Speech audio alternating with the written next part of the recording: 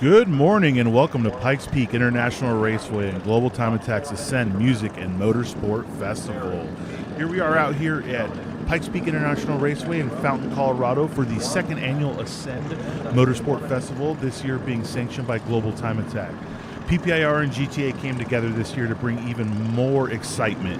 We're going to have bigger drift events, more drag racing, more car shows, bigger burnouts, music, a huge fireworks show, and drone show tonight.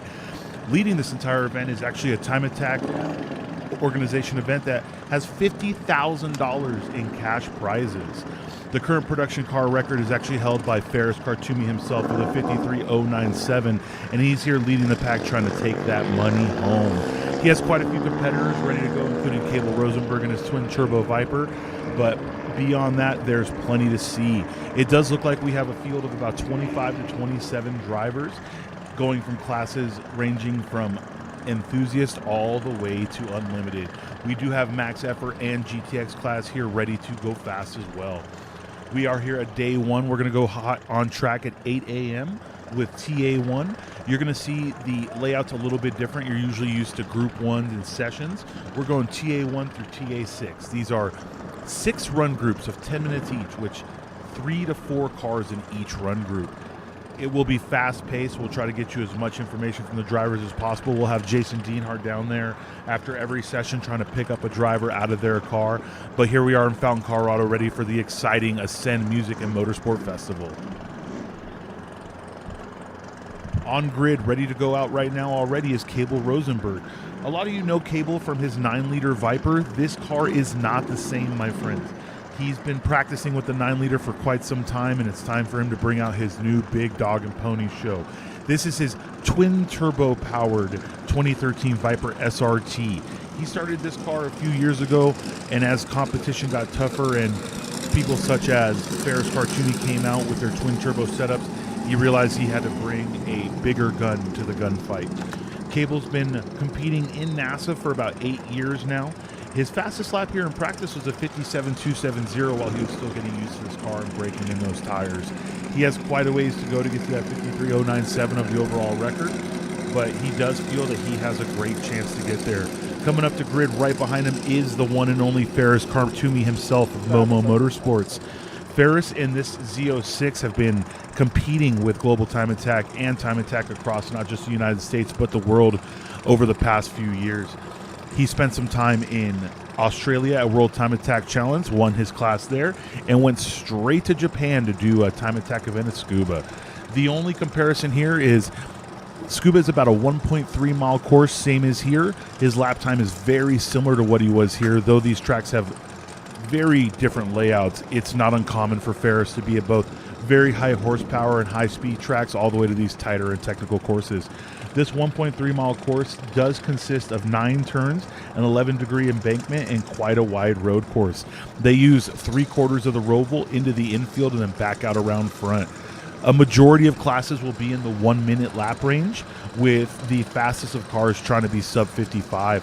Once again, Ferris's record is a 53.097, so that's what we're going to be chasing. There is money for taking the overall track record along with winning your classes. For those of you wondering, this is not the same Corvette that Ferris took to World Time Attack Challenge. That car is still in Japan. This is the second chassis he had been building for a little over a year. He was not able to complete it before Super Lab Battle Circuit of the Americas, so this is his first inaugural event in this chassis, and I'm sure he wants to put the lap time to shame that he set at his old car. Behind him is going to be Cable Rosenberg. We also had Dominic Tapia and Ben Dankers in this run group. They may still be working on it. I can tell you right now, Ben Dankers' team had to pull the transmission out in the middle of the night to replace the clutch. Sadly, he had some good practice laps down, but when time came at the very end of the day, the car was roasting straight through the clutch. Luckily, he has a good team. He was able to find a clutch within an hour of where we are here, picked it up, and they worked on it all through the night. So as long as no other problems occurred in the night when putting that back together, we should see him soon. This chassis does have some laps in it after speaking to Ferris, but I don't think he has as much time in it as he'd hoped. He was hoping to actually lay down a lap at Super Lab Battle Coda, but he had finished the car after 48 plus hours of no sleep. So he drove it down there, showed it to the world, but wasn't able to set a lap time. This track is a lot of commitment because it is a roval layout where we're talking about a majority of time in the embankment and a majority of the time at wide open throttle. It's all about how deep you can take the car into the bank corners. Ferris still laying down a little warmth in his tires. The weather's really nice today. We're still in the 60s if I'm not mistaken. It's 65 degrees outside and it's a little overcast. So what we're going to see is probably some drivers putting some heat into these tires, trying to get them up to temperature before they try to lay down a flyer.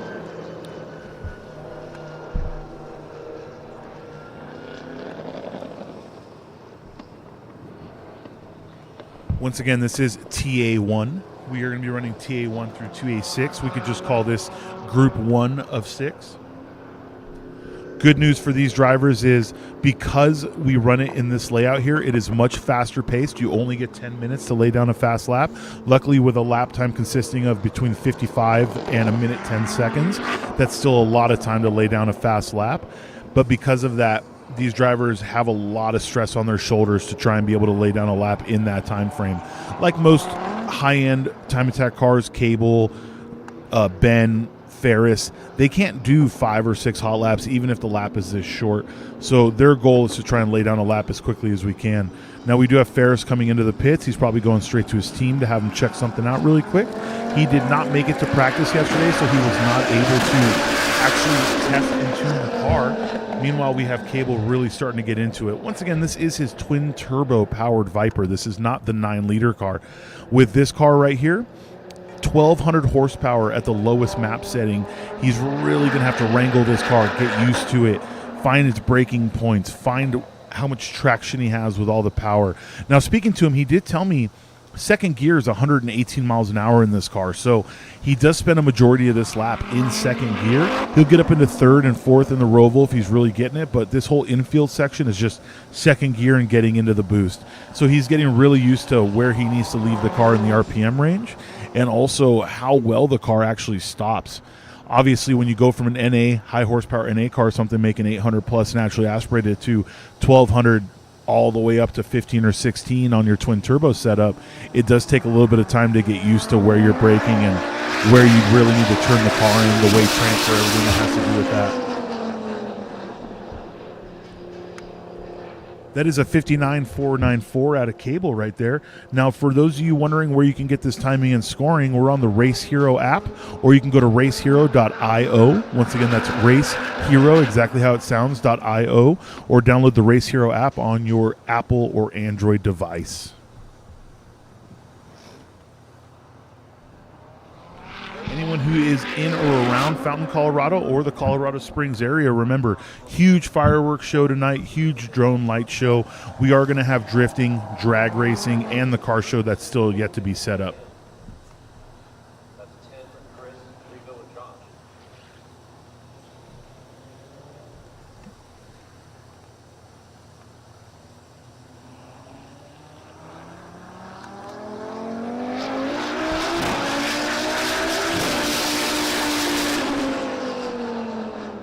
That's quite a shot right there.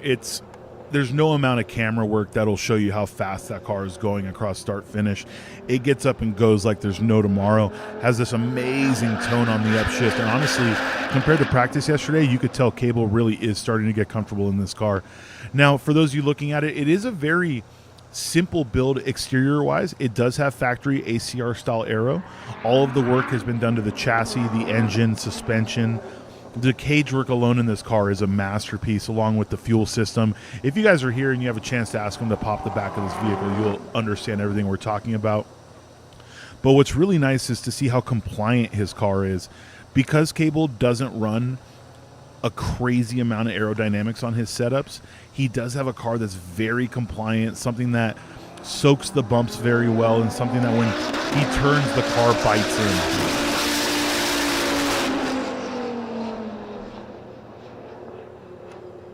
He did pick up a second off his lap 2 laps ago from a 59 to a 58.4.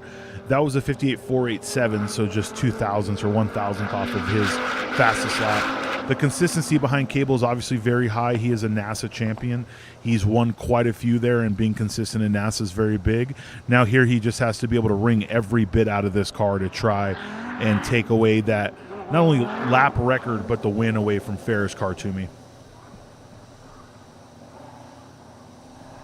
It does look like we have Ferris out of the car himself. I don't know what he's looking at, but whatever it is, he's taking a look. He's still in his race suit. He's standing just outside of his Corvette in the hot pits.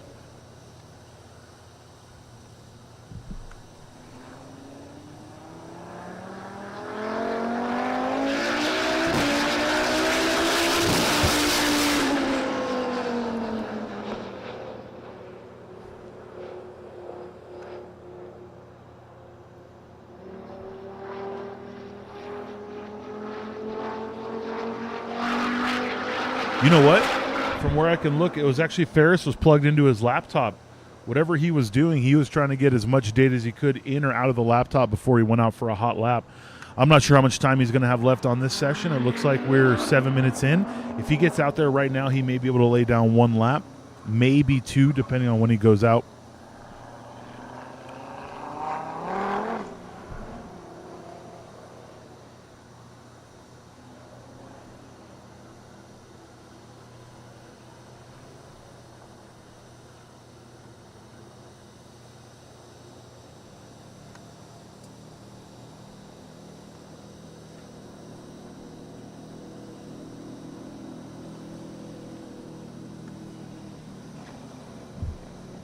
As Cable comes in, he's going to come in completely. You'll notice it's coned off there. You can either go on the outside and get straight back to your garages or go on the other side to stay in the hot pit. We still have Ferris up against the wall here. He did finish his work on his computer, so we're just not sure yet if he's going to go back out or if he's going to go straight into his garage.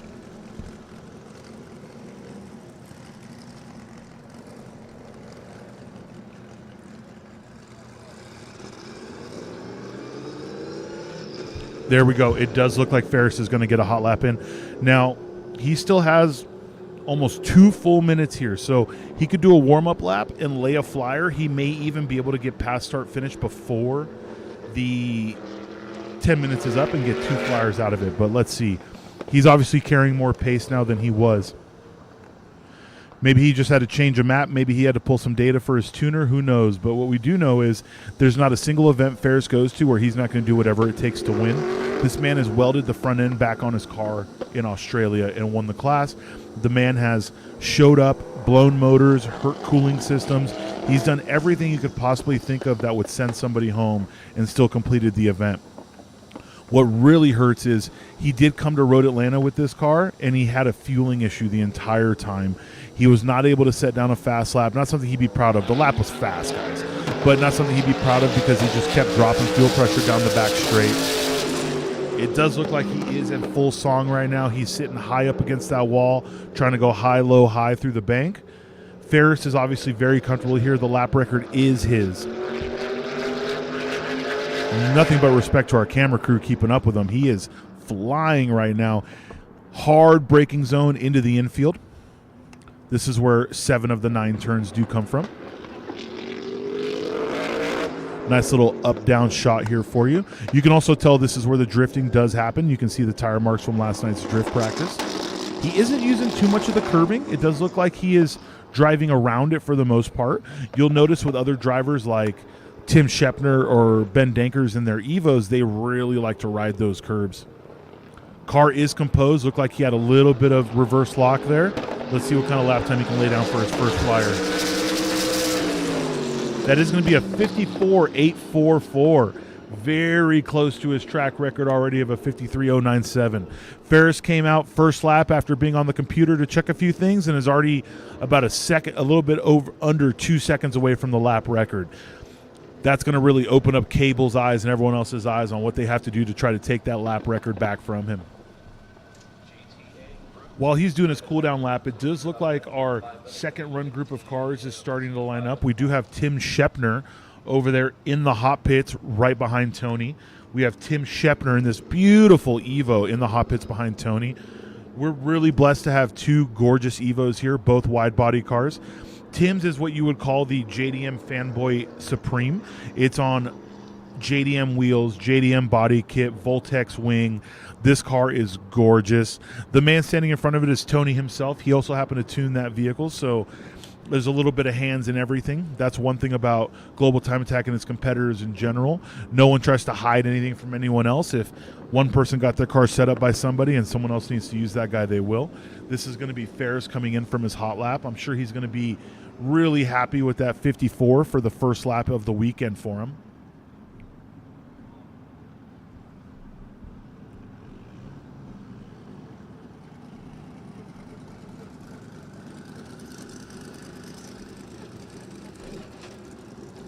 So Tim Shepner is from True Form Racing. He is from New Mexico, and he runs his own Time Attack organization out there. Tim's been running with Global Time Attack for quite some time. He's had his ups and his downs.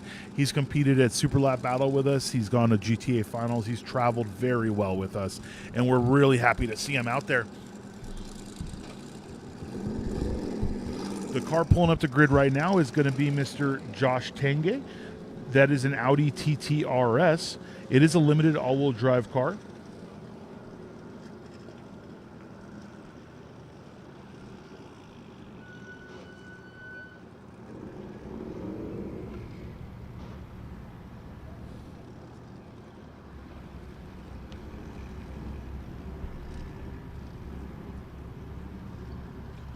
These drivers are taking advantage of every bit of free track time they can. The coolest part about it is obviously with Time Attack, you get sent out at speed differential. We're going to give you guys plenty of space behind each other. But at the end of the day, knowing that there's only 4 people on track at any given time, between 3 and 5 people on track at any given time, you know that you're going to be able to find a nice clean lap no matter what you do.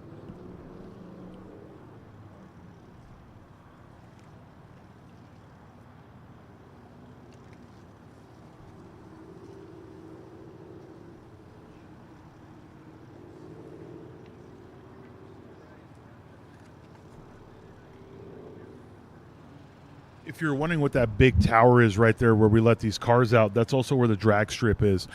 We are doing drag racing, burnout box, drifting, just an overall fun little festival here for the drivers and fans.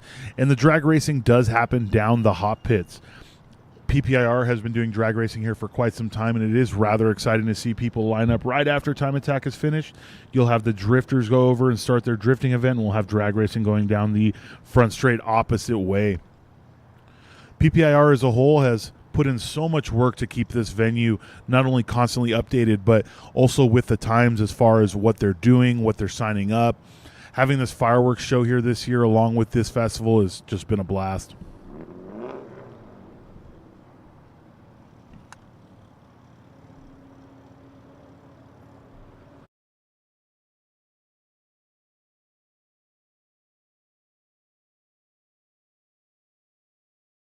.io or the Race Hero app on your Android or Apple device.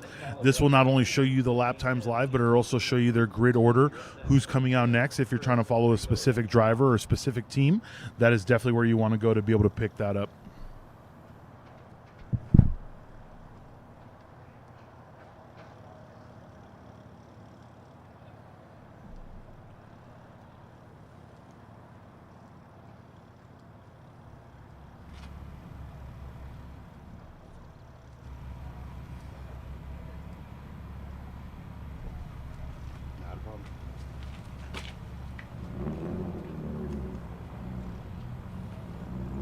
There we go. It does look like we have Tim Shepner being sent out on track.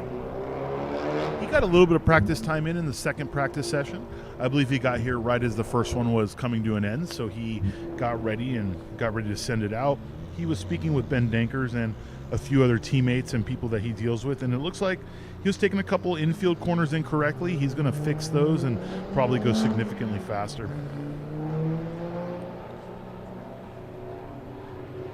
Weather being so good has its pros and its cons.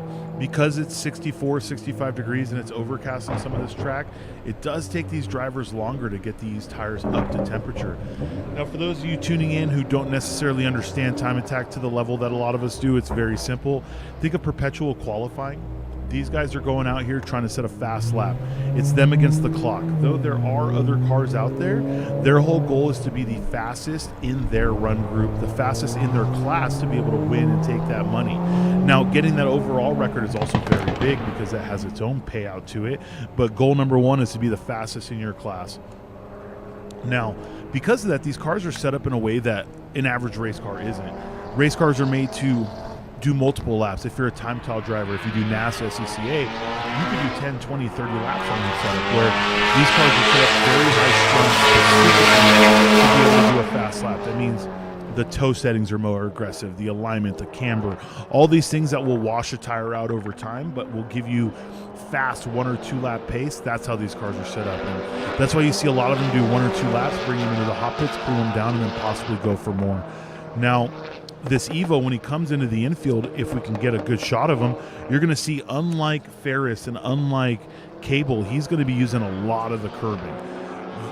This Supra on its warm-up lap is also using more curbing than either of the 2 cars we just mentioned.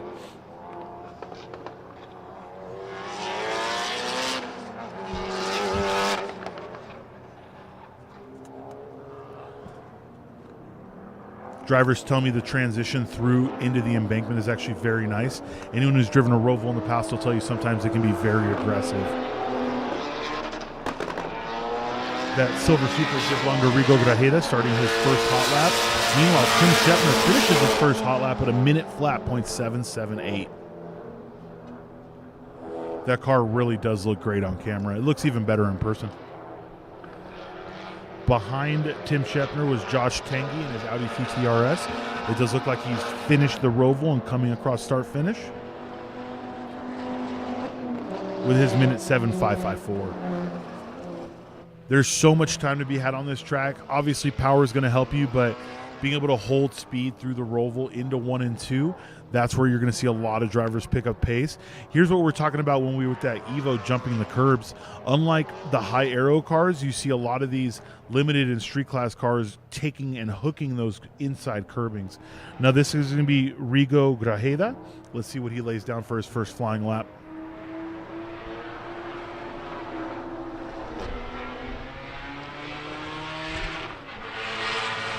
Rigo with a 1 minute .841, very fast. The very first street class competitor we've seen lay down a lap. Tim Shepner did pick up a 59.504, so he shaved a second off of his lap. Looks like Josh Tanguy is going to have to find a little bit of time to be able to compete in the class.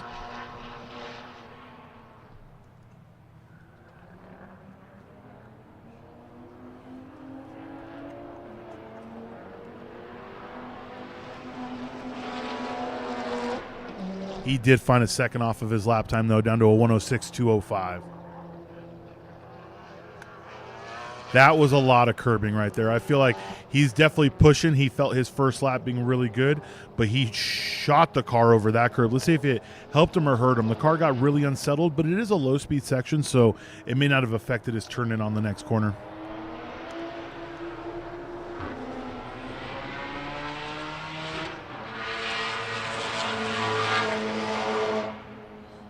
There we go. Tim with a 59.027.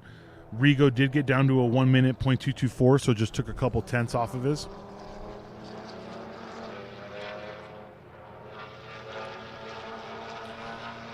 Let's see if we can follow this Evo through the infield here.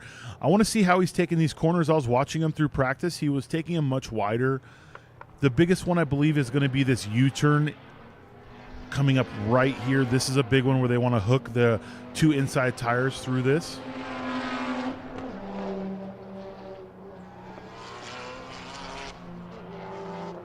Takes no curb there, a good amount of inside curb there.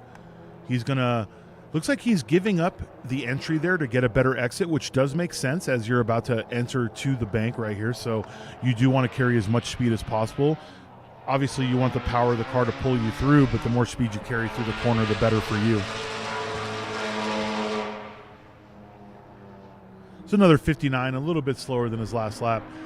He is one of the drivers where the biggest issue is his car is set up for 1 lap pace. So when we're talking about third lap, there's a good chance his tires are near the end or at the end of their heat range in these laps. along with Rigo Grajeda, it looks like he cooled the car down on the back half of that last lap with a 113. We may see him send another flyer. With Josh Tanguy, he's been picking up seconds every single lap. His first lap was a 107. He's down to a 104 now. So he's obviously getting more comfortable. You'll notice these drivers continuing to get more comfortable as they bring the car higher and higher up against that wall. If they can be as high as possible going across start finish, it just really opens up the corner through the bank for them to go high, low, high to carry as much speed as possible. Driving in a roval orientation, be it a small bank like this or a large bank like Fontana, it's all the same thought process. You want to carry the speed as much as you can through the bankment. So they're going to start high, go low, and bring it back high after the corner. That way they can just open the corner up as much as possible, scrub as little speed as possible, and carry as much as they can into the infield. The braking zone into the infield is pretty aggressive. As you can see right here, they carry a lot of speed going in. So you don't want to miss that corner.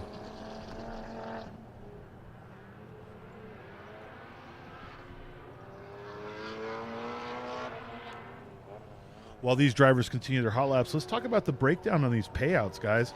So $10,000 straight to anyone who sets a new overall track record. And you're going to get $10,000 for winning the Ascend Night Battle.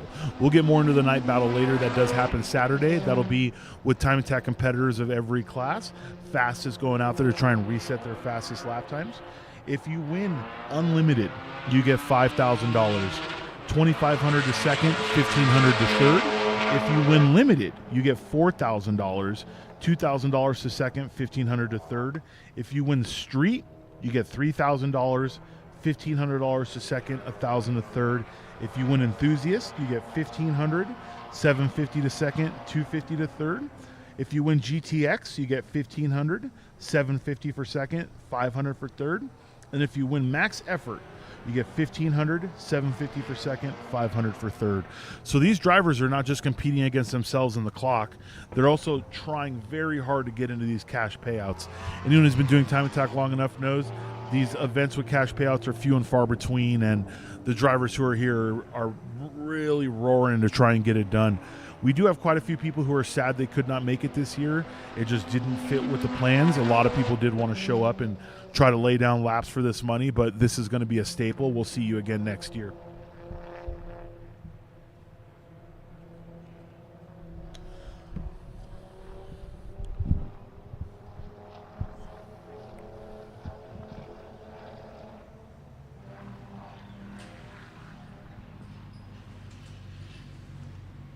Good morning. This is Jason Dienhart. I'm here with Global Time Attack at PPIR for Ascend 2024. I'm standing here next to Cable Rosenberg's car. He just got off track. If you guys are watching live, 8 a.m. was the first session. He was in Group 1. Cable, why don't you come on over here, ask you a couple questions about how it was out there on track today? It was a little slippery out there for me today. Yeah, I almost spun a few times. I just couldn't put the power down, so... All right, yeah, that sounds like it's a tough issue to deal with. Do you think just with it being early morning session, it's a little too cool out? It's definitely cooler than yesterday. Yeah, I think the next session I'll go a lot faster. So awesome, we're looking forward to it. I heard you out there. The car sounds amazing. This is the first time that I've heard the car in person. I've only followed along on Instagram. Yeah. Where can people find you on Instagram? 9-liter Viper. At 9-liter Viper. At 9-liter Viper on Instagram. You want to follow this car. It's absolutely beautiful. Awesome program. It's not his only Viper. He also has a naturally aspirated one that he's campaigned with us over the last couple of years. And this is a different car. What's so different about this car? Turbos and a lot more horsepower. Yes. So if you can imagine, even more horsepower than the other one, adding twin turbos, the thing's absolutely a beast. We love this thing. Thank you, Cable, for coming out. We really appreciate you. Appreciate it. Thank you. How do you like this event compared to other events? You were here last year. This is my first time. I love it. It's great. It's a great time. Rachel does a great job over there. Yes, the staff at PPIR, Rachel, Nick, everybody has been really spectacular. We really hope to make this an annual event for Global Time Attack and a home track for us. Cable was one of the people that really convinced us to come out here and be a part of this event. Thank you, Cable. We appreciate it. Yep, thank you. Thank you. All right, good luck out there. Standing here in one of the main garages right now. We probably could walk over to Tim Schropner here in a minute. He just pulled in. A little busy, but let's go over there and see what we could see.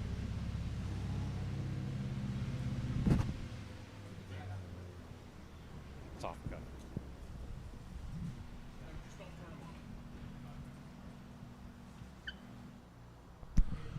That right there was Jason Deanhart, and also you caught a quick little shot of Rachel right there. These are people who are usually behind the scenes, but those are some of the hardest working people at this event. Jason's one of the hardest working people in Time Attack I've ever met. And for those of you who don't know, PPIR is putting on events all year long, and Rachel is the marketing manager. She is actually the person that really spearheaded this event continuing to go on. Cable was here last year when it was the PPIR Ascend Festival, and it's so nice to see him out here laying down laps. You heard it from him himself. It was slippery out there for him, and he is on Michelin slicks. He, I believe, is still pretty fresh in these tires.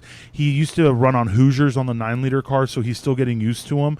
But he's not the only driver that was telling us that it is getting slippery out there. It does look like we have TA3 getting ready to go out, being led by a McLaren followed by a Honda Civic. We will get into these drivers. Looks like JD has found somebody else that just came off on track. Let's see what we can grab from that.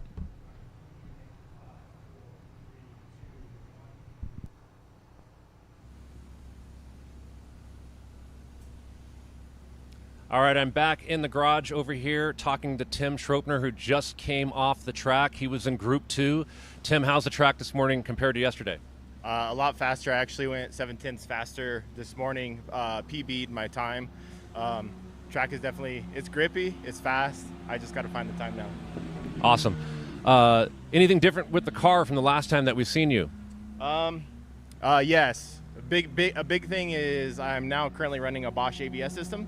So for the past 2 GTA events, I've had no ABS. So it was a whole learning experience. But now the car has a Bosch ABS system, and I was just telling the guys, it's absolutely unbelievable how hard you can brake and deep you can brake. So me as a driver, I got to gain that confidence and learn what the car can do, because it can do it. So it sounds to me like there's a lot more in the car, which is amazing. You're already going faster, so that's good. So what are you thinking this weekend is a goal for you? A goal for me would be ideally run a 57 would be my target. We're right on the heels of a 58, so I'll get there first and work my way down. Love it. Good to see. It's going to get loud here for a minute. You were here last year, correct? Correct. I was here last year, yes. All right. So, we're stoked to be a part of it this year. Where can they find you on Instagram? So my Instagram is TF_Tim, or you can look up Trueform Racing on Instagram. So, yeah. Also want to thank you. There's a few other cars in the paddock that gave respect to you for helping them get in the Time Attack and kind of leading away. Why don't you tell us a little bit about the Time Attack that you organize in your hometown? Yeah, so it started back in 2007. Homegrown kind of Time Attack group. I used to race with Tony Zerka in Arizona. He had a Time Attack thing set up, so it kind of mimics some of the rules. Very homegrown, very grassroots. We average 30 to 40 cars an event. Inexpensive. It's only $80 for a whole track day, which is pretty amazing. Just a good time. Like I said, we are not $80, by the way. Yeah.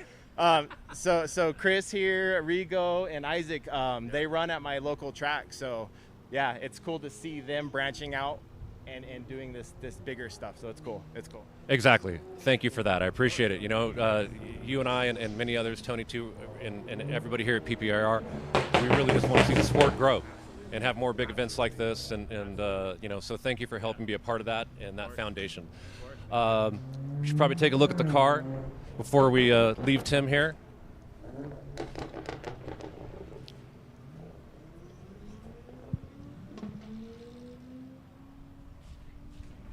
Are you going back out in the next session, Tim, or are you taking a break? Or no, I will go out next. Yeah, I will definitely go out next session. See what we can do.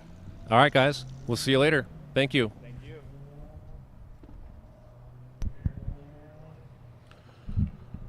Tim Schepner, and one of the most popular time attack cars we have out here. People love seeing that vehicle. It's great that he's been perpetuating time attack, not only from starting in UMS time attack in Arizona, moving up to global time attack, but then starting his own small series. Like he mentioned, Isaac Torres and a few other people run with him at his home events, so it's great to see them branch out. This right here is Joaquim Sandgaard.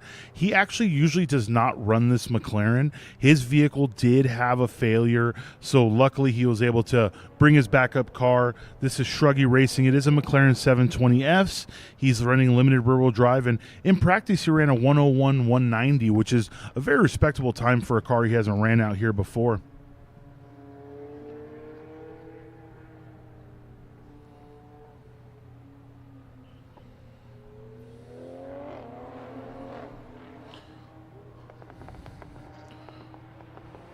Also out here is Isaac Torres, who we were talking about. That's in his Toyota Supra GR, street class car. He ran a 102-228. He's from El Paso, Texas. He's been driving it for 2.5 years. He started racing the Supra after his dad let him take it out for a lap and ended up doing well, winning a couple events there in their hometown. They actually bought this car from Type R Jose. For any of you who have been following us for a long time, this is Art of Attack's old competition car before the BMW M4. They used to always bring this A90 and Matt Rojana would drive it. This is actually that same car. He's been driving it for about 2.5 years. He's never been here at PPIR, but he's participated at GTA Finals in 2023, and he was a Super Lap earlier this year.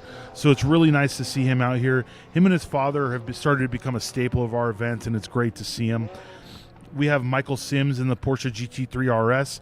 Michael Sims did come out at SLB. Something you may not know about him is he's an avid duck hunter. He started Outdoor Lifestyle Hunting Clothing brand, and he says when it's not hunting season, all he's doing is racing. He did start with a Toyota Supra, and he always wanted a GT3, found one in Houston, Texas, and that was that, guys. Finally, we do have Daniel Escobar out here in his Honda Civic Si. He's in limited front-wheel drive. He's laid down a 101.6, which is a very respectable time. He built the car over the last 8 years. He's gone from a demo car, aka to something, he could show off his work, to a daily driver, and now it's a race car. He bought it in Florida. He's been racing his whole life. He's been here to PPIR a few times, but he's never done a GTA event. Leading the session out right now, though, is Mr. Isaac Torres. He's always out there on a tear, so it's great to see him laying it down with a 101.802. Michael Sims at a 102.489. Then we got Daniel Escobar at a 103.3 and Joaquim Sandgaard at a 103.8. Now, Joaquim did lay down a 101 in practice, so we'll be sure to keep an eye out on him.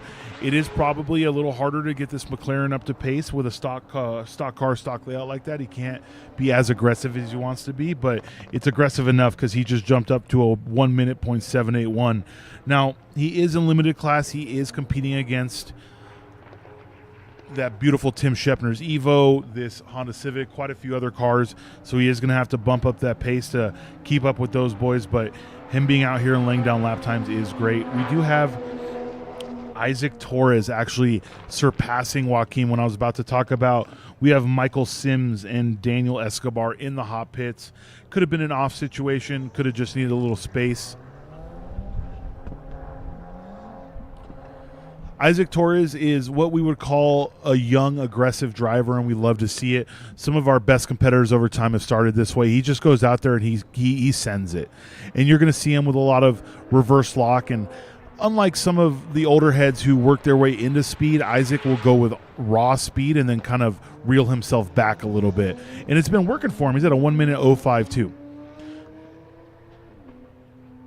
He is the fastest street class car that has been out so far.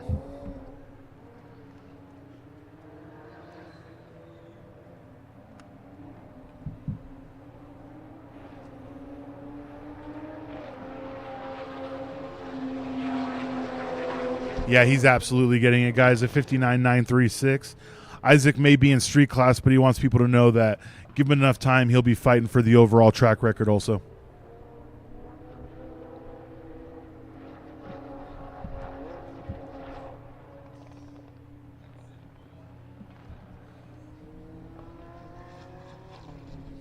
I do want to give this kid some love, by the way. We all remember being young, 17, 18, 19. He has such a solid head on his shoulders. We asked him what motivates him, and he actually said what motivates him is making his parents proud, especially his dad. He's looked up to his dad forever, and he tries to mimic his great traits of being hardworking and motivating, and nothing would make him happier than placing on the podium this year and making not only his family proud, but his team and his sponsors. Every time he's had an issue on track, his dad has been there. I remember when the transmission blew up on his car and he got into his dad's car and started laying laps down in that. So this is a family event for them. Anyone who's been to any of these time attack events or any grassroots style motorsport in general, it's so much more family oriented. These people work hard together to make these events. They scrape and they work after hours. They work their day jobs, and then at night they're working on their cars, and it's really amazing. Same thing with Mr. Sandgard here, Joaquim. He is an incredibly nice person. We met him at Super Lap Battle. He drives a Subaru usually. His whole team is just incredibly polite. I believe we nicknamed him Viking Sandegard, because just of his beard and his layout, and his whole team was about it. Just a little reverse lock right there. There you go.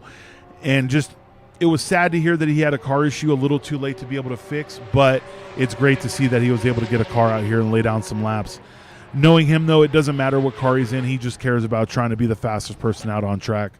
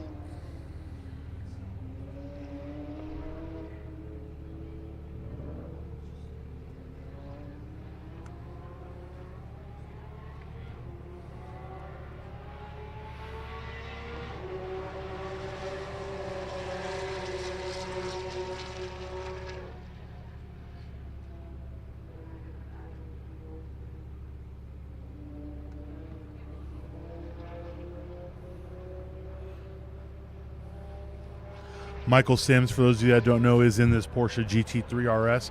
Michael's been running with us at Super Lap Battle. It's great to see him out here at Ascend Music and Motorsport Festival. Anytime we see a driver who usually just runs one event expand and try to make other events, it's great. For those of you that are trying to expand, don't forget we have Ridge Motorsport Park and Southwest Festival of Speed coming up. Ridge is going to be in Washington, and Southwest Festival of Speed is going to be in Arizona at a brand new private track called Podium Club. It's called Atessa. It is a gorgeous track. It's just like any other private country club style track. The track is gorgeous. They're building the facility. They have blessed us with the ability to set events there, and honestly, anyone who's going to be on the West Coast, Arizona area, you're not going to want to miss that one.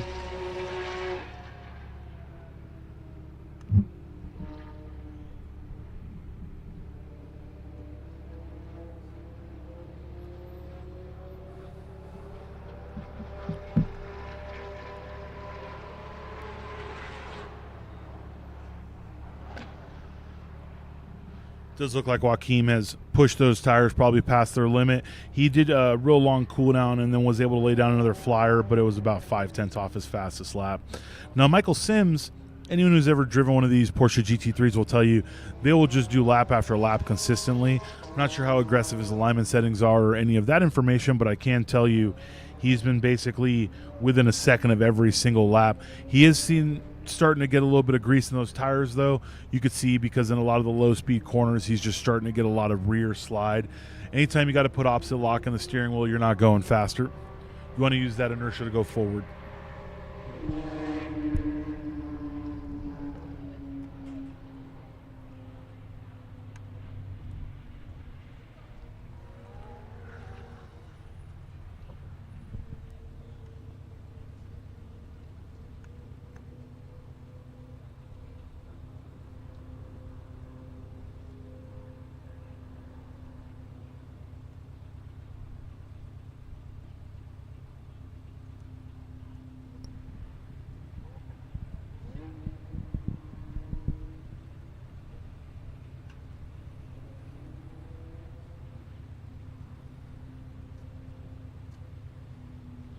Does look like Isaac Torres in street class is going to lead this session with his 59.5. Very impressive lap for a street class car.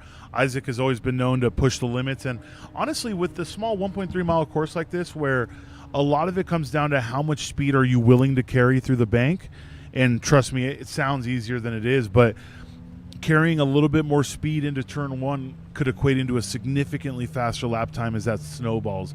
Because you carry more into one means you can go even harder through the second straight into the braking zone, into the roval. This is a lot of space to pick up speed. Now, as far as the infield goes, you don't have that much space to pick up time. All your time is going to have to be made in making those corners nice on the infield and carrying as much as you can around the banking.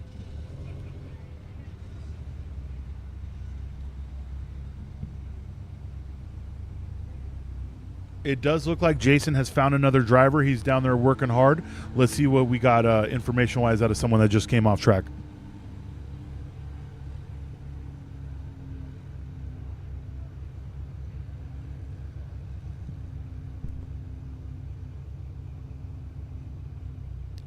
All right, we're back. Standing here with Isaac Torres. First session that you had a few minutes ago. How was the track right now? The track was very good. It's pretty chilly right now, so temps were cool. Track was a little slick, but we got that under control. I don't remember where we ran. I think we're 59. Hopefully we're the top at street class. I'm not sure yet, but we're ready for the next session. Well, hey, congratulations. Sub 1 minute out the box. That's not sloppy. That's pretty good. Yes, sir. Thank you. What kind of goals did you have for this track? I don't think you've been here before, but after that, right now, if you did run a 59, what are you thinking for the rest of the weekend? Hopefully we drop down to 57. That's the benchmark right there. Before we did sessions yesterday, our benchmark was a 103 or less, and we broke it the first lap. We got a 102. So with breaking a 59 we're hoping to at least get down to 58s, 57s. Very respectable. Those are very fast times, especially street class. These Supras we've seen over the last couple of years are, great platform. You guys are quick with it. Obviously, Jackie Ding is very quick with his car. When he runs it, he doesn't run it as often. What can you tell us about the car? I think you upgraded suspension this time from the last time we were talking about yesterday, right? Yes, sir. We revalved the shocks. These are JRZ RS Pros, and we just sent them over into Denver, actually, to get them revalved. That's the newest setup. We do have a stock transmission. We wanted to get a fully built one in. It didn't come in time, but right now we're just running the best we can. Awesome. Make sure you stay tuned for the rest of the weekend. See how Isaac does. Where can they find you on Instagram? Prodigy Apparel on Instagram. You'll find us there. Awesome. Prodigy Apparel on Instagram. Isaac, good luck this weekend. We'll talk to you later. We'll see you. Thank you. That was Isaac Torres, who we were talking about earlier. Like we said, he did blow the transmission up at Circuit of the Americas. They were hoping to have a built version in the car before they made it here, but they put another stock one in and be able to make the event. The amount of time and effort that goes into getting these cars out here is incredible. We're about to have Group 4 go out. This is Group 4 of 6.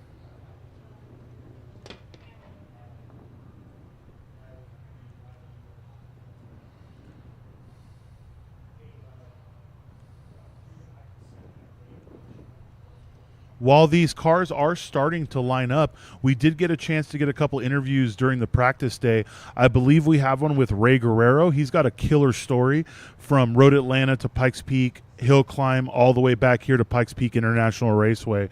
So we'll go ahead and get you a nice shot of not just what these drivers go through, but what the teams go through to make these events.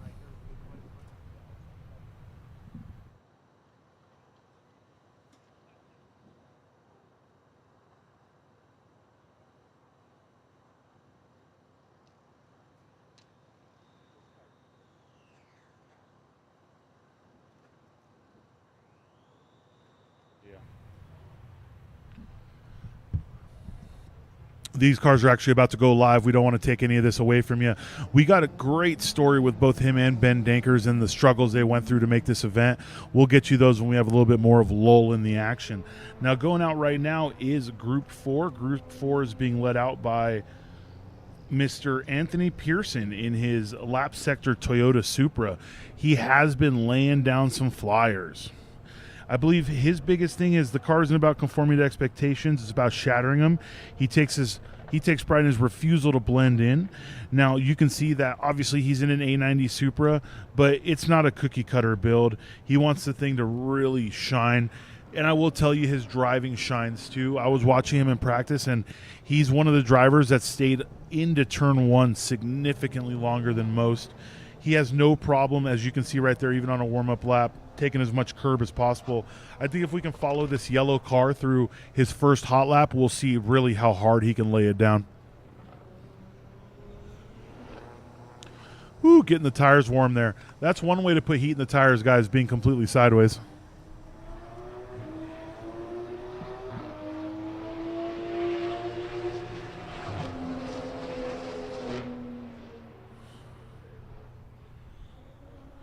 That's that high-low high I was talking about. He stayed up against the wall as long as he could, and then he brought it down to the bottom of the track and then takes it back to the top. It really opens up the corner for you. Now, he's going to carry a lot of speed into this braking zone, into the infield before he gets off of it, and you'll see him come right back into the infield. Now, we do have a few other people getting their warm-up laps ready. They're going to have to speed up because Anthony's going to catch up to him real quick. We have Ernie Ramirez in his Evo just starting his first hot lap. We do have this Subaru behind him. That is going to be an Audi A3 if I'm not mistaken. Sorry, it's an Audi S3. Not something you see modified very often, so it's great to see him out here.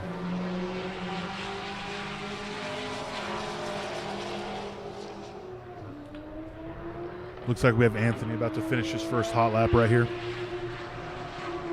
with a 1 minute flat, a 1 minute .010. This is another street class car, so we're going to compare him directly with Isaac Torres. Isaac was able to get into the 59s, mid 59s, so that's what Anthony's chasing. But laying down a 1 minute with our 67-degree weather is not bad. Now, difference is, unlike Isaac, we went from being kind of overcast to pretty cloudy. You can still see light on the track right now, but the clouds are covering a majority of the sun, so the track temperature is not rising how these drivers would want. There's two things in this world you want to go fast. You want nice, crisp air, but you also want a track that's starting to heat up, so you get the cool air for your engine to breathe and make as much power as possible, and you get the temperature in the track for the tires to be able to make as much traction as possible.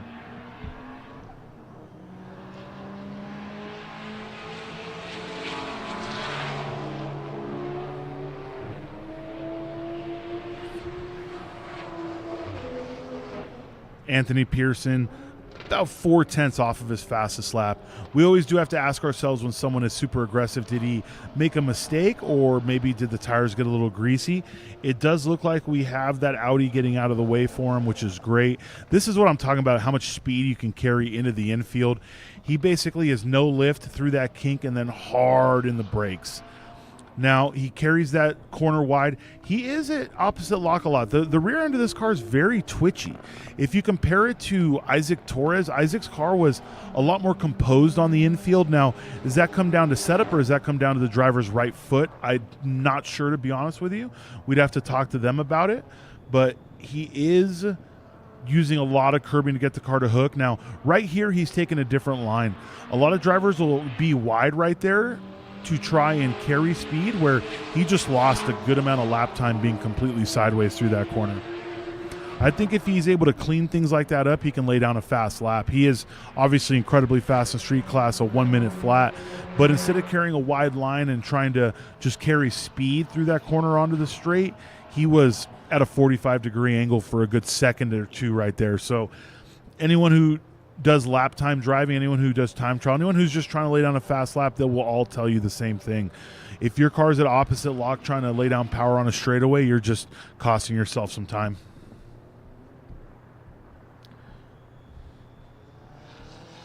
Now, Michael Pastore right here, it is 1:07.982 as being his fastest lap so far. He has been getting heat in the tires. We see him starting warm. We see him starting hot laps and then not liking it and then backing off and letting people pass him. But right now it does look like he's really starting to get it. Looks like we had a small issue with Ernie Ramirez there, but whatever it was, he pulled to the infield, got out of the way, let the driver go by, and luckily with the track only being 1.3 miles, it's very easy for him to get back out on track, get back into the hot pits. Michael Pastore with a 102.216, so he did find some lap time. I will say that that car is a little bit more red than in real life than the pink we're showing on camera.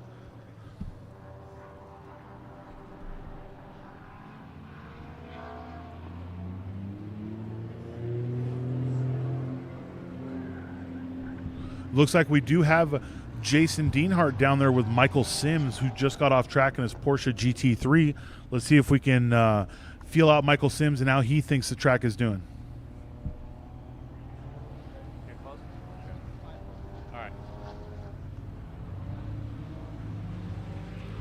All right, we're back. My name's Jason, here with Global Time Attack at Ascend PPIR.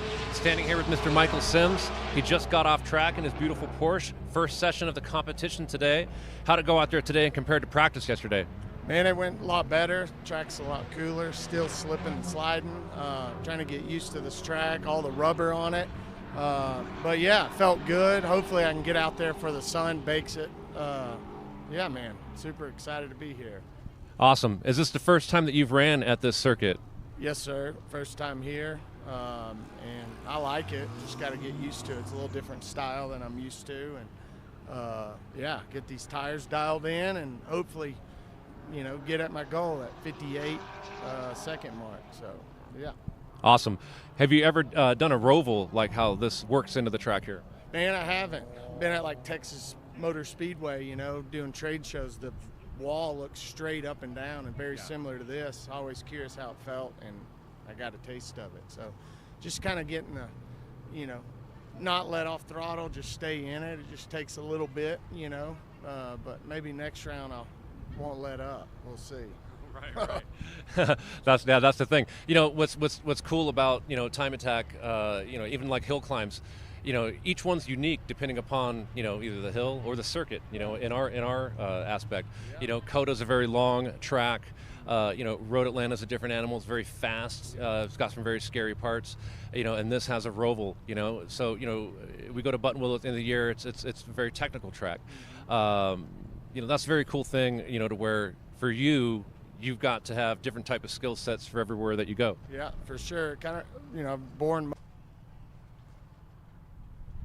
And Road Atlanta when we went, you know, got first. I didn't think I'd even place, but doing the track, get it dialed in, and you learn different lines. I don't play the sim racing. Okay. I just show up, hope for the best. I, you know, watch other people, the faster cars, see.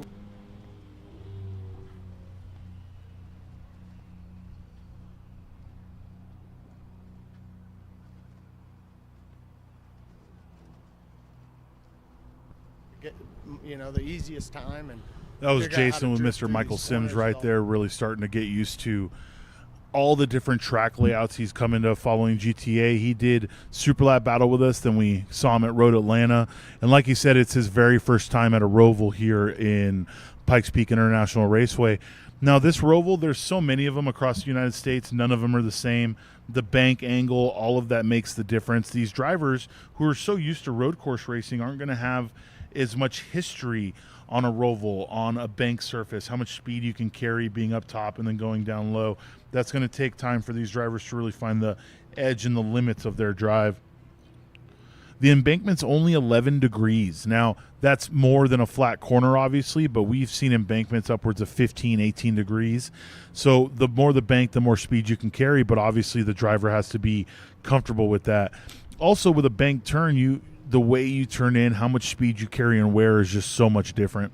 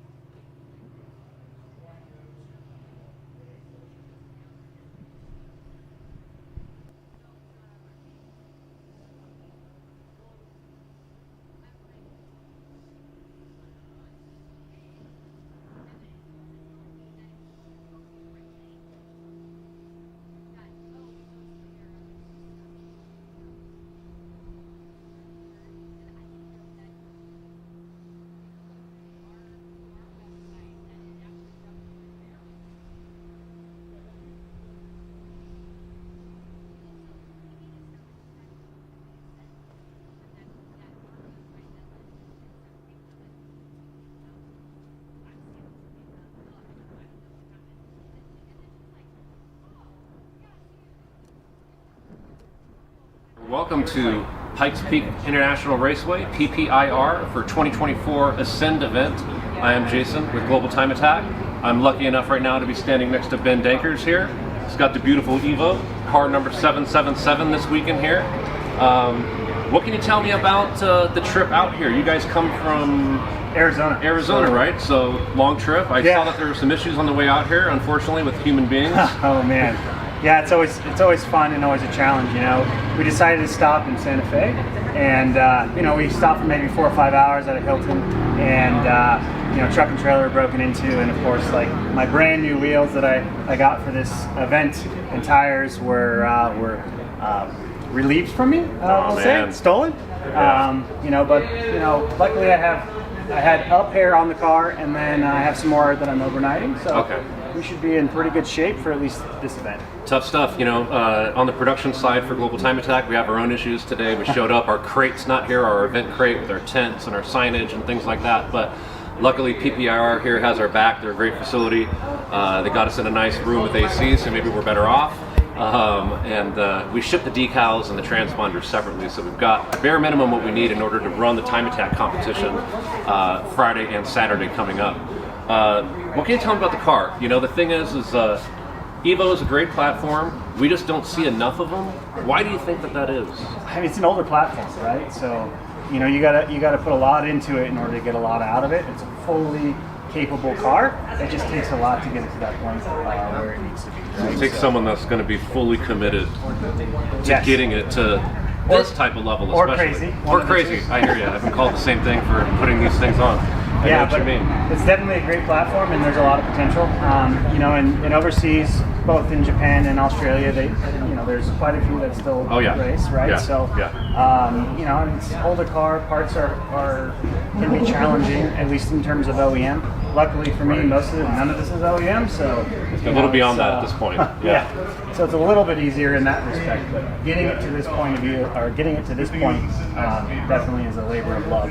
Where can the fans out there see you next at, besides, you know, this weekend? Like what future plans do you have? Looks like you'll probably be at the Southwest for Speed sure. Festival event, I think, a Podium Club, probably, right? Absolutely, that's my home track. So, you know, I mean, that's a first time event for you guys. So yes. 100% excited to be there and support Trentier and you know, everything that's going on over there. I would like to make it to Washington. That's a bit of a drive for me, so we'll see how this event goes, and then you know, make that determination. But I would really like to. I hear that facility is amazing as well. It's an awesome circuit. So he's talking about the Ridge Motorsports Park up in Washington State. It's about 45 minutes to an hour south of Seattle. Really cool facility. It's called the Ridge because it's literally built on a ridge. It's got their own version of a corkscrew, which is really cool. I hear that's a lot of fun. It's definitely a really fun course, and it's a beautiful setting, beautiful area. It's just carved out right in the middle of a forest, no joke. So it's just beautiful trees everywhere. It's lush and green. So Podium Club Arizona for sure. We're going to see him at maybe at the Ridge. Ridge is August 24th, 25th up in Washington State. Podium Club, the event that he's talking about, which is his home track, that is September 19th, I think. September 19th, I believe. It's that weekend in the teens right there. You can check our website. Where can they find you on social media? What's the easiest way? Great Grip on Instagram is you know, generally at Great Grip on Instagram. I think there's an H being used there, right? Yeah, it's all over the car. Yes. I think we'll close it up here. You know, maybe we can get some shots around the car for the fans at home. But I want to thank Ben for coming out. We're going to make this an annual event here with PPIR as a plan. You know, not sure if the date will stick. You know, I won't stop in New Mexico on the way. I'm going to shoot right through, right? But awesome. We'd like to sign out. My name's Jason. This has Ben. Look for him on Instagram at Great Grip. Be able to find him there, and you could look for him all weekend on the live stream as well, and at upcoming Global Time Attack events. And if you're in Arizona, watch out if you see this thing at the track. It's no joke. That was a great little interview there with Ben Dankers. Nice little story about what he went through to try to get to this event. Sadly, people do make our lives more difficult from time to time, and we don't like seeing that, but that's the life we live, and he's still out here, smiles. For those of you that don't know, he also had a transmission issue, turned out to be a clutch issue in practice. So him and his team worked really hard to get that car back together. Ben drove 2.5 hours round trip to go pick up a clutch and had his boy Steve repair it here. Luckily, Nick Steniford, any of you old Time Attack heads know that name. He has a full-time garage here at Pikes Peak International Raceway and let him use their lift. He had to put his S2000 back together to get the car on the lift, but it's great to see the teamwork, even from people who are just here spectating, trying to make sure that these cars can go out and lay down fast lap times. This is group 5 of 6 groups going out here for their first Time Attack session.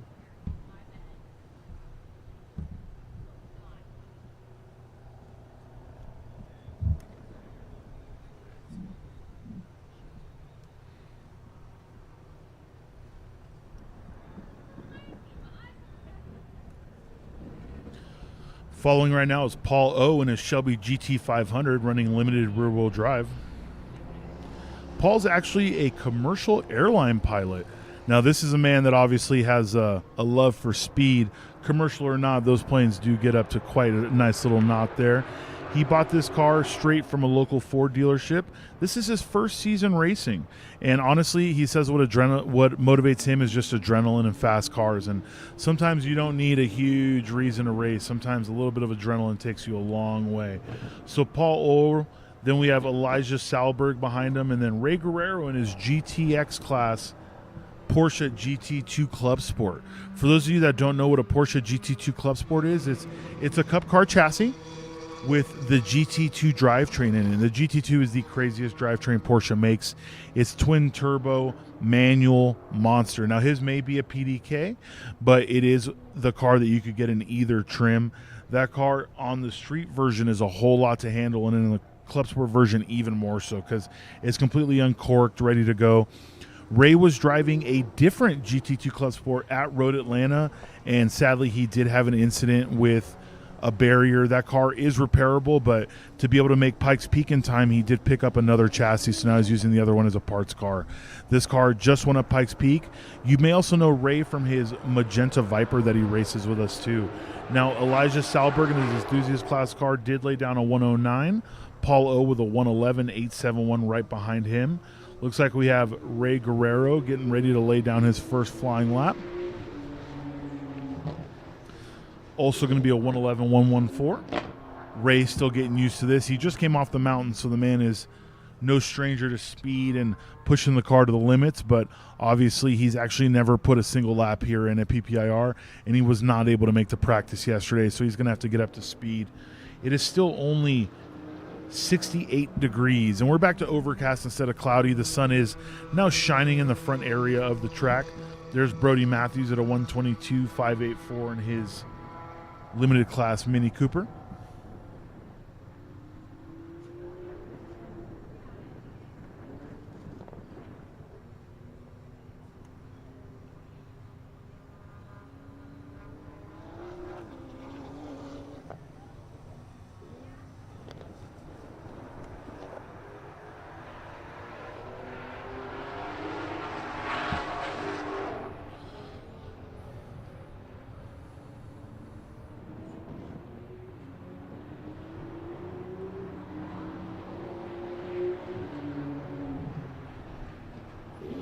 There it is, Ray down to a 108, picked up 3 seconds. He did the same thing in Atlanta.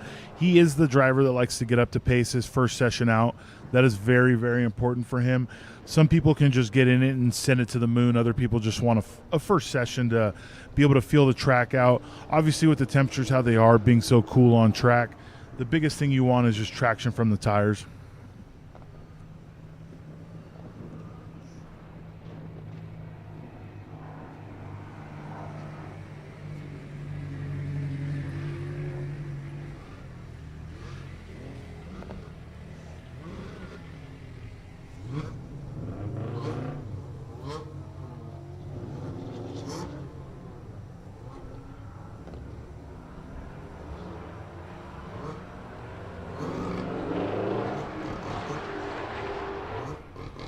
Then we have Paul O, though, with a 106.560. He is in the black Mustang. This blue Mustang is being driven by Elijah Salberg. That's a 107.677.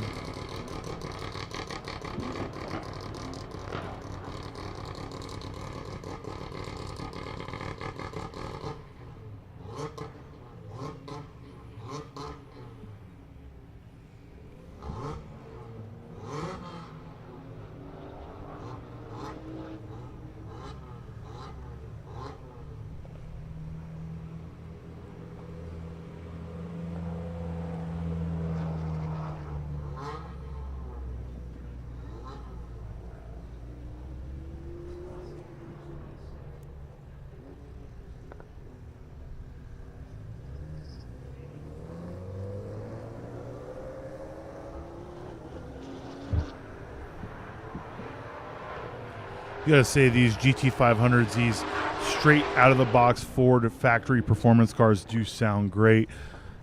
They perform extremely well. He's at a 104.970. Now, for those of you wondering why one Mustang is an enthusiast and another one's unlimited, there are base classes depending on the vehicle. The GT500 does place itself, I believe, in a base of street or limited, and it may be based on the tires he's running that bumped him all the way to limited. But it's good to see him out here. He is going faster every lap, and that car is very, very good looking out of the box. Nice and aggressive, has a little minimal aero work, but more than anything, it's got bigger brakes, more power. It's just got a overall better stance to go out and lay down fast lap times directly out of the box. Obviously, he's proving that because every single lap he's gone purple. Now, you know, the commentator's curse is going to say he doesn't do it this lap, but a 104.9 as his first session's fastest time is great for someone who did miss practice yesterday.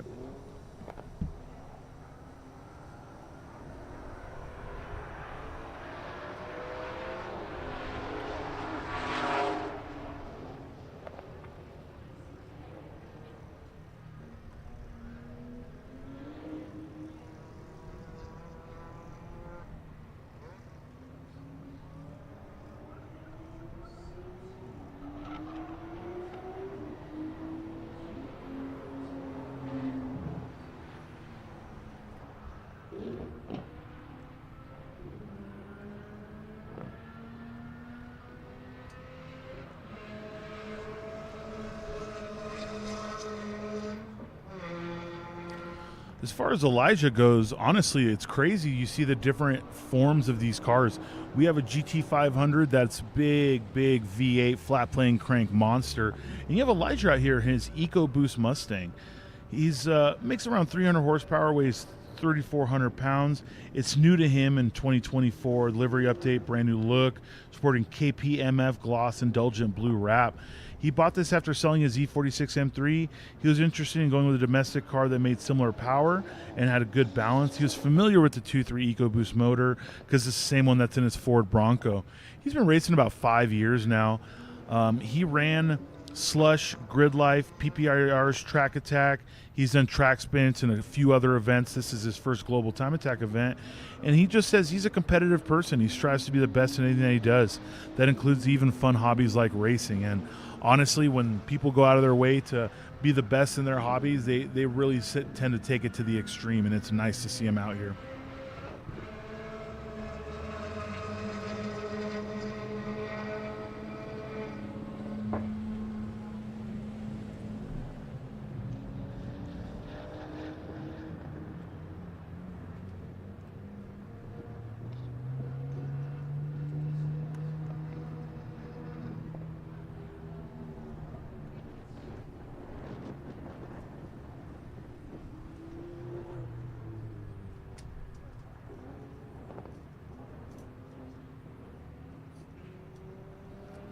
It is awesome to see a dual livery car like this.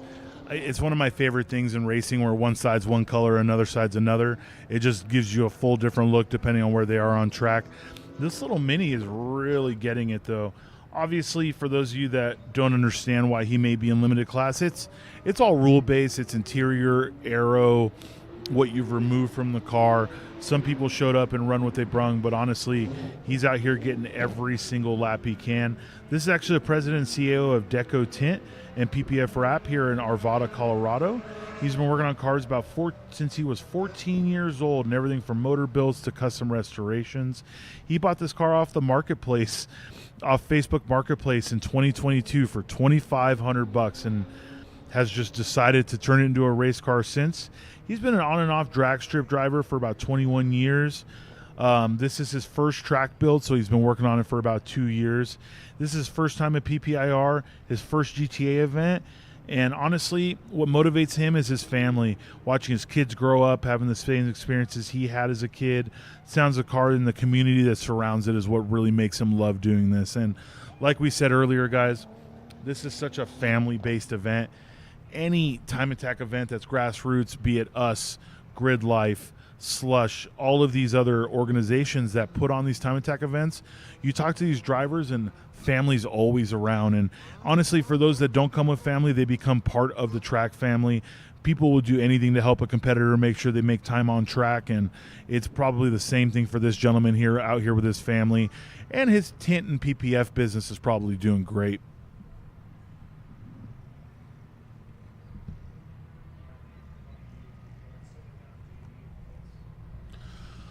Let's go ahead and shoot it down to JD in the pits. It does look like he picked a driver up off track. See how it's doing for them. The weather is still nice and cool, so I'm sure we're going to hear a lot of the same tracks getting a little cold.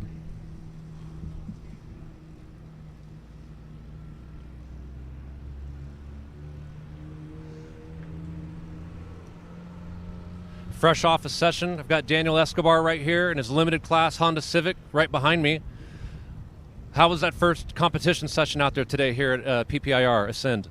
It was pretty good. We forgot to put some fuel in it, so we were hitting fuel cut, but car feels good, feels planted. Hoping to chase a 59 in the next session. Awesome. 59, sub 1 minute here. That's really like a respectable time. That's what's the exact goal that you're going for? 59.9. All right, just right in there. That's awesome. Now, limited class Civics, got big aero on it, so the diffuser in the back. What can you tell us about the engine setup here? Why don't you come take a look at this?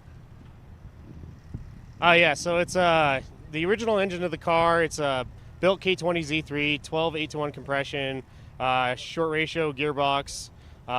It's got a Boost Lab BL58X turbo on it, Haltech Elite 1500, and just a lot of stuff to keep it together, you know, oil, Set-Drive oil cooler. It's got a Track Tough oil or cam oiling system in it, Track Tough baffled pan 4-piston oil pump.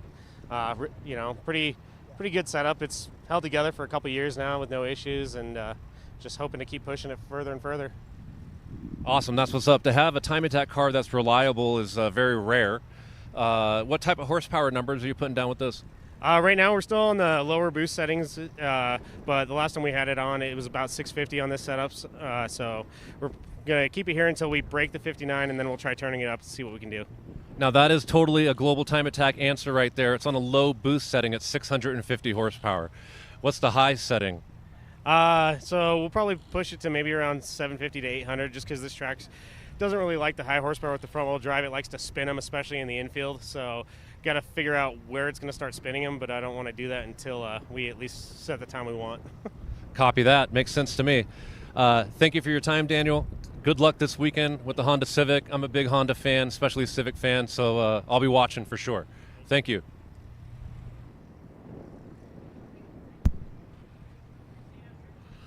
That was Daniel Escobar there with Jason Deanhart. And if for those of you think he's kidding, Jason is a huge Honda Civic fan. He bought an EGSI brand new off the lot in 1995. This man has been a diehard Honda man since day one. This is TA6 lining up and getting ready to go out. There's a second car on here, guys. You're looking at this beautiful MR2. Obviously, this is a known car to the world, but he's actually running a V6 swap. That is a minivan swap, guys, that revs to 8,000 RPM. It's probably one of the best sounding swaps we've ever heard.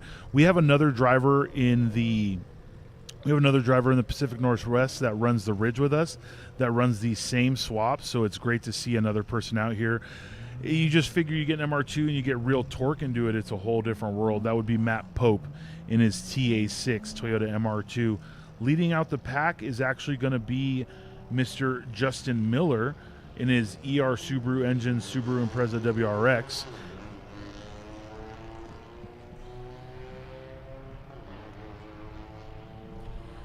Anyone who's been a fan of Japanese motorsports and Japanese sports cars in general is going to have a love for the MR2. It has been known to be a hard and dangerous car to drive when you're first getting used to it. Obviously, you're talking about rear, mid-rear engine setups.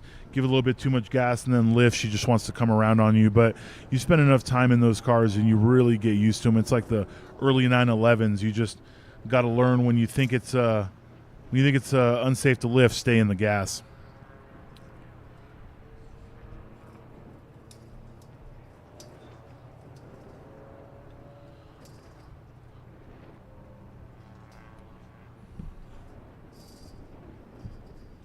Let's get a couple hot laps out of these drivers, see what these guys are laying down. I feel this TA6 is going to have the best track so far out of everybody. The sun, again, is starting to warm up the track again. It's still 68 degrees, so it still feels great out here. Power is going to be as strong as the cars will let it be, but the track temps are going up, which means the grip is going to be there.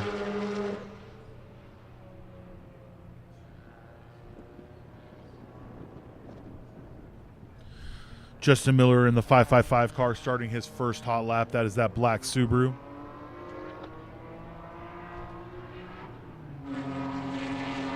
Being followed by Matt Pope in his 101 Street Class MR2.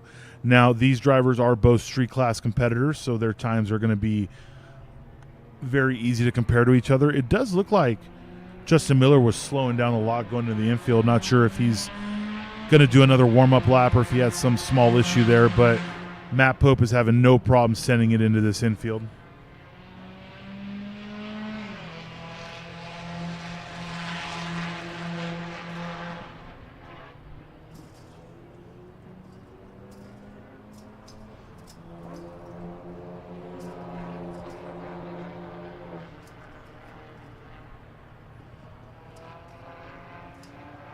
Car looks really composed in the infield.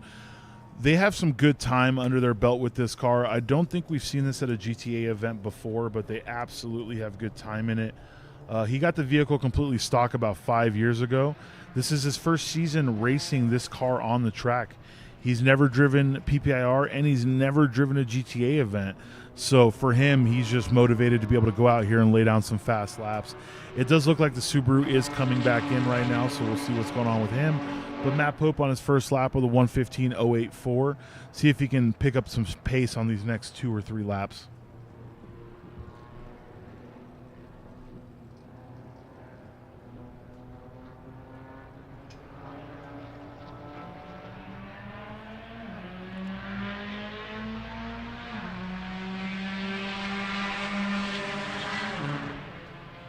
Zachary Lumpson at a 1:19.822 with his first lap, and then Craig Lumpson at a 1:16.119.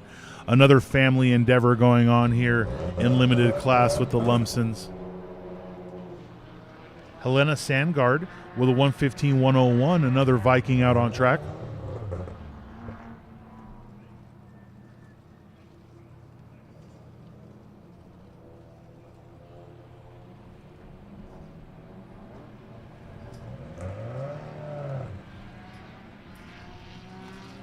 For those of you wondering, those are 2 Mitsubishi Lancer Rally Arts out there, guys.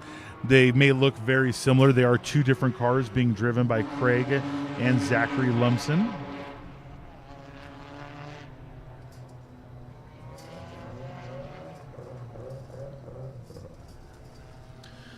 Zach has about 17 years of motorsports under his belt. That's 9 years auto racing and 8 years in motocross. And then Craig is on his 11th professional year. So these guys have no problem going up and down. Now, both of them are Pikes Peak competitors also. So these are 2 people who are absolutely no strangers to going fast in dangerous environments. Matt Pope is leading with a 1:12.382 in this session right now. For those of you wondering, Matt Pope is the MR2. The easiest way to tell these 2 cars apart, guys, if you can't see the numbers, is one has pink wheels and one has white wheels. It is cool, though, to see 2 team cars that look very similar to each other. Keeps the theme going. And it's nice to see the rally arts out here really being shown off. We talk a lot about Evos. We talk a lot about cars that are very commonly seen out on track. The rally art is probably not the most common vehicle we see out there. So it's nice to see this team out here just laying it down with the same chassis.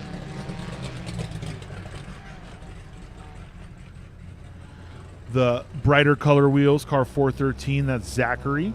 The white wheel car is Craig.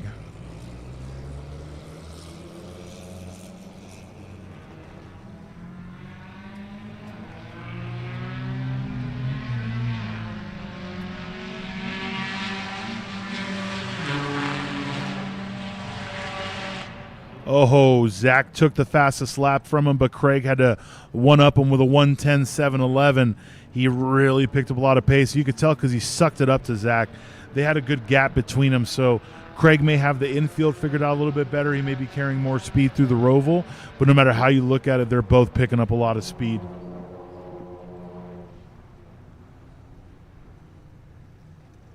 It does look like Jason found himself another competitor fresh off track. Let's see how the track and event's treating them.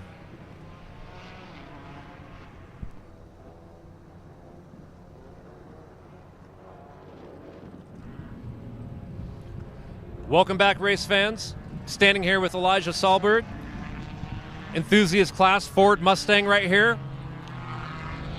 He just came off track a few minutes ago, his first competition session of the day here at PPIR. How'd that work out for you? It went pretty well. I was a couple seconds off my best time. A little slippery coming out of turn 4, and I had my traction control turn on in the first lap. And so I only got 2 flying laps in. Second one, a little greasy. So I'm hoping to be a lot more consistent in the next session. But for this one, I wasn't at the practice session yesterday, so it was good to just kind of get re-familiar with the current temperatures and running these new tires as well, and testing out a Garrett intercooler. So hopefully things stay cool for the rest of the day, and we'll see how it goes. I like that Garrett plug right there. They're a big supporter of Global Time Attack ever since year 1. They've been a sponsor for like 12 or 13 years. Big shout out to Garrett, Advanced Motion out there, Garrett Turbo. What can you tell me about the Mustang here? So this is the 2.3 liter 4-cylinder EcoBoost Mustang. You don't see a lot of people taking these to the track, but these are a lot more balanced than your typical Mustang GT. So they handle a little bit more predictably. So hopefully won't be flying into any crowds today. Awesome. Now, you guys watching at home will notice that the car's got full interior. It's got minimal aero. It's an enthusiast class build. A lot different from the one we were just looking at before, the Honda Civic next to him, which is limited class, which has a lot of aero on it. What's your plans in the future to modify this car into maybe street class or something higher, or to stay in the enthusiast class for a while? Something like that eventually. I'll be in enthusiast class for a little bit, but I want to go E85 and do some things with the exhaust and just a couple more bolt-ons. So it'll make a little bit more power, but I love that I can drive here and get 35 miles per gallon, have AC going and my tunes blasting, and you kind of can't beat that. No, you can't. You know, you got the best of both worlds right there, which is really awesome. Want to thank you, Elijah, for coming out. I know you're local to here. Where can people around the country follow your racing program and what you're doing? Sure. So I'm on Instagram at carbon.cinematic, and that's pretty much where I post everything. Awesome. At carbon.cinematic. Look for him there. Elijah Sahlberg, thank you very much for coming out. We appreciate it. We'll talk to you later on today or tomorrow. All right, sounds good. Like we were talking about, he's in an EcoBoost Mustang, guys. He did make a very good statement. It's probably smart he had an EcoBoost. They're more balanced, so less driving into crowds. But if you were paying attention, Zachary Lumpson in the 413 actually surpassed Craig with his 110.394 to just now lay down a 110.010. Zach apparently has really started to figure this track out because he is pulling lap time every single lap, which is always great to see. We have Helena Sandgaard, still had her fastest lap on the 4th lap at a 113.095. It does look like Matt Pope did a 112.382, and Justin Miller in the 555 car was able to come back out. This is going to be his one flyer if he finishes it. I'm not sure what issues he had, but he did have to come in and have the car checked out. The Lumpsons do have some good data to go, so they're going to come back in, probably compare data with each other, see where they can each pick up some time and go faster there. It does look like the Subaru is coming back in, which means we are not going to see another lap time from him. This is going to be the end of TA6, which racks us back around to TA1. Looks like Cable's already on grid, ready to go out and lay down some fast laps. He saw what Ferris did.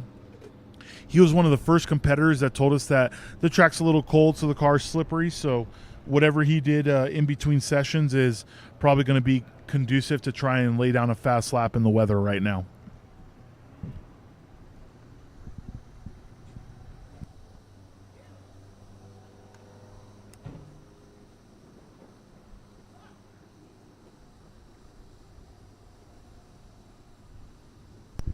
Here we have, guys, all the standings so far after the first set of run groups. Ernie Ramirez leading at a 104.793.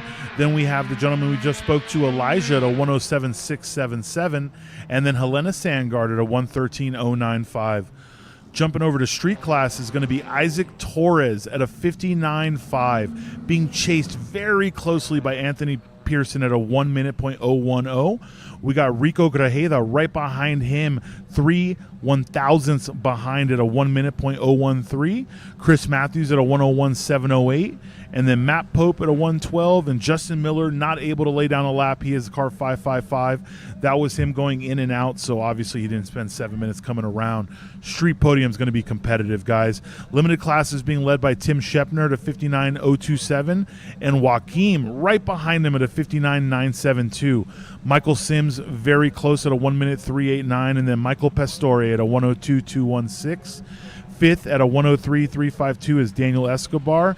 And 104.751, Josh Tangy. Paulo with a 104.970. The 1 through 5 are going to be competing very hard for this podium. The rest are going to have to pick up a little bit of pace, but it does look like they're going good. Unlimited class so far is just Ferris Kartumi with a 54.844 and Cable with a 58.476.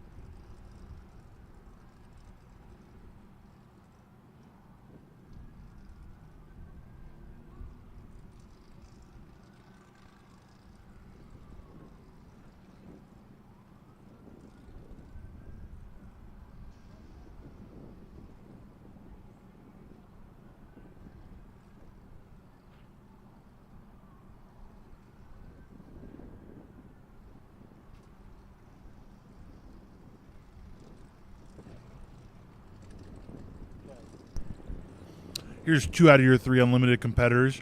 We do have Dominic Tapia here also, but he's yet to lay down a lap. He is checked in and ready. Numbers are on, so hopefully we see him soon. Ferris was talking with Uncle Tony there for a few minutes, and now he's being sent out on track. Got him a little bit of space here, and now, boom, Cable right behind him.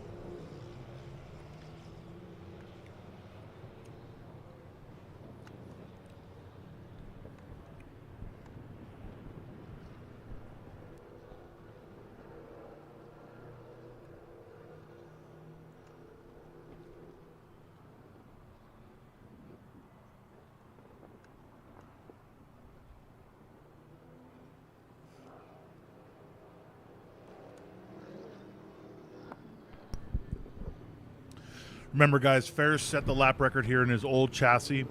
This car is, I'm not going to say more sorted because he had a lot of years in the old chassis, but this car was built with all the knowledge they learned on the first chassis. So it should be superior in every way.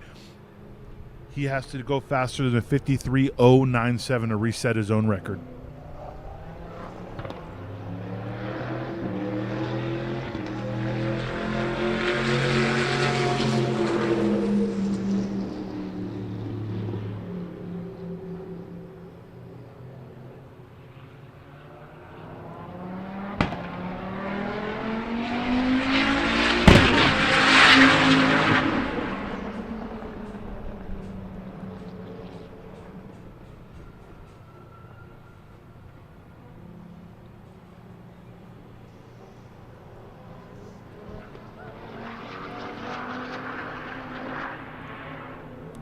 Cable's still warming up the tires. So you notice how he was really shifting left to right there. He's scrubbing the debris off. He's using brake zones and acceleration zones to get heat into the tires. And we should see him send it for a full hot lap on this one. Let's see what his warm-up lap was. It's still going to be an incredibly quick lap time. Probably a 1 minute, I'm guessing. There he is. He's up high. This is going to be the flyer right here. So his warm-up lap was a 1 minute 7:81. Now here we should see him send it full-fledged. Hopefully we can get a shot of him into the brake zone, into the infield, because he really likes to go in those areas.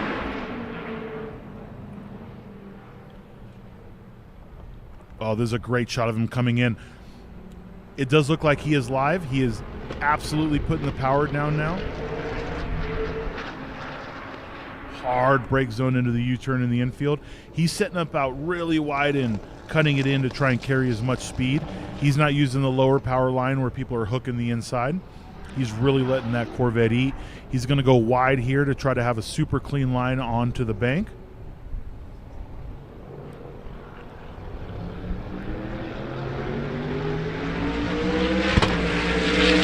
Cutting down low, try to carry as much speed as he can. 54.180.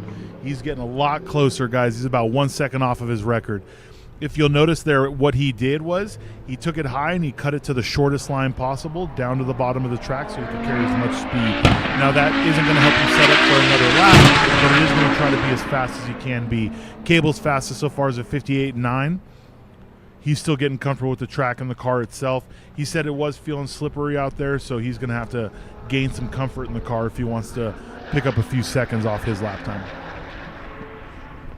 He's obviously having no issues into the braking zones. He's really figured out how hard and how deep he can take this car with all that power.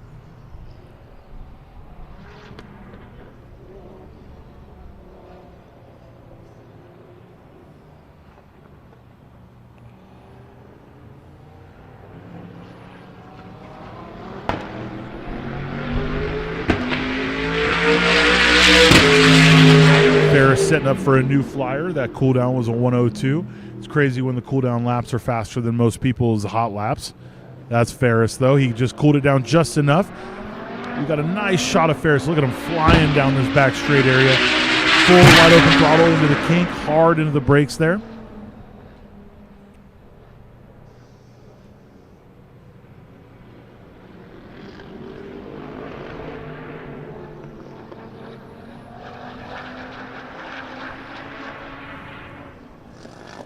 Ooh, carrying some serious speed here from Cable.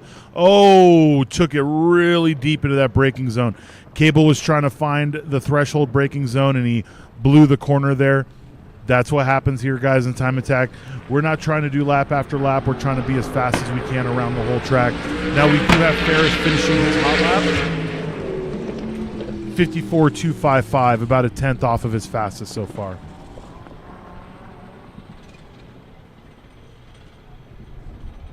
Oh, no, it does look like we have a turbo failure. Was that a brake lockup? So this is coming from the right side of the car, guys. He does have a twin turbo setup.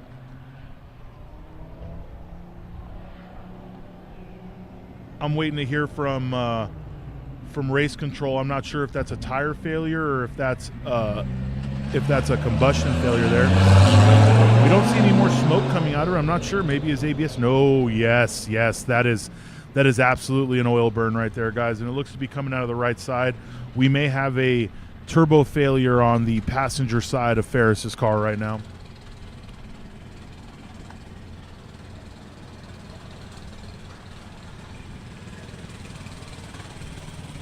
While we get this cleaned up and try to figure out what's going on with Ferris's car, let's go ahead and send it down to JD. He's grabbed someone off track. Let's see how the track's treating them.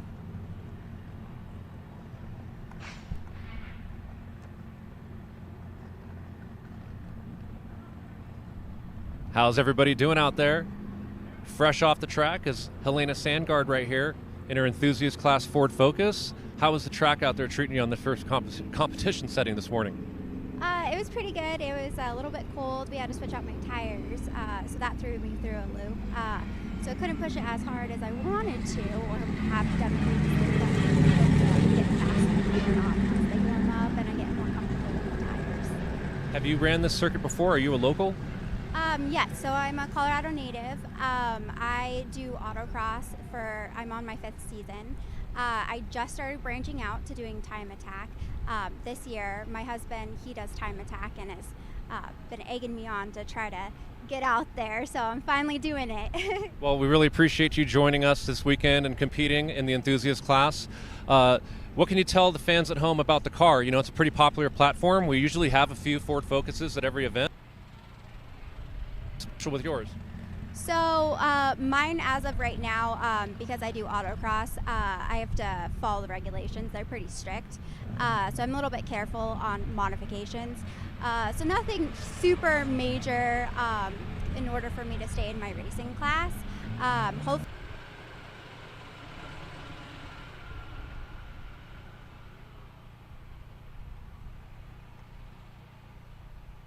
Right. Well, that current type of setup actually works really well in terms of fitting into our enthusiast class because you're pretty limited in terms of what you could do with your tires and aero and interior deletions and things like that. Of course, in Global Time Attack, we have no horsepower limits, so you could do what you want there with us, but of course that makes it harder for you in the other organizations that you run in. Correct.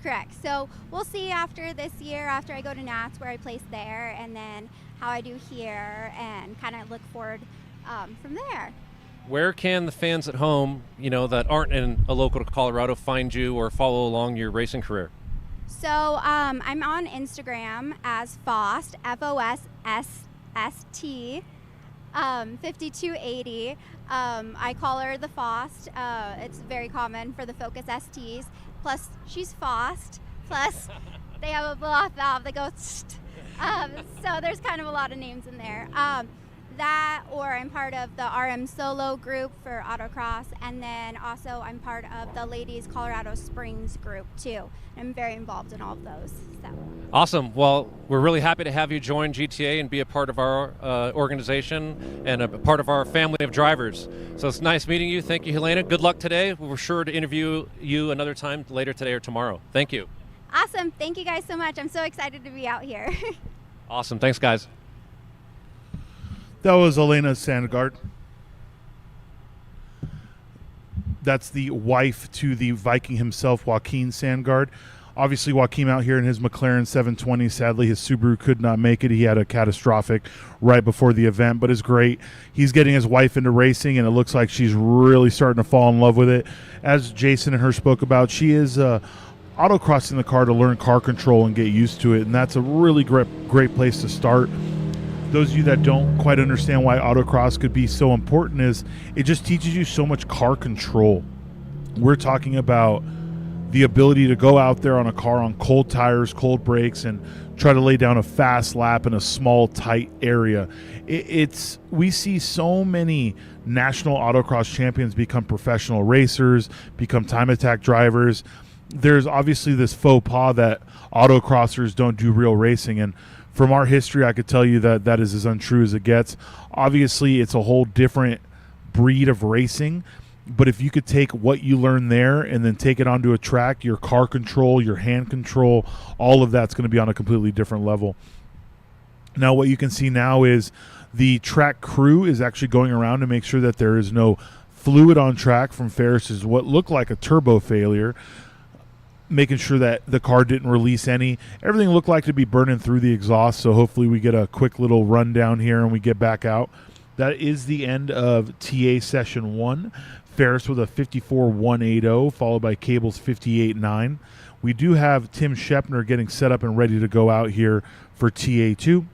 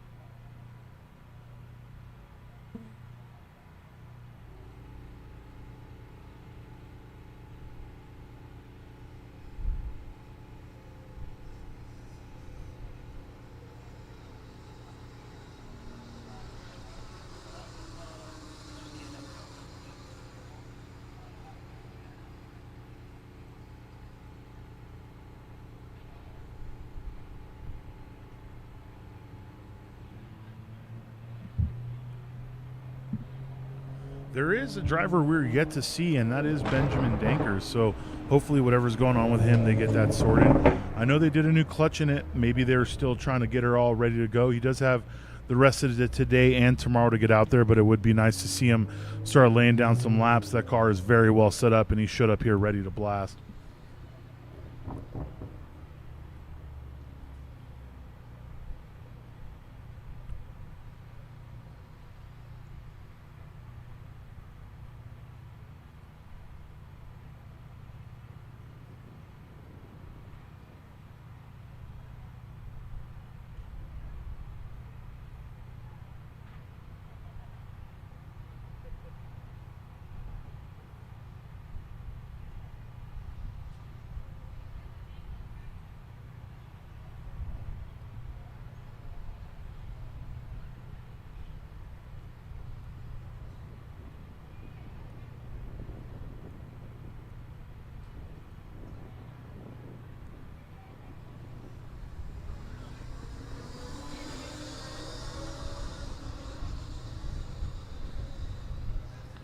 Behind Tim Shepner is Rigo Grajeda.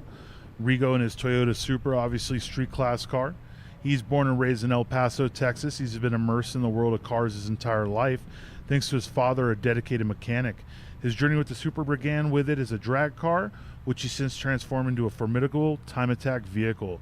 The Supra was passed down to him by his father, Rigo Sr. He now lives his father's dream by competing here in global time attack events. He's been racing for about 2 years. He's never driven at PPIR before. He completed SLB Coda in this car and GTA finals last year, so it's great to see him out here. He's driven by the unwavering support and encouragement from his parents and peers who continuously inspire him to excel as both a driver and person. I think that's going to be something you see a lot out here, guys. These drivers, these fans, these competitors, and everyone they come with, they just support each other to such a high level that everyone wants to compete and do well, specifically to make their friends and family proud.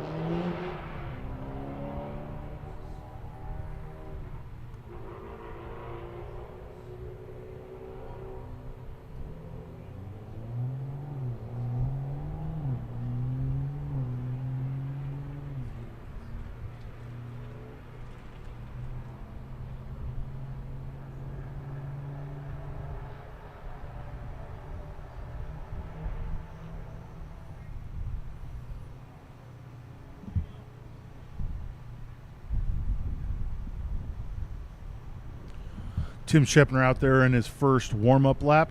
Tim did say the track was faster than it was yesterday. Obviously, he picked up some more time. He didn't mention so much about the track being slippery, but he did do a couple warm-up laps, so he did get some nice heat into these tires. Currently, it's still 68 degrees, guys. We have been through what feels like this is going to be the 8th run group now. And the track temperature, the exterior temperature has not changed at all. We've gone from overcast to cloudy a couple times.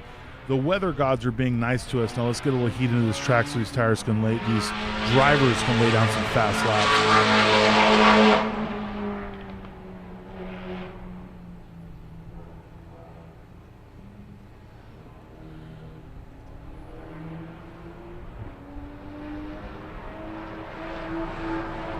Now Tim, who's been really trying to work this infield out, hopefully we get a nice shot of him going into the infield. He's really been working on these lower speed corners. Obviously it's a Roval, you want to pick up as much time as you can in the high speed sections, but anything you can pick up here in the infield is big. Now you compare this to, say, Ferris. Ferris went wide and then used his power to carry through, where Tim right there is really hooking that inside curbing. Doesn't hit too much of that curb, carries a lot of that curb on the inside. Looks like he's going to hug that, go wide to try and carry as much speed as he can into the Roval itself.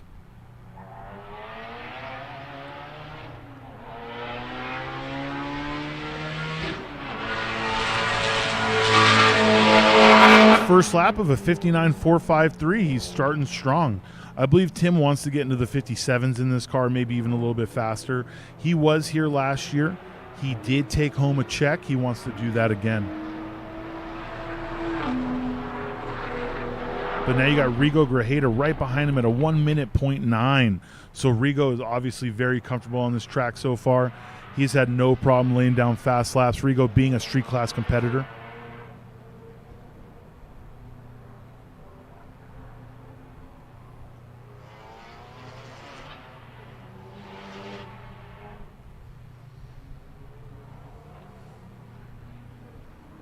Tim very aggressive on those curbs. It does look like he has no problem pushing the car over the curbs. The setup is nice. You want a setup that's nice and compliant for curb hopping like that. The last thing you want is to unsettle the car mid-corner and have to lift. There it is, almost into the 58. It's a 59.065.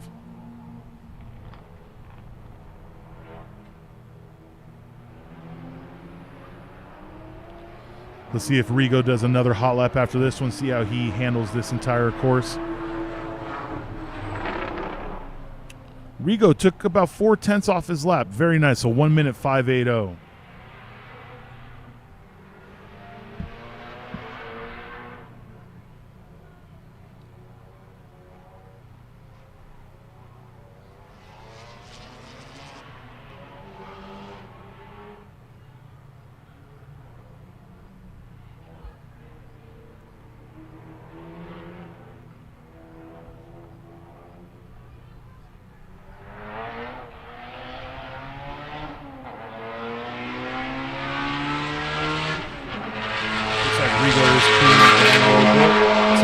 Did another 59.233, so he's pretty consistently in the 59s right now. He's definitely wants to break out of that, maybe cools the tires down a little bit, goes for another flyer.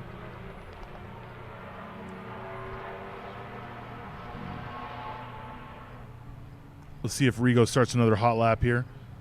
Rigo did a nice little cool down. This is a good trick for even for you avid track drivers at home, guys. You don't want to go 10/10 every lap. You'll just never gain anything out of that. Do a couple flyers and then do a 70% lap afterwards. Let the tires come back under you. Like right there, he added about 15 seconds to his lap. That's a good 25% addition to his lap time to let the tires cool down. Just carry some speed. No hard braking, no crazy turning. Just let the tires come back to you. And let's see if that comes true for Rigo. He has a 1:05.80 as his fastest lap. If he can go ahead and come back in here and lay down a 59, that would be great. He's in the infield now. Let's see what kind of speed he can carry through. He's obviously now following the line. Last lap, he was just staying inside, cruising. He is hugging a lot of that infield, just like Tim Shepner was.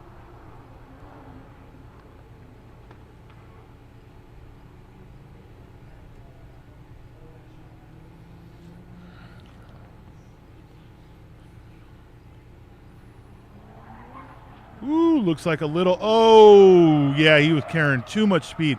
You could see him right there. He was at a little bit of opposite lock. He looked like he had it corrected, and then it just came out from under him. That's the one thing about embankments, guys. When you're getting onto them before you're actually settled, it's probably the most dangerous time for you and the car. Luckily, it was a quick little spin. He recovered it. He's going to check it, make sure the car's good. He may be coming into his cold pits. He may go to the hot pits to have it checked out. That's one heck of a way to enter the pits right there, though, at a complete opposite lock. Looks like we have both cars coming in. Tim Shepner is coming in also.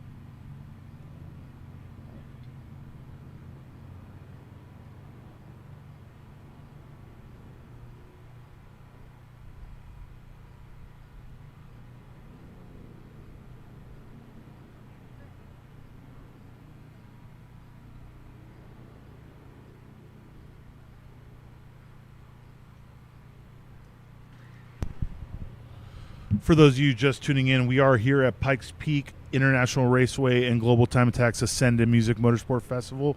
We're day one. This is the second set of run groups before lunch.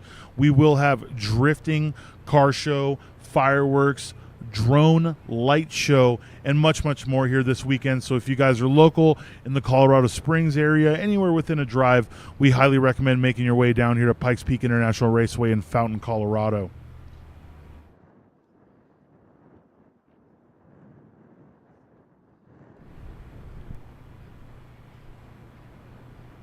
Welcome back.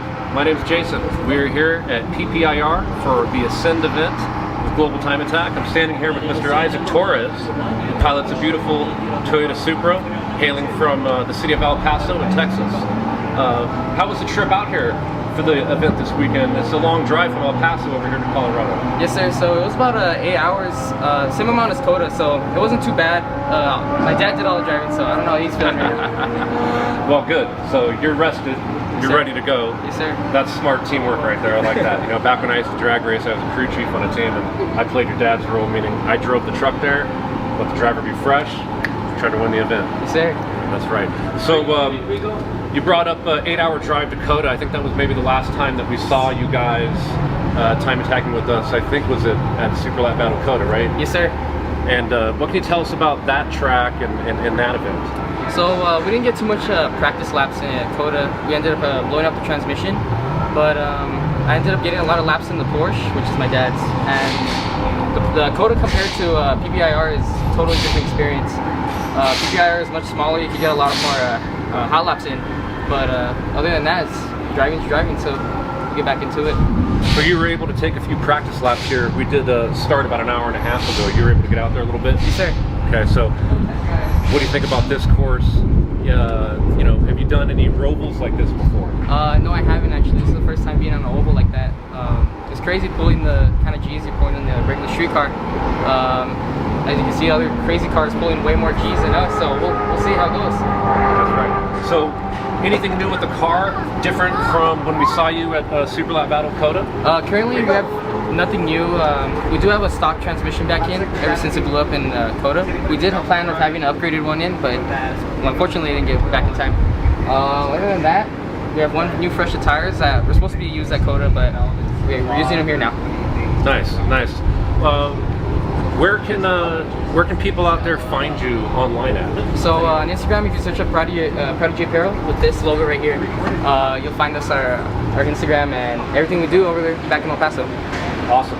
So what's life like back in El Paso when you're not time attacking, or what do you do? I'm still a high school student coming into my senior year. I do work with my dad during the summer, so that's basically it. Homework, school, and just the hobbies, you know? So we don't have too many high schoolers, so that's pretty dope. I gotta give you respect for that. Thank you. Very cool to see a young man like that out here doing it, doing big things. Very cool.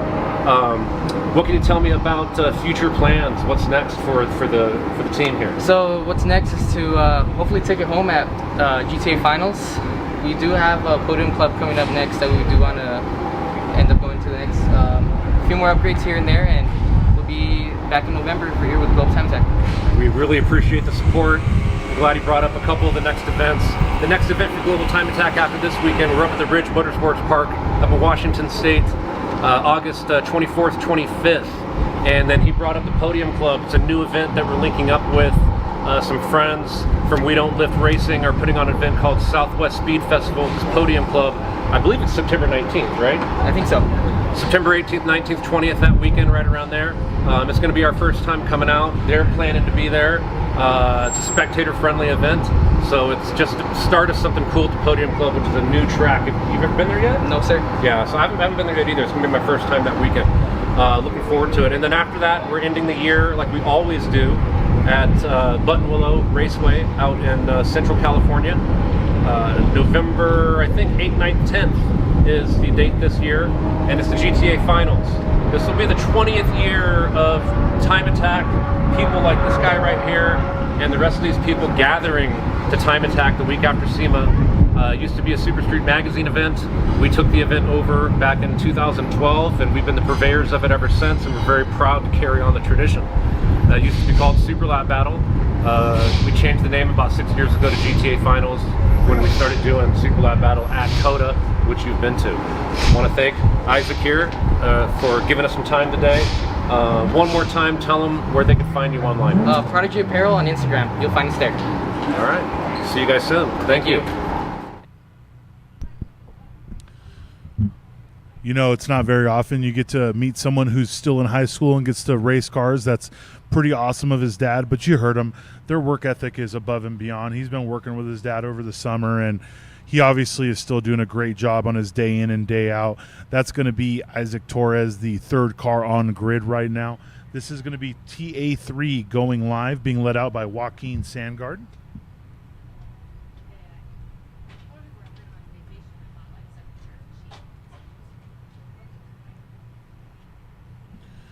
Daniel Escobar right behind him in that limited class Honda Civic, as you heard Jason talk to them earlier. He's running about 600 horsepower on this map. Still a K20Z3 out of the car built, making 600 on this turbo setup. He says he has about 750 to 800 on full tilt, but obviously he's trying to get where he wants to go on the lower setting before he figures out the higher setting. He wants to be in the mid 59s before he starts to turn the car up. He says the car is a lot to handle on the infield at that power level. You've got a lot more right foot modulation going on. Joaquin, obviously, in this McLaren 720 as his time attack car, did have an issue right before the event. Always really sad to hear, but it's always great to see him show up in something else. That, along with the fact that he's convinced his wife to start time attacking in her Focus ST, which is awesome to us. So there's going to be Joaquin Sandgard, followed by Daniel Escobar with Isaac Torres just behind him. Michael Sims is also in this run group. If he gets out here, that is going to be the Porsche GT3.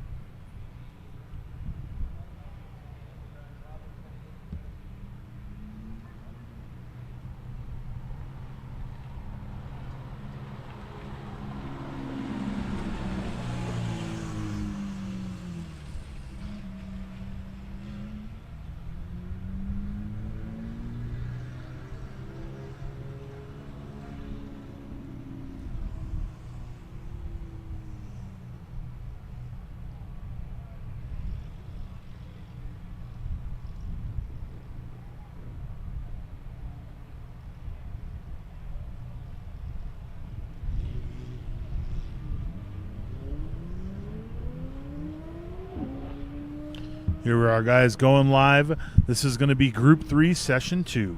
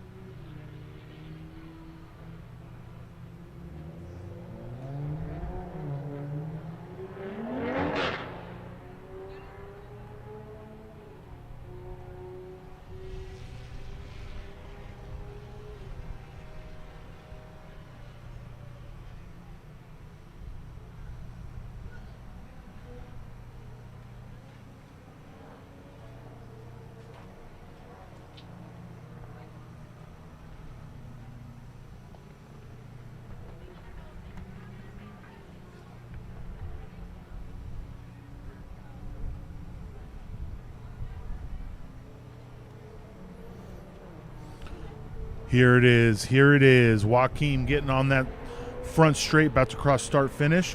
He obviously looks a lot more comfortable in the car now than he did last session. He's really sending it through one, staying high in that corner. He stayed in the gas quite longer than before, which is great. So it looks like he's getting more comfortable. Daniel Escobar right behind him doing the same. Track may be coming into itself, and the drivers have some run time under their belt. So that's going to be a big difference on their lap times this session. Got Joaquin turning in here. Let's see how he handles this infield. I'm unsure if he's going to be taking what we would call the power line, making it wider, if he's going to use every bit of this compliant factory suspension. Looks like he's not using a lot of curbing in this car.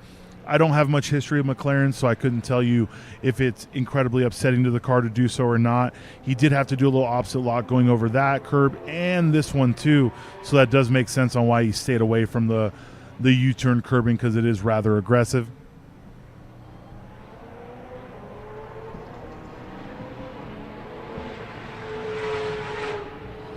59.816 first lap. He is absolutely getting it in that McLaren.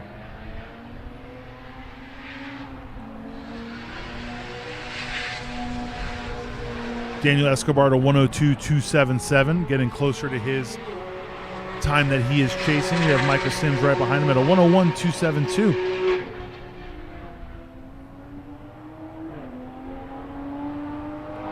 And here's Isaac Torres. He's already ran a 59.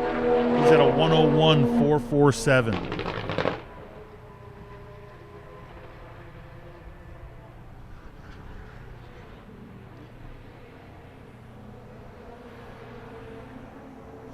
Civic looking good on the infield. Car seems to really respond when he turns. Got a little bit of understeer through that corner right there. As I say it, got to give him the commentator's curse, obviously. But he seems to have a good handle on this car. Woo, taking a lot of curbing there. He had to slow down quite a bit. Now he's taking the wide line to try to carry as much speed as he can onto the banking. Right here is where we saw the car spin last session. This is the change from flat to banking. That's where it's going to be the hardest to put the power down, especially in a rear-wheel drive car.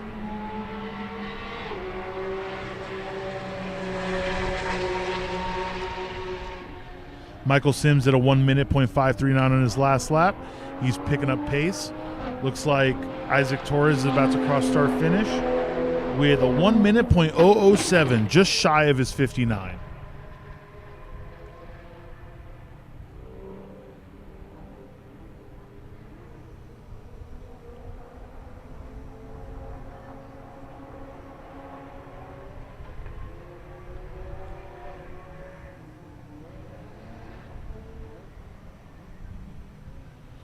Ooh, Michael Sims trying to hook the inside there, and it just completely unsettled the car, made the rear end come around. This is where you can really tell the difference on quite a few things with cars. The setup, the style of vehicle, front engine, front wheel drive, rear wheel drive. These things make a big difference when we're talking about how they take corners and how the cars react to using curbs to take those corners. Obviously, street drivers are going to look at them and not understand why the curbs may or may not be faster. Those of you that spend a lot of time on track know, depending on your car and your setup, you can really use the curb to hook the car around, try and gain every 10th or 100th you can in each corner. When you're looking for a second and there's 9 corners in a track, if you can pick up a 10th on every single corner, you're there, you know? So these drivers really are not just trying to maximize their top speed, they're trying to maximize their braking points, their turn-in points, where they can carry a little bit more speed or gain a little bit more by just hooking that corner or just carrying a little bit more speed, maybe letting off the brake a little earlier to carry more speed into the corner itself. Isaac's got some real fast hands there. He thinks he's part of the drift paddock right now. He just stayed wide open throttle through that corner, didn't want to lift, didn't want to give up anything.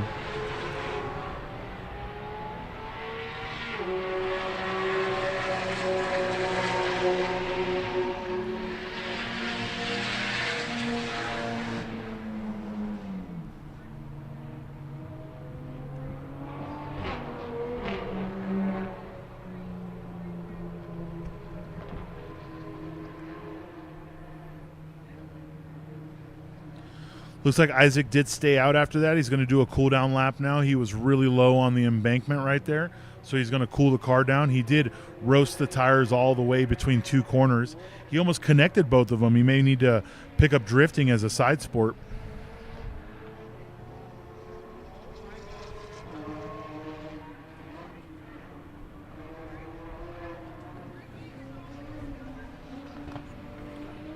You can see from this shot the attitude of the vehicles. This is some pretty severe direction changes through these S's, and they're rather tight.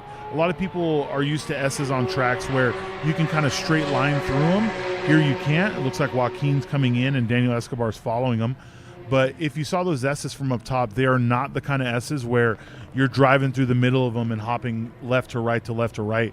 These drivers really have to set up these corners to try and carry as much speed, but also set themselves up onto the bank as well as they can, because you may be able to carry more speed through that last S by hugging the inside, But the downside of that is you've really hurt your exit onto the bank, and you have to ask yourself what's more important, carrying a couple more mile an hour through the S or gaining 10 mile an hour plus at the top at the straight. And obviously carrying 10 plus mile an hour through the straight is going to get you more than just sending it through that final S. We'll see right here how Michael Sims takes it. He's kind of in a middle line right here. He's in between the two. He's not hugging the inside of the corner, but he's also not sending the car extremely wide for speed. Obviously, how wide you send it is dependent on how much power you're trying to put down and really what your car can do down the front straight. The lower power cars are going to hug it a little bit more. The higher power of the car, the more likely you're going to see a very wide line.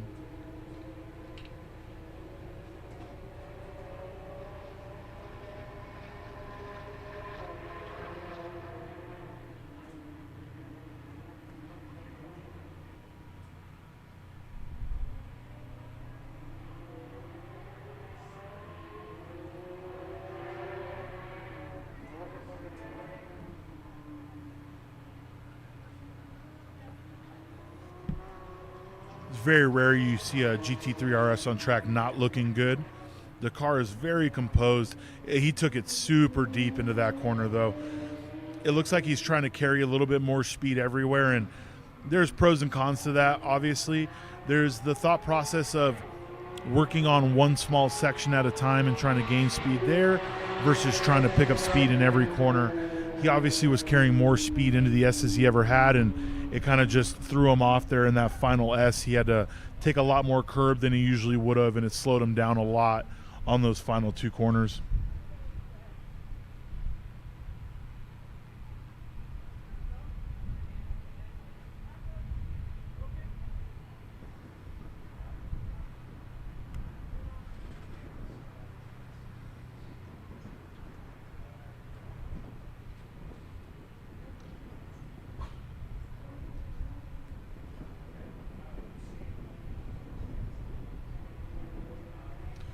I don't know what happened to Daniel Escobar, but it looks like they're having some hopefully not catastrophic, some mechanical issues there, pushing the car back to the pits.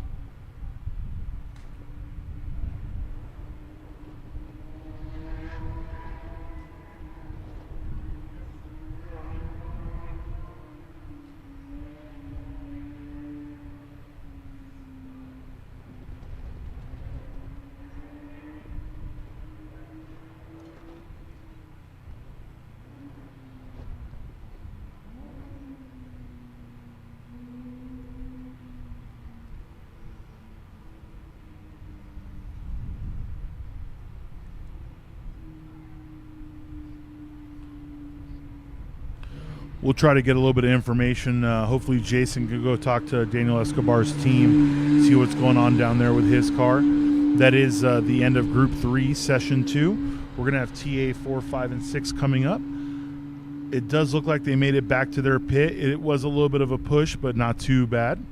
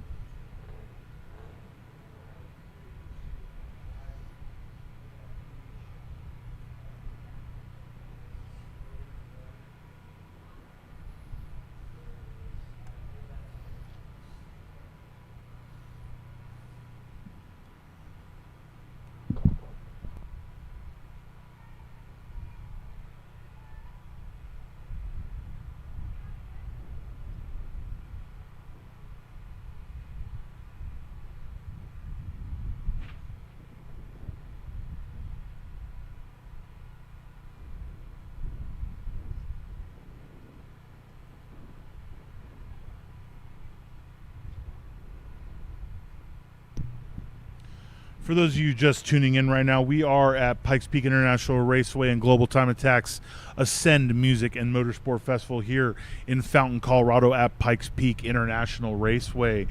We are In the second set of run groups for the Time Attack organization, we have 4, 5, and 6 left. TA 4, 5, and 6 still to go out on track before we take a nice little break for drift, drags, and the burnout competitions.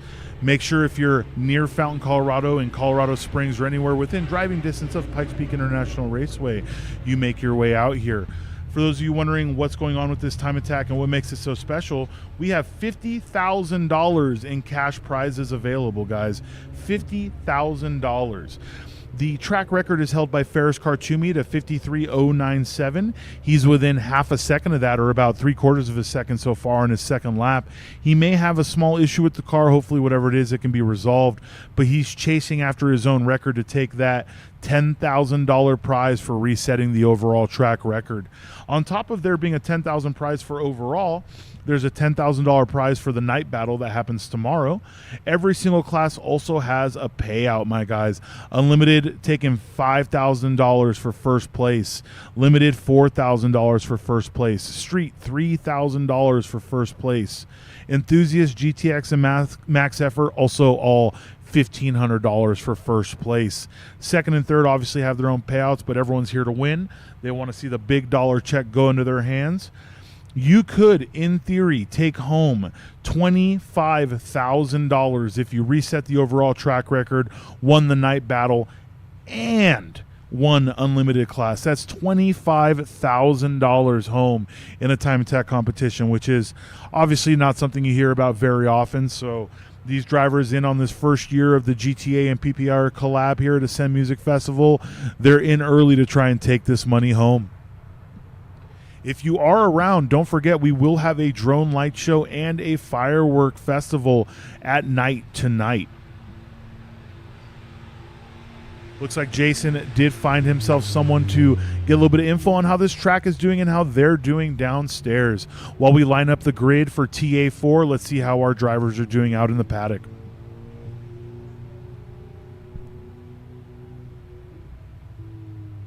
Hi, everybody, race fans. I'm back. I'm over here in the pits with Zach and Craig Lumsden. They just came off their first session. They're a father-son duo. You guys might have seen them run many years over at Pikes Peak. I didn't happen to make it there this year. I know I've seen you guys there a few years back. I've made it a couple years in a row. It's an amazing event. Were you guys there this year? No, not this year, unfortunately. We got a little busy doing some off-road stuff, preparing for Baja, and as well as preparing for Dakar in 2025. I follow you guys on Instagram. I did notice all of the off-roading stuff. Is that something new to you guys?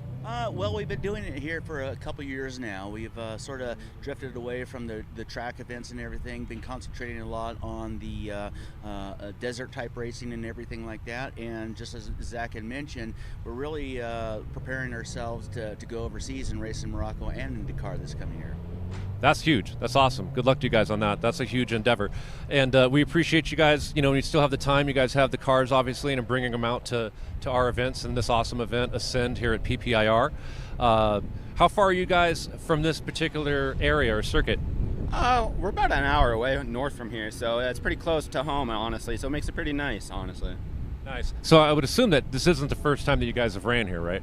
No, it's actually about, we've been here several times. We've had a lot of fun, so it's a great track, it's a great opportunity, and I can tell you this, the weather is incredible right now. So.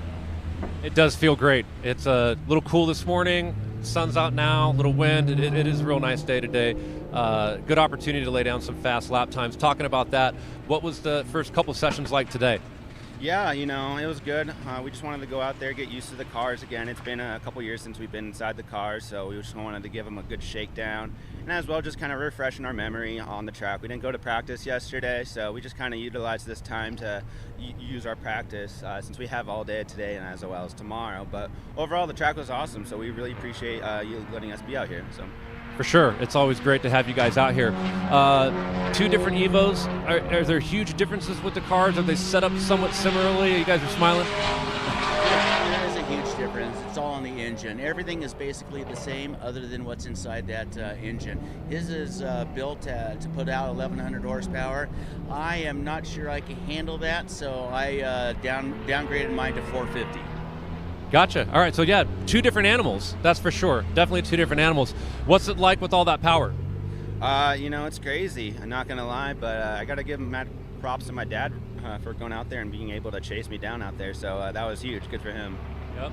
Well, the driver mod is always the most crucial mod. I mean, that's definitely for sure, right? As we're getting the fans at home a little look at both the engine bays here. Again, thank you guys so much. It's always a joy having you guys out. What's next plans for these cars here? I know that's not exactly the focal point right now, but they seem to run pretty well. No, we're not really sure. We might, get interested in taking them back to Pikes Peak one of these days. If we're not too busy with off-roading, but we'll see. And you guys know I've got your information, so I'm always going to bug you about upcoming GTA competitions and whatnot. And as you know, we run 4 to 6 times around the country. We're at COTA every year to kick off the year in March, usually, hopefully April in 2025. We're usually at Road Atlanta in May with Formula Drift. And we will be back here again in July of next year. It might not be the same weekend, but we're looking at that. And we have also made a new home up at Ridge Motorsports Park up in Washington State every August, and we end it at Buttonwillow, traditionally in November. This year we're adding a new event at Podium Club. Not sure if you heard of a new track called Podium Club out in Arizona. They've only been around for a couple years now. We're going to do an event with them this September, a one-day deal. But thank you guys again. Where can the fans at home like me, I know the answer, but where can they find you guys on Instagram? Yeah, they could follow us on Colorado Motorsport. At Colorado Motorsports on Instagram. They also got a pretty cool... Again, just search it out on YouTube, Colorado Motorsport, not Motorsports, Motorsport, and you can check out all our videos, shorts, and everything that goes along with it. That is one thing these guys do a good job of, is they put out some good content, which makes it an easy follow. Thank you guys so much.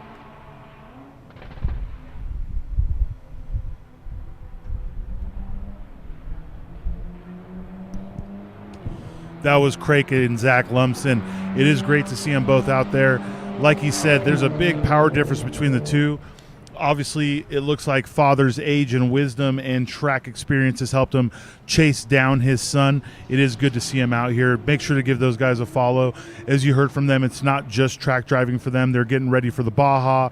They were not able to make Pikes Peak this year. Obviously, they have quite a bit of history there, but it's been great seeing them out on track. While we were watching, we did get Anthony Pearson with a 101.693, Michael Pastore at a 102.583, and Chris Matthews, who just laid down a 102.6.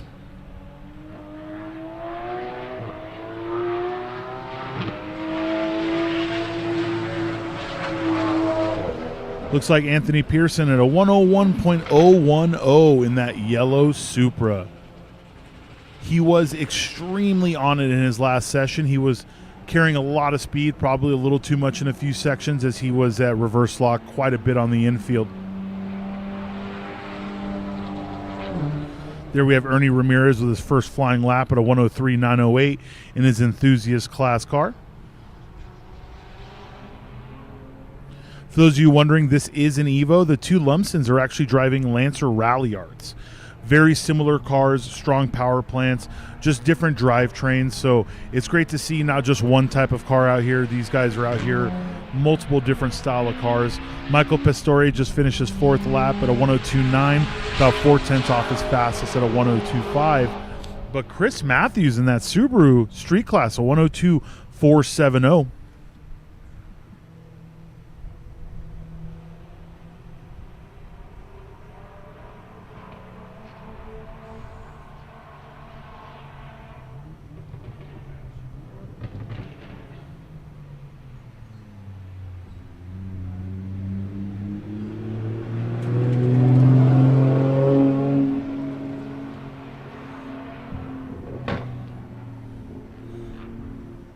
This right here is more of a street-going car to most people. This is an Audi S3, guys.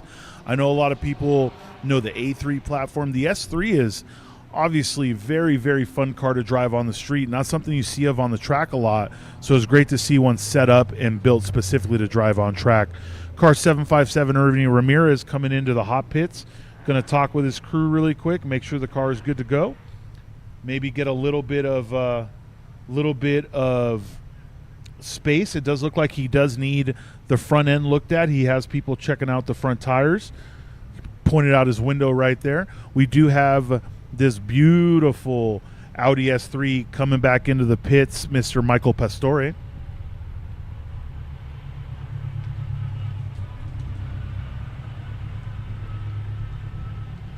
For those of you that can see this flag waving, we do have a little bit of a wind. It's been coming up and down. Obviously, the weather's been great for these drivers today. Hasn't been hot. There's no sign of any weather conditions coming in. It's a nice, beautiful blue sky out there right now. A little bit overcast. The clouds are doing a good job of blocking off the sun. Anyone who's been up here at Pikes Peak International Raceway knows when that sun's out, it beats on you. We're sitting somewhere around the 6,000 foot elevation range, so the closer you are to the sun, the more you can absolutely feel it. It sounds obvious, but for anyone who's never been at elevation with the sun blaring at you, it's a completely different feeling. It's 69 degrees right now, overcast. Anthony Pearson is leading this session with his 101.010.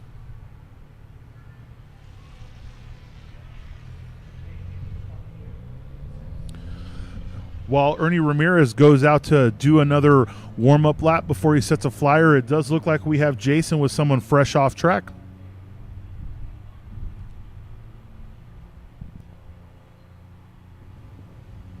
Welcome back. It's me, Jason. I am standing here with Joachim Sandgaard.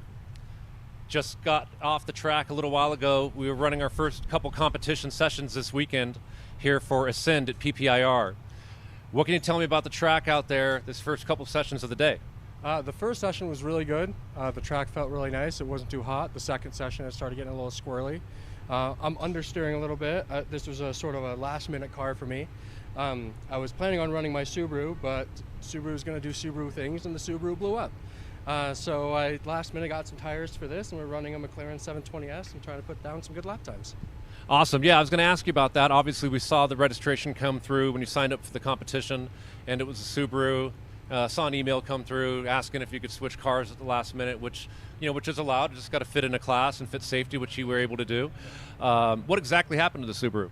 Well, it spun a rod bearing. I was out testing it actually here at PPIR, and got the oil a little bit too hot, so my fault. Not really the Subaru's fault, more my fault, but it spun a rod bearing, and we're scrambling to find an engine, but just couldn't get it done. So McLaren it is. Not a bad backup car. What's it like driving this in comparison to the Subaru? Obviously, two different type of machines. Well, we haven't had to work on it at all yet, other than to check the tire pressures. So it's definitely been a different experience. I'd say the Subaru feels like a more visceral experience, whereas this car just does it. But I'd take either. I just love being on track. Love to hear that. We love being at the track as well. Appreciate you supporting PPIR and Global Time Attack with this Ascend event this weekend. You and the wife out here, it looks like. She got in as a last-minute entry. We saw that there weren't that many competitors in the enthusiast class, so we figured we'd get her in, see if she can't get a podium. Awesome, and it's great to have someone else competing. It's always cool to see it. We've got a father-son duo.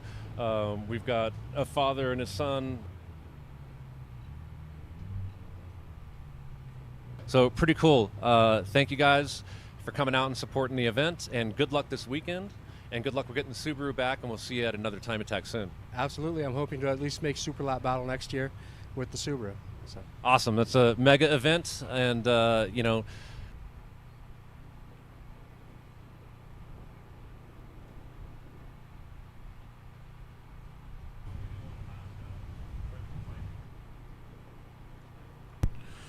That is Joaquin Sandgaard, our own personal GTA Viking. It does look like Ernie Ramirez went out on another warm-up lap, and whatever it was, his team is running out. He came straight back to the hot pits, did not do a flyer. I got a couple of his crew members running out. Hopefully, whatever it is, it's nothing too serious. They're going to go ahead and talk with him. Hopefully, he drives in under his own power, and they're able to get that figured out.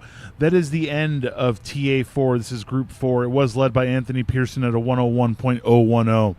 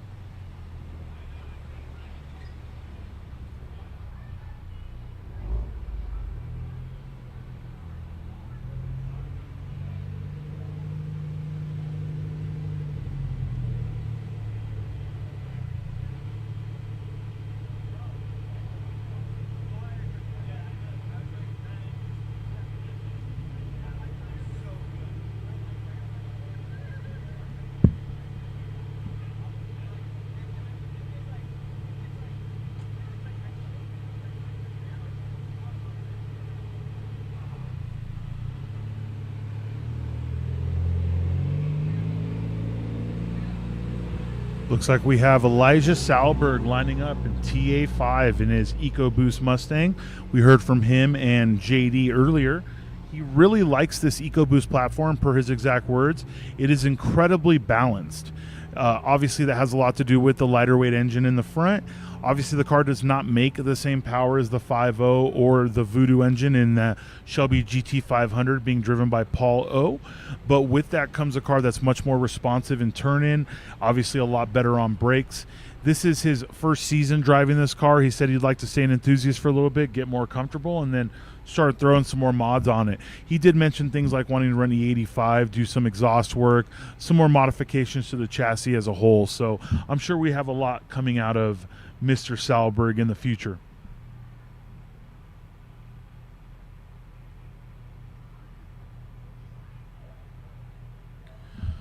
Behind him lined up is Brody Matthews in his Mini Cooper S. For those of you that didn't hear earlier, he actually bought this car off Facebook Marketplace for $2,500 in 2022. And he used to be a drag guy. He wanted to build his first track build. And honestly, that's a super cool car as your first track build. Anyone who's ever driven a Mini Cooper S, they're very well balanced cars. They were a car that was very popular in IMSA quite a few years ago in the lower racing series.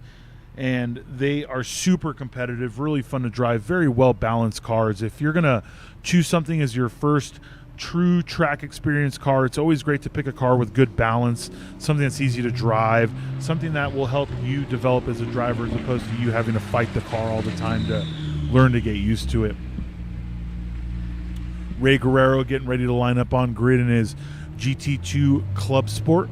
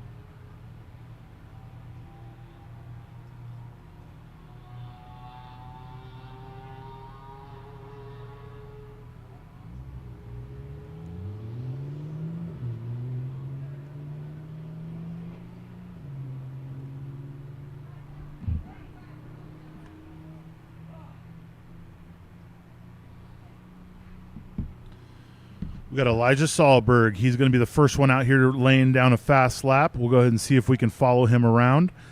EcoBoost, obviously same Mustang platform as the GT500. There'll be some chassis differences, brake differences, wheel differences, obviously. But these new age Mustangs are very well balanced cars as a whole. You got one with a nice lightweight engine in the front. I'm not sure of the weight distribution on this car, but this driver absolutely loves how this car feels. Anyone who's ever driven one of these 2.3 EcoBoost 2, a little bit of work on a tune, and they are no slouch. You know, a real light 300 horsepower car, given 300 horsepower in this day and age, doesn't sound like a lot to people, but you have a nice 300 horsepower car with a really good balance. It's very, very easy to start laying down some fast lap times. He just crossed start finish to start his first flying lap.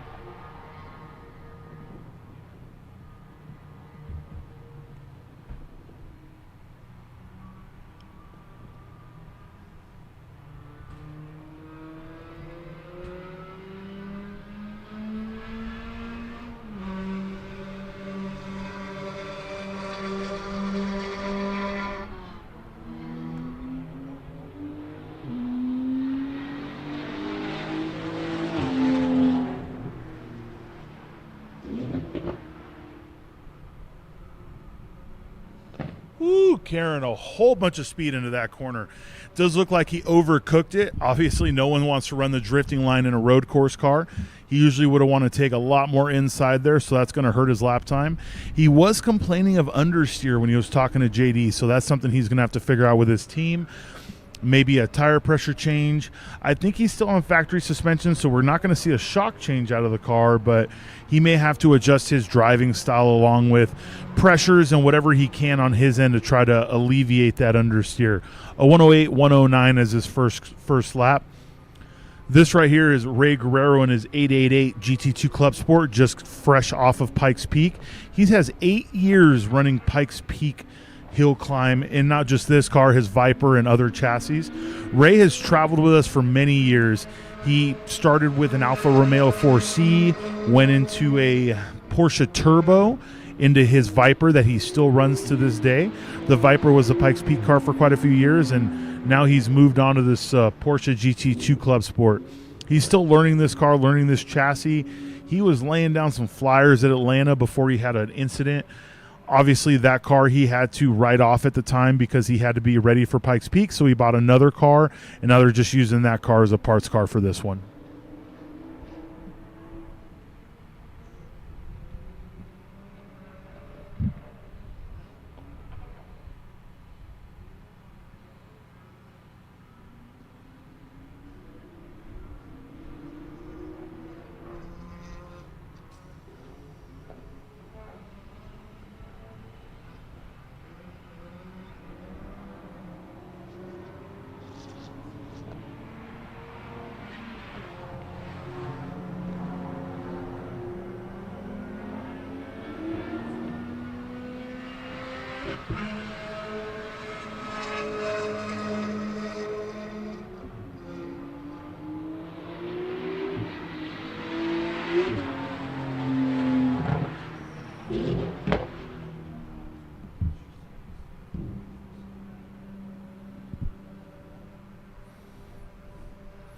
Elijah still fighting with understeer. Looks like after that flyer he did a cool down.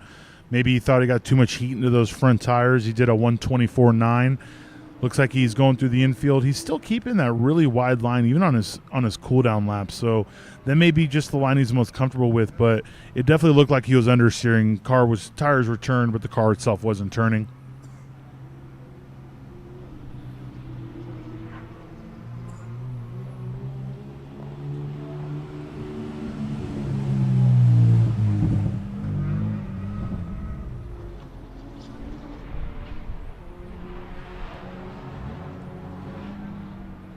There it was, Elijah, the 107.997, picked up about a second on his fastest lap of this session so far.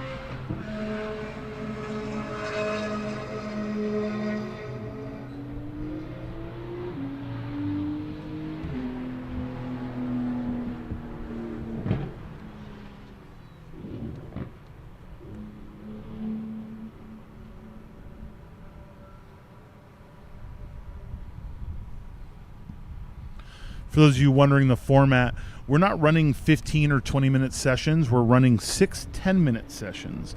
These drivers get more alone time on their track. What I mean is there's between 3 and 6 cars on track at any one given time, but they have less time to lay down that lap. So it's lower stress and higher stress all at the same time. You're going to be out there trying to push as hard as you can with your time. You're not going to have to worry about cars catching up to you early on unless you obviously make a big mistake or decide to get out of a lap. But at the same time, now you only have 10 minutes. So if your routine is to do 2 flyers, come in and do 2 flyers, you're going to have to get that done in quite a quick manner. Luckily, the lap times are between 55 and a minute 10. So 10 minutes is still plenty of time to lay down fast laps.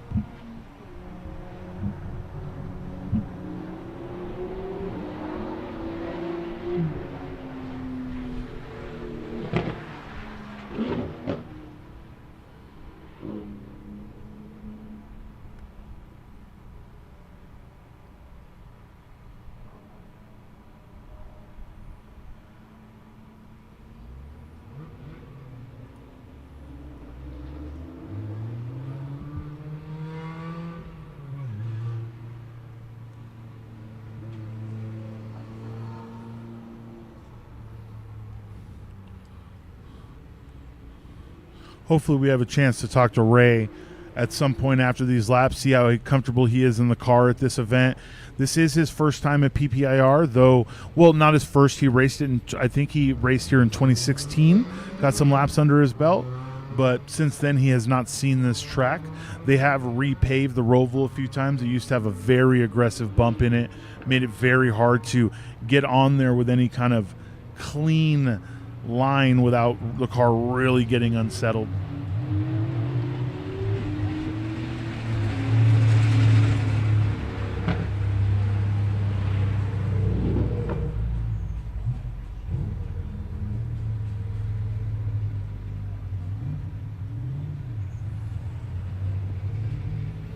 Such a great shot from this drone of the infield. 9-corner track, 1.3 miles. The drivers go through this. Oh man, he took as much of the inside of that corner as he could. Drivers drive through this. He reaches these S's, which are in no way in a straight line. He gets to carry a lot of speed through the first one, has to slow through the second one. Third one, you want to hug the inside to be able to be nice and outside through the fourth one to carry as much speed as you can.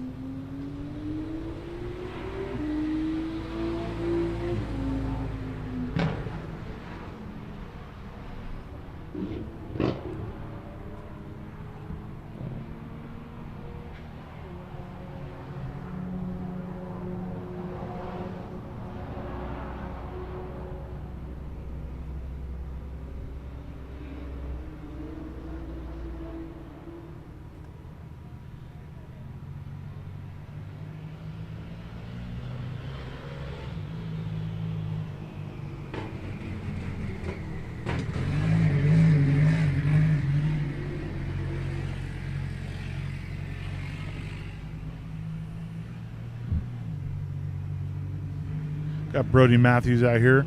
About 5 or so seconds left in this session. Looks like they're probably going to checker him as he goes by. Yep, this is going to be his last lap. It does look like TA6 has every single person lining up ready to go out. This is going to be the funnest session of the day so far. We have quite a few cars ready to go out. We have the Lumsons. We have the beautiful V6 MR2. We have Joaquin Sandgaard's wife, the Lady Viking. We seem to have everybody going out right now.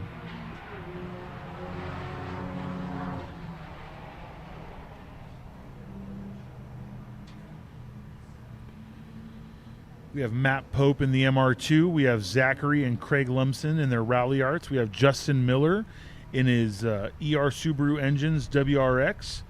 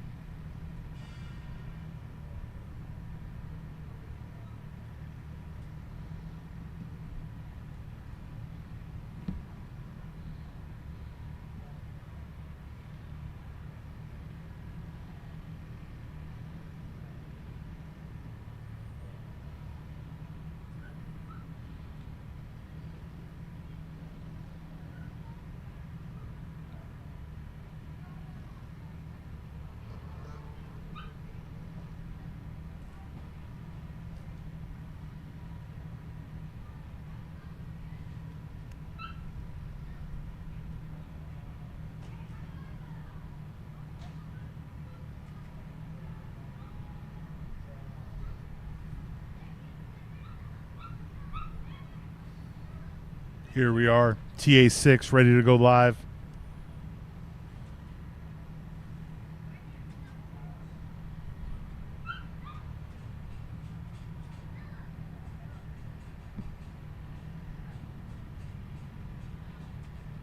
Looks like we have all of TA5 pulled in. Just waiting for the track to give us the green light to go hot. Our drone pilot trying to stay out of that wind, if you could tell. This flag is definitely moving and then not. Nothing but respect to the drone pilot.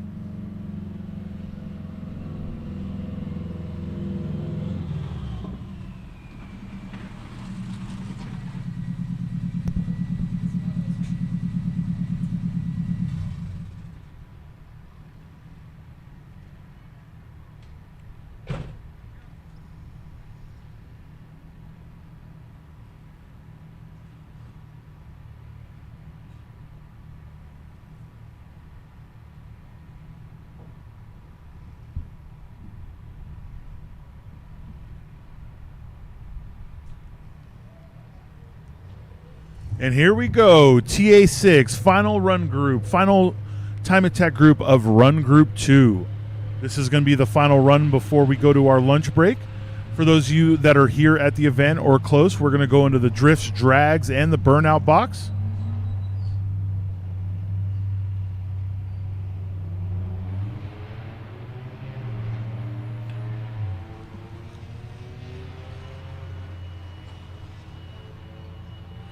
Justin Miller is yet to lay down a lap in competition. He did get quite a few laps in practice, so whatever issues he's running into, hopefully they're getting them sorted. He obviously would like to be able to lay down a fast lap during the competition. Nothing feels worse than going fast in practice and then having nothing but issues during the event. So whatever he has going on, hopefully they got it nice and sorted. This is a street class Subaru.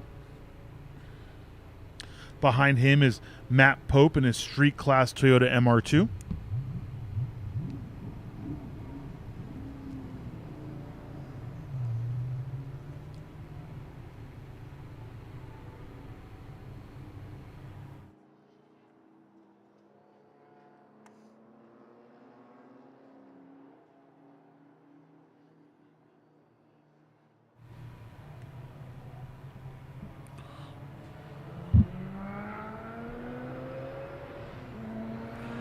Here we have Justin Miller. He is full song. Car sounds a lot better out there. Looks like we may actually get a full lap out of him. Let's see it. His car looked really good in the infield yesterday. He was getting more comfortable with the banking. I'm not sure how much time he's spent here or on banks in general, but he's been getting more and more comfortable. He's going to take it here to the infield, hard on the braking zone to the very first sharp left-hander going in.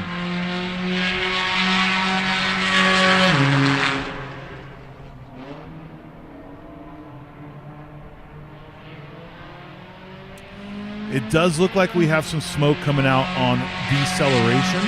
We saw this a little bit earlier where he's got no issues under full song, but the second he lifts, he gets little puffs. It's hard to tell if it's coming from the exhaust or coming from under the car, though. Does look like he's still sending it, though. Let's see if he takes this one all the way across start-finish.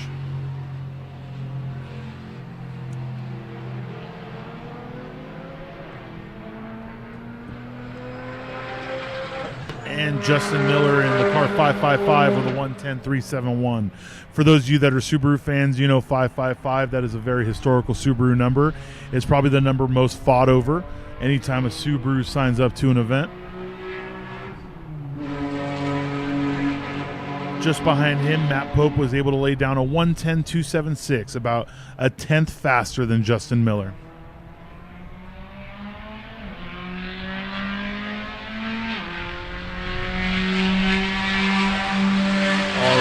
Zach Lumpson, first one across the start finish for the Lumpson family. He with a 113.864. Craig right behind him, laying down a 1:11.4. They gave themselves a little bit more gap there. It looked like Craig was catching Zach a little faster last session, so looks like they wanted to give each other a little bit more room. Make sure no one catches up to the next one, getting a little bit of aero wash there. Helena Sandgaard with a 1:16.001 in her enthusiast class, Focus ST. Matt Pope really comfortable in this MR2. Oh! Took a little bit too much curbing right there. Car came up and around on him.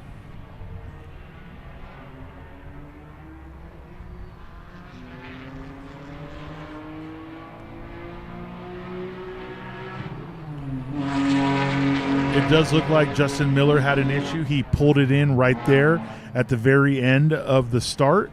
Whatever it is, he wanted to make sure he didn't cause any issues on track. Matt Pope down to a 109.946.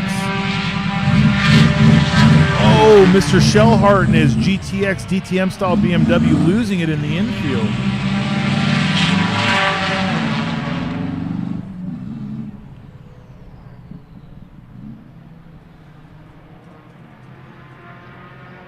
While that was going on, it looks like we got Zach Lumsden at a 111.576.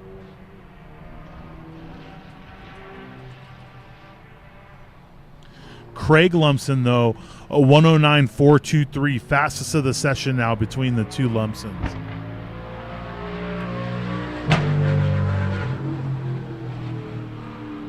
Look at that. Chris Shellhart spun out in the infield, still did a 113. That car has some speed under it. He's just going to have to keep a lap together.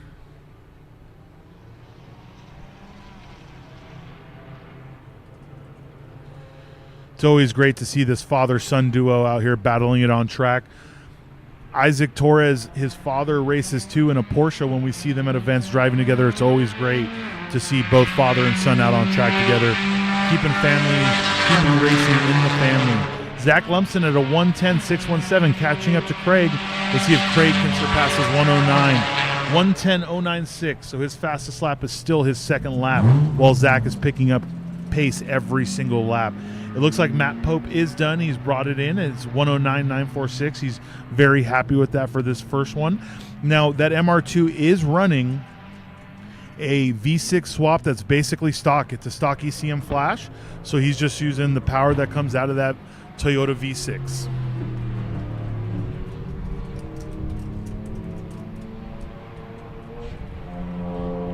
Chris Shellhart able to lay down a 108.556. Looks like he cleaned that lap up a little bit. Helena laid down a 114.167 on her second lap. Her third lap was a 123. It may have been a cool down. As you can see from this drone shot, you can see the overcast. We have a lot of sun on the front straight where the start finish is and no sun on the infield right now. There we have Zach at a 109.437. And we got Craig at a 108.745. He was a couple thousandths off until Craig finished that lap. Looks like them chasing each other is making all the difference in the world. That internal competition between father and son, always wanting to be the faster of the two.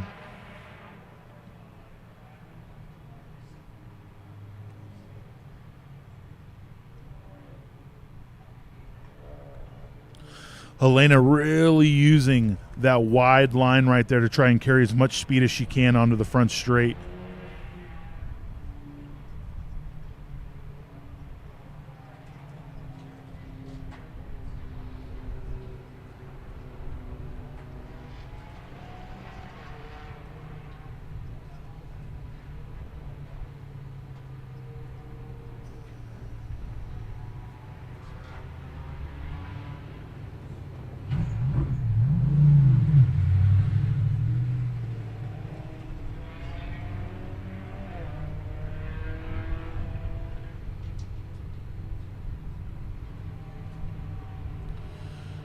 Got a cool down lap here at a Craig Lumsden, just driving the bottom of the track. Looks like he probably made a mistake because it was still a 114.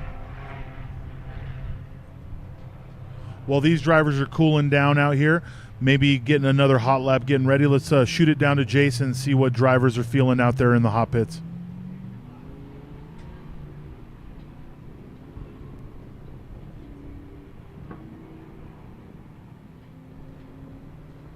Back to the Time Attack pits here at PPIR for the GTA Ascend event. I'm standing here with enthusiast class driver Ernie Ramirez. How's the track treating you out there today? Track conditions are actually pretty good right now. The weather's nice. You know, we get a little bit of overcast with the clouds. I mean, it feels great. You know, just running into a couple little issues with my car, but so far so good. What can you tell us about the car here?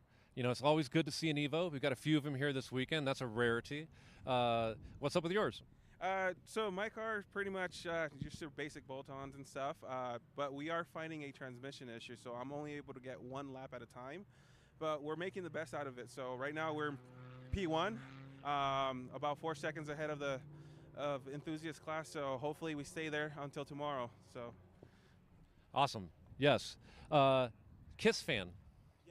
Awesome. Yeah, I don't know if you see the license plate here, but I am a KISS fan as well. Love Gun. Cool song. Yes, there you go, dude. Very cool. Very cool. It's good to see a music fan out here. Pretty awesome. So is that your favorite KISS? Awesome records, but it's actually also because I started a skateboard company, Dex. So I named it Destroyer, and that kind of what funds my race car. Awesome. So people out there that want to follow along, you know, your racing program, where can they find you on Instagram? Destroyer.racing on Instagram. That's at destroyer.racing. Find it. What about YouTube, anything like that? I haven't started any YouTube channels just yet, but I should. All right. I understand. You know, it is tough to keep up with social media. There's always something. Instagram seems to work pretty well for us. We obviously broadcast our live streams on YouTube, our YouTube page, and Facebook and Twitch. You guys out there watching, thank you very much.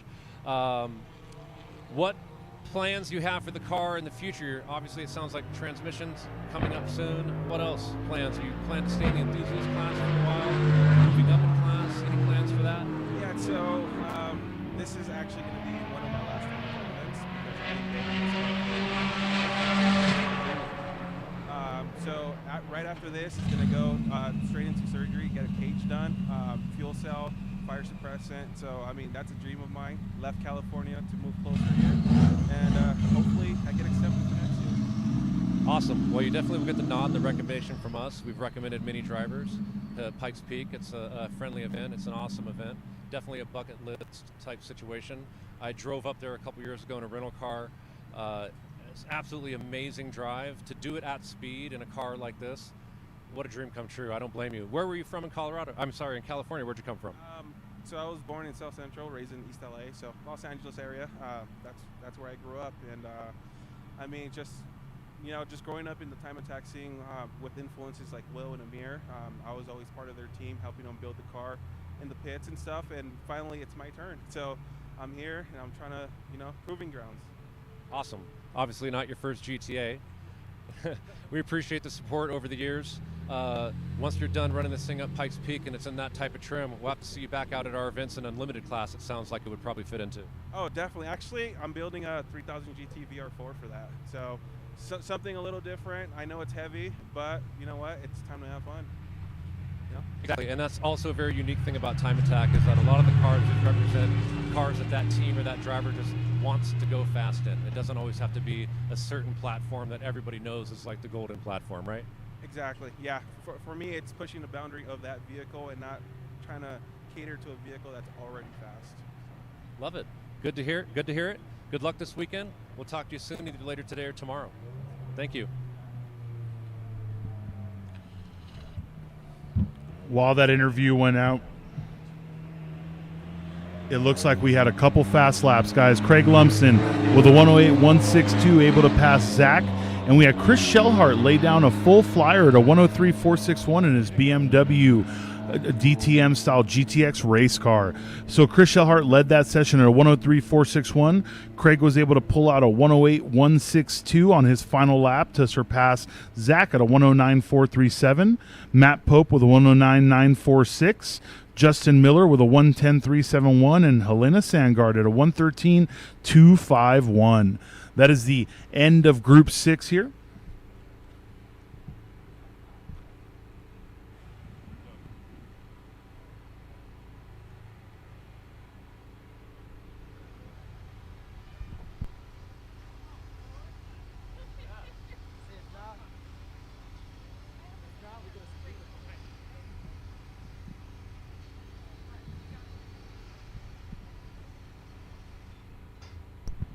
That is the end of the morning time attack session, guys. That was 2 sets of run groups. Let's go ahead and go where standings are right now. We have Ernie Ramirez leading enthusiast class with a 103.908. That's who JD was speaking to down there. Got Elijah Salberg at a 107.676 and Helena Sandgaard at a 113.095.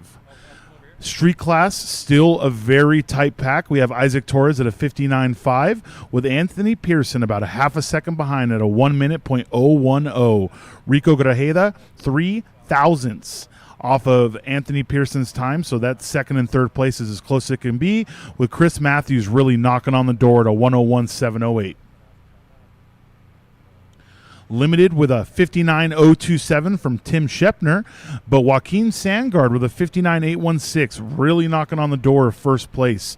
Michael Sims at a 1 minute 389, and Michael Pastore at a 102.216. A nice mention is Daniel Escobar at a 102.277. Fifth, fourth, third, and second and first are all super tight right now. Let's see what kind of battle we have coming out of them in the afternoon and into tomorrow. Unlimited class, Ferris is still holding strong at a 54.180. We'll take this break coming up to try and figure out what's going on with his car. Hopefully he can get back out there and keep competing to reset his own record. Cable with a 58.476 in his twin turbo Viper, the first event this car has been out to. We're going to send it down to Jason down in the paddock.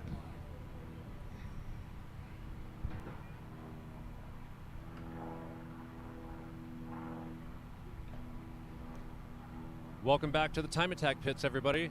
My name's Jason with GTA. We're here at Ascend PPIR. Standing here with Brody Matthews. This weekend he's piloting a beautiful car, Mini Cooper. What can you tell us about this Mini Cooper? Yeah, well, this is a 2006 R53 JCW. This is a kind of a one-off build, one of the first I've ever done. Built quite a bit of drag cars in my life, but it's time to switch over to track. Awesome. I'll touch on that in a second. How was the track out there? You guys got 2 sessions in this morning before the break right now. How's the track feel? How's the car feel today? Just starting to figure it out. This is the first time here on this track, and I mean, I got my fastest run in this morning, and you know, I'm definitely underpowered compared to the class I'm in. So I'm outclassed, but I'm just taking advantage of the time to figure out the, you know, the symmetrical side of and technical side of the track, and hopefully put down as good a times as I can with the underpower, and then see how it goes. Awesome. That's what, you know, that's why I really like these 3-day type formats where, you know, the first day it isn't mandatory practice, but we do have practice sessions available, you know, to get some seat time. And, you know, and you got a day one like today to kind of work your way into it, and you still have tomorrow if the car survives, you know, anybody out there to really improve and get familiar with the track if you haven't ran here before. Being a unique build like this, I'd like to know where I can follow along and, you know, where you guys are going to be next. Are you guys on Instagram? You guys on YouTube? Like, where can the fans out there find you? Man, we're on Instagram, Facebook as well. Our Instagram handle is deco_tuning, and it's deco like the art, so DECO. I heard you talking earlier about this car ran up the mountain at Pikes Peak a few weeks back at the hill climb. How'd the car do? So actually this car ran last year, the 101st running. It wasn't me as the driver, I was just on crew. That's kind of where the build on this went. It was just going to be a, you know, just a little fun track toy, and then we decided to send it up the mountain. Awesome. Yeah, that's an amazing event and just an amazing thing to do. It's quite an experience. I was up there with the Project Import team a couple years ago, the S2000, and just up as a spectator and a fan with my wife a couple other times. Fun event, beautiful event. What type of power does this car have right here? Is it high-powered, mid-powered, low-power car? It's high-powered for its class of a car, I should say. Sitting at 265 down to the wheels. It's about as powerful you'll get on a stock supercharger. Obviously, weight, though, is a little bit more in your favor. What type of weight do you know that this car is at? Do you have any idea? Well, with the restrictions or the added cage work that we had on it, we're sitting at 25 wet. Okay. Not as light maybe as I thought it would be, but, you know, that's definitely, it's not a pig. That's for sure. That's for sure. Yeah, but you're definitely up against people here that are talking about that they're in a low power setting and they're at like 650 horsepower to the wheels. You know what I mean? So, you know, that is time attack. That is global time attack for sure, which kind of leads me back to what you brought up coming from drag racing discipline where, you know, you can come with all kinds of power, but you've got to have the right tire depending upon what classes that you're in. It's going to limit you. We've set our rules up very similar. I don't know if you realized that when you looked at them. See the smile, you know, I come from drag racing, but yeah, we kind of took that. What can you tell me about drag racing and then moving into also doing time attack? I mean, just a totally different feel. G-forces are coming straight for you in drag racing, and this is all over the place.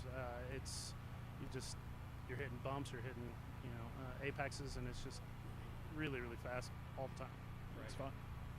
And, you know, with these short sessions that we have when we run a shorter course like this, they're only 10 minutes. So you're out there with a few other cars, but it doesn't give you much time really to, you get what, maybe 2 hot laps if you're lucky. Most cars are only going to run good at 1 hot lap anyway. So it's really a put up or shut up type situation. Again, kind of similar to drag racing, not so much that punch, but it's another thing that's always attracted me to make that transition into this sport as well. I came from doing drag racing in the 90s and early 2000s, and I got hooked on time attack and been doing it ever since. Sure, I'm understanding that. I was making more of a statement, just kind of agreeing with you. But all right, awesome. Again, where can we find you guys on Instagram? It's going to be deco_tanning. Awesome. Brody Matthews, watch him the rest of today. We've got 2 more sessions after the lunch break, and then tomorrow we're running all day, and we've also got the night session at night, which hopefully he'll make it into. It's a new format. We're excited about that. We're going to be in front of a ton of fans, and it's going to be lit with lights. It's going to be a really cool thing. We'll be back here a little bit later to interview, or we'll get you tomorrow. Good luck for the rest of the day. Take care. Thanks, guys. Sorry, I was getting tripped up. I was like... All right, guys. Thank you so much, Jason, and all the competitors down there in the pits. That's the end of our first 2 sessions before lunch here at PPIR and GTA's Ascend Music and Motorsport Festival.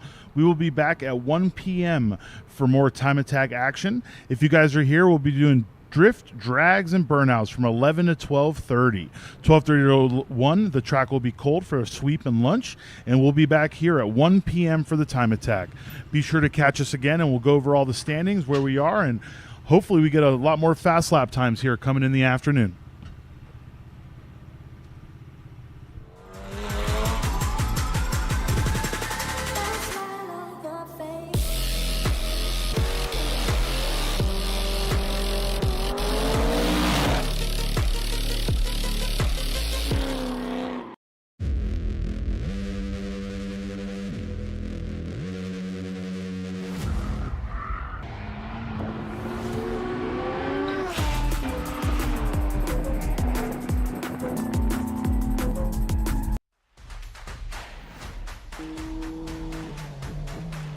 モータースポーツで得た高度な技術をすべてのレイズホイール一本に込める魂は永遠に変わらない。ビヨンド・ザ・レボリューション。ザ・コンセプト・イズ・レーシング。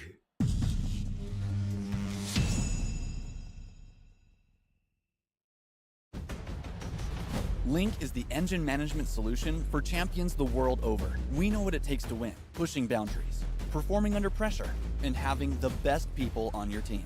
Our tech support are performance specialists, available 24 hours and ready to talk one-on-one about your winning formula. Link ECU. The performance, reliability, and power to get to the podium.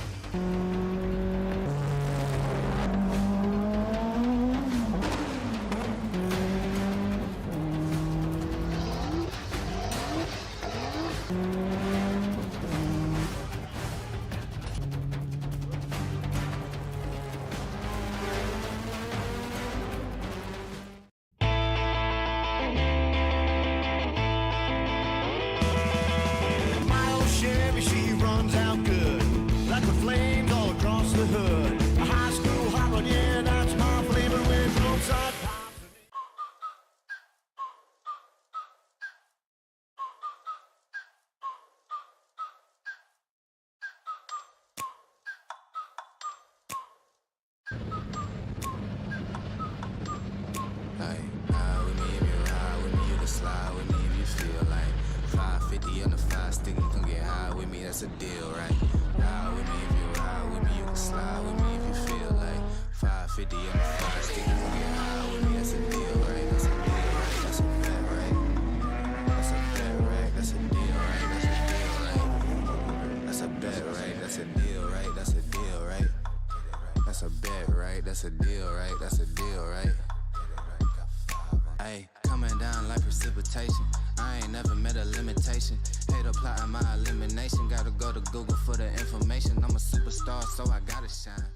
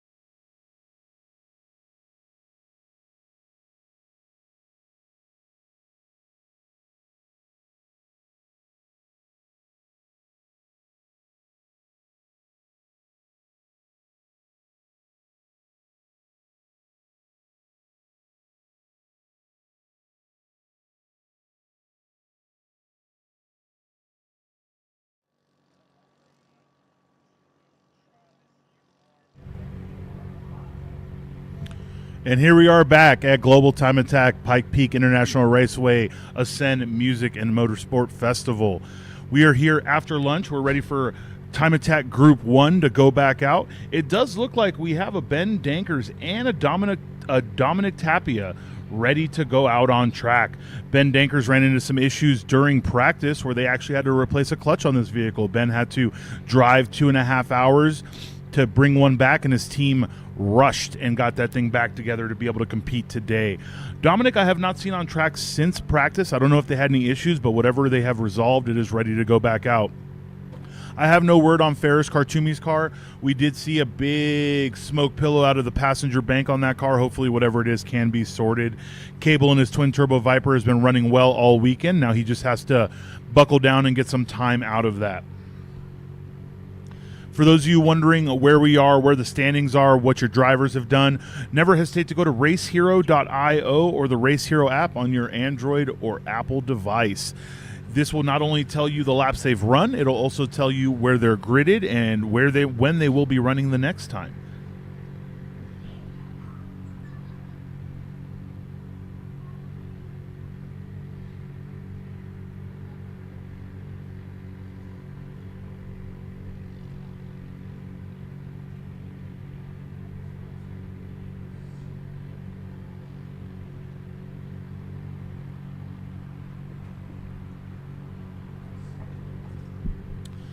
We're going to go ahead and run you through the schedule for the rest of today.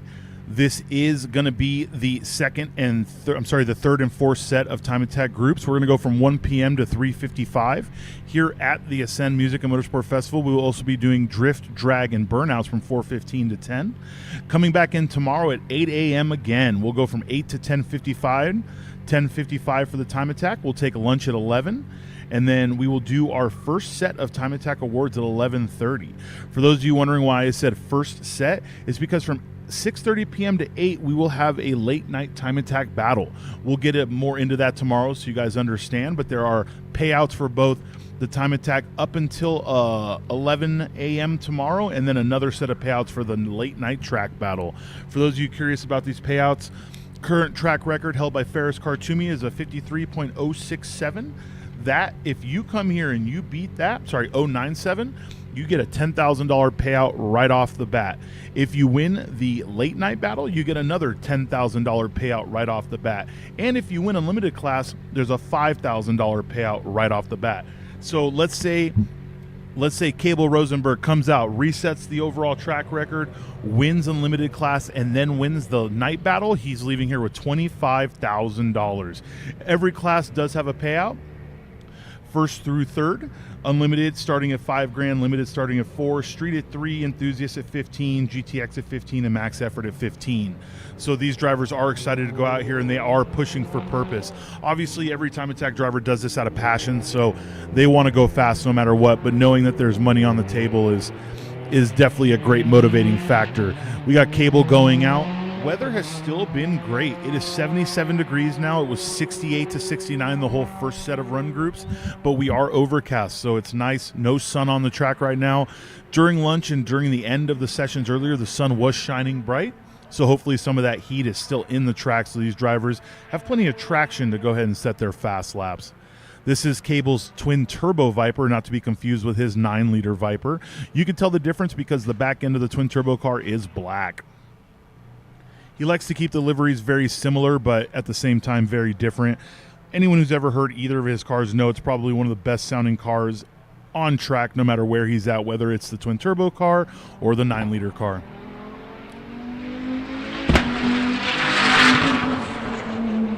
Starting his first flying lap. He has been warming up on his first flyer, getting some confidence in the tires, making sure it's good. Right behind him, starting his first flying lap in his Evo.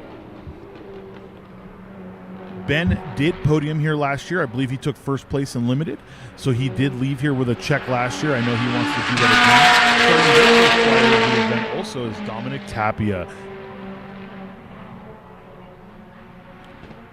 Anyone watching Cable's car knows this thing looks really compliant. It's not very bouncy. It is giving plenty of travel where he needs it. That looks like a good amount of understeer right there. He probably still needs to get some more heat in those tires. But his confidence in the car is growing. He has not taken this car to a competition yet, just a few test days, and he chose Ascend Music and Motorsport Festival as the very first event to unleash the 1,200 plus horsepower twin turbo monster.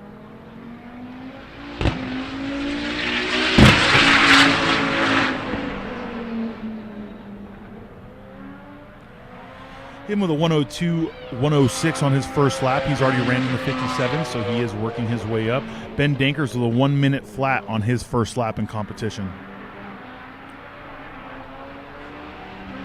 Dominic Tapia about to go across start finish, and he just laid down a 59.237, coming out hot.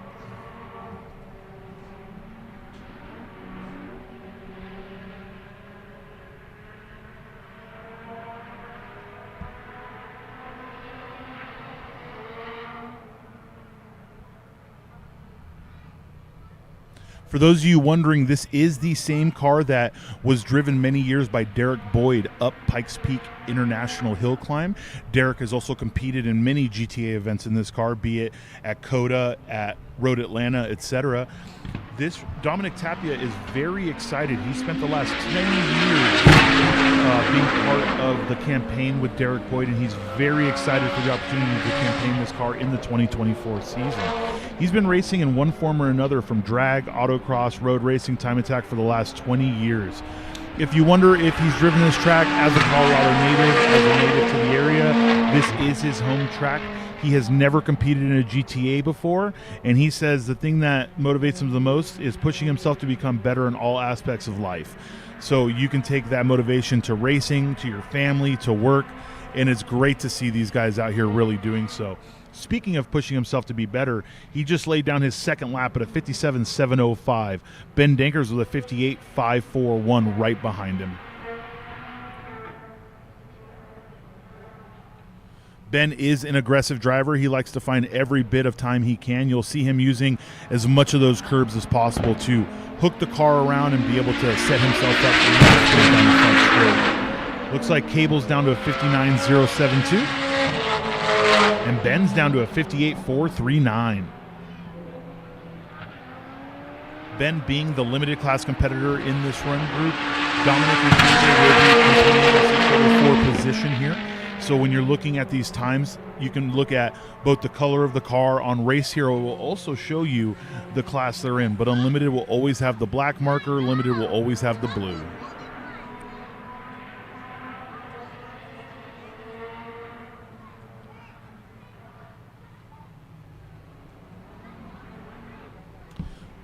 Ben is a very good friend with Tim Shepner, who's driving that beautiful gray Evo Unlimited class. They've been competing against each other for quite some time, but more than that, they've been helping each other with their programs for quite some time.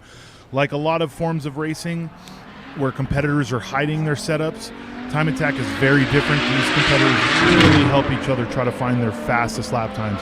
Everyone wants to beat the best version of the other driver. Cable just did a 58.915.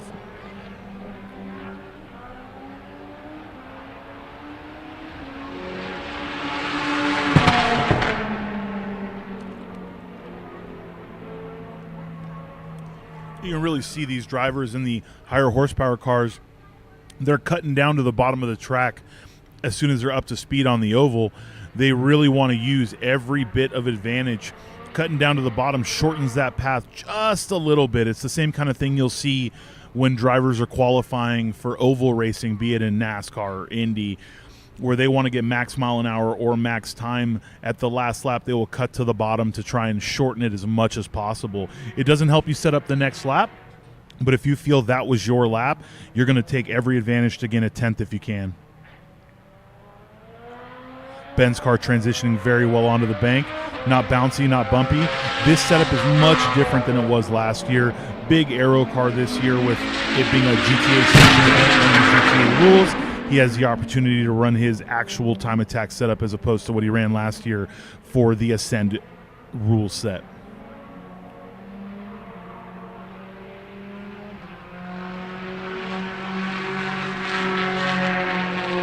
Looks like Dominic just did a cool down lap and he's cooling it down more. He's not setting any speed records going down the front straight right now. He may just want to come in and have his team look at it, or he may just want to do 2 cool down laps, let the tires come back to him.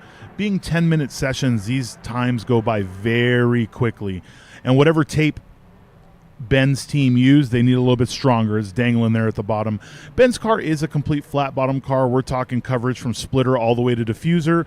Obviously, you try to use anything like gaffer's tape or Gorilla Tape to try and tape up any seams if there are. So that's probably what we see floating underneath the car right now. Looks like Cable's coming into the hot pits.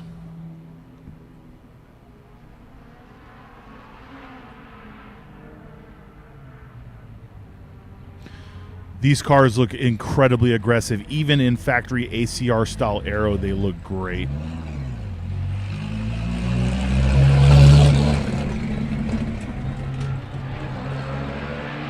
And here we are. This is going to be Dominic Tapia starting another flyer. He did do 2 cool down laps back to back.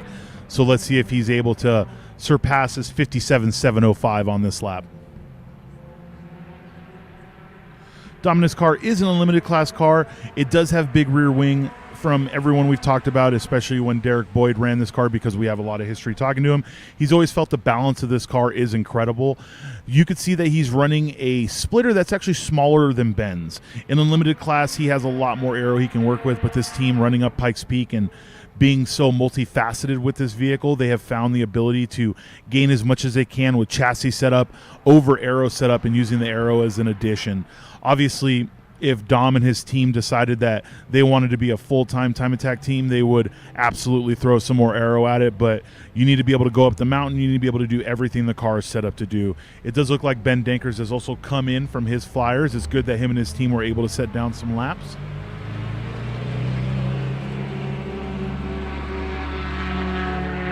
It looks like Dominic burned a couple corners there and slowed it down at a 103.666. He was sending it pretty hard until he got to the infield, so if he blew a corner, there's no reason to put any more wear and tear or stress into those tires to try and finish a lap that's suboptimal.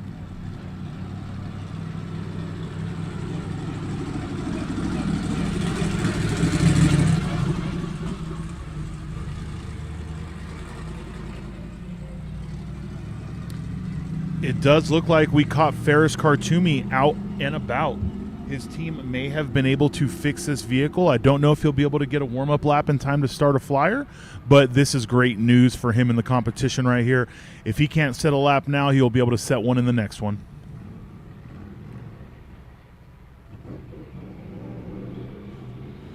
It does look like he's going to try and get around the track fast enough to start a flying lap.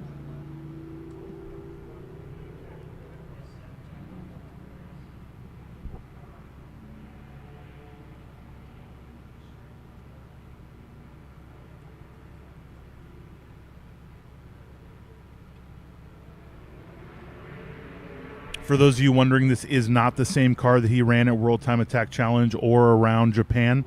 That car is still in Japan right now. While he was doing that, he was also in the process of building and setting up another Corvette. He was just taking everything he learned on the first chassis to make the second chassis more efficient. So this is not the car with all the miles under it. This is not the car that set the record here. This is not the car that's won Super Lap Battle, but this is still the same driver and all the knowledge he learned campaigning that car. His history is a crazy one, my friends. He absolutely went from being a time trial driver and somebody who had spent time setting up a naturally aspirated car. He came to Super Lap Battle in Texas, ran limited, won. The prize for winning was actually a Garrett Turbo. He called Garrett up, said, how about a second one? And his story started from there. Ferris has gone from making sure that his car is reliable and fun, naturally aspirated, to building one of the most insane time attack Corvettes that we've had the pleasure of not only seeing in our competition, but seeing set records, not just here, but across the pond too. He just wanted to do one quick lap around, make sure the car is steady and stable, make sure there's no issues. So whatever did happen with his car during that last session he was in with the smoke has seemed to clear, which is really good for him. He definitely wants to reset his own record, but also wants to put a stamp on this new car. Seeing as he couldn't bring it to COTA, he got it finished during the event, so he brought it down showed it off to the world, and it is a gorgeous car. But he had slept all of 2 hours in 72-hour spans, so he wasn't going to endanger himself or the vehicle by trying to do laps on the last day at Circuit of the Americas.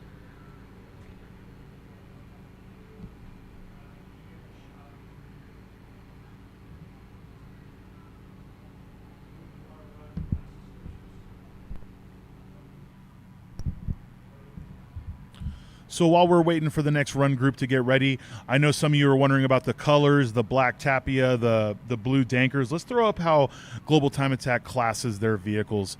Enthusiast class is as close as you're going to get to a street car or an HPDE vehicle. The driver's got to be the owner. GTA has no rules on power. You can do whatever you want to the engine, but you got to keep a factory transmission, and you got to put all that power down with not only minimal aero mods, but on a 220 tread wear tire at a maximum width, depending on whether you're front wheel drive, rear wheel drive, or all wheel drive. Making 1,000 horsepower and trying to put down that power on a 255 tire is difficult, so this really comes down to driver setup and overall them being able to get the most out of their car. Street is the first true time attack class. Though it's called street class, these are not street cars. Pro drivers are not allowed, but the driver does not have to be the owner. Same thing, unlimited engine mods, but you can only run a dog box in this class. No sequentials unless they're factory. Moderate aero being a 5-inch splitter, wing can be 5 inches past the rear bumper. Swaps are limited to available from the same manufacturer, like the MR2. It has a V6 Toyota swap. And the tires are open and can be 180 tread wear. Width is a little bit more for front and rear, but not by much. Limited class is where you really start to get into the heavy modified vehicles. This is where pro drivers are allowed. Sequential transmissions are allowed, but they cannot be paddle shifted unless factory. Aero, it says extensive, but for you to understand how extensive it is, there's a 14-inch aero box on the front splitter. Engine swaps are open. This is where you'll see, you can say you want to LS your 240. This is where it is. Same thing, tire brand is open, has to be 60 tread wear or higher, and there is no limitation on size. Unlimited, where Ferris, where Dominic, and where we see Cable running, this is where everything is open to the world. Pro drivers, unlimited engine mods, sequentials with paddle shift are allowed. Aero mods are open, engine swaps are open. The tire brand is whatever you want, any DOT or racing slick. This is exactly what it's called. This is the unlimited class. This is where you'll find big nitrous cars with boost, people running big turbos with nitrous assist. This is where you're going to see the big aero modifications like the Life Motorsport GTR, like Ferris's old setup. His new setup's obviously a lot cleaner, and he's working through that. Even Dominic's car, crazy aero for Pikes Peak on that car. This is where you'll see chassis cut up and things done that way. Now, note, this is the end of the traditional time attack classes, all VIN-based vehicles.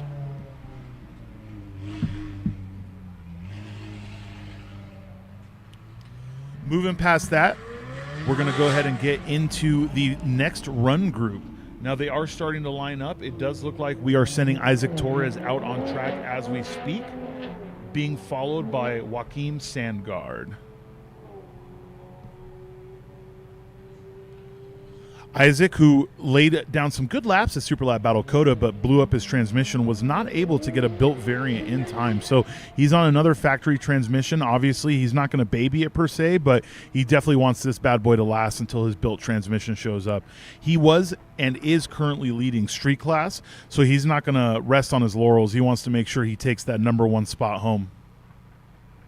As far as Joaquim and his McLaren, his Subaru was not able to make the event. He did spin a rod bearing, basically in testing, as in his exact words, not mine. Please don't cancel me for this. He did say Subarus are going to Subaru, and in testing, the car absolutely did let go on him, but luckily he was able to bring out his McLaren 720. He's actually currently sitting second in limited class right now. That's probably going to drop to third, if I'm not mistaken, with Ben laying down a lap, but we'll see how that progresses as the event goes on. Dominic, nice and calm out here, just scrubbing the tires, keeping them clean. He should be slingshotting himself onto the front straight now and giving it full power. Notice how he went all the way to the outside right there. He just wanted to give himself as much of a run as possible onto this front straight.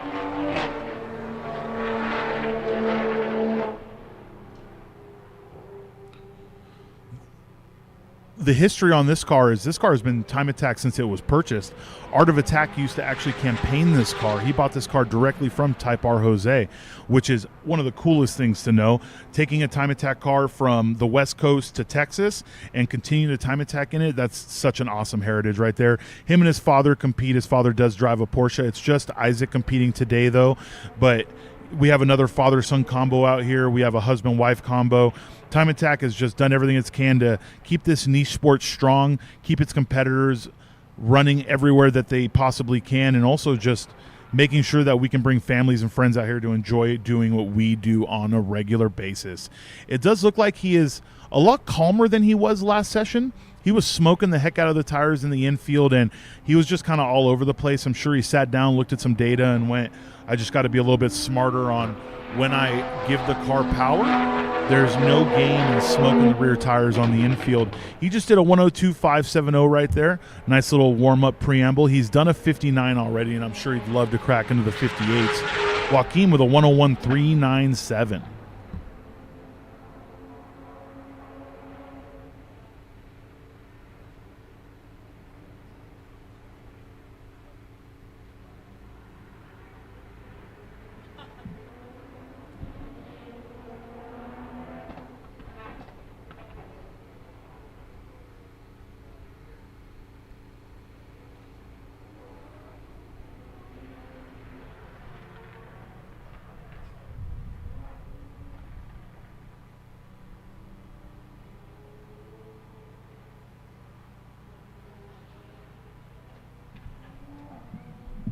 Joaquin with absolutely no problem sending it through the infield.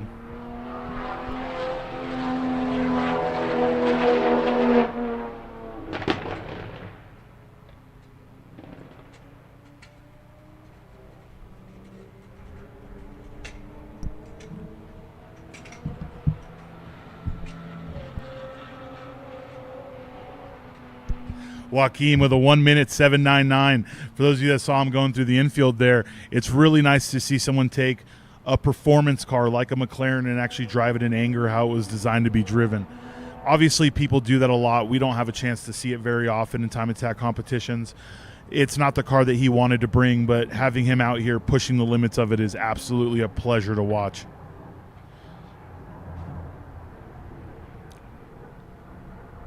Isaac getting much closer to his 59. He did a 1:07.99. Let's see if this is a flying lap that he's finishing or if he was just doing a cool down onto a flying lap. There's another 1:08.27. We'll have to get with him later, see if this weather has kind of made it hard for him to get back in that sub 1 minute area.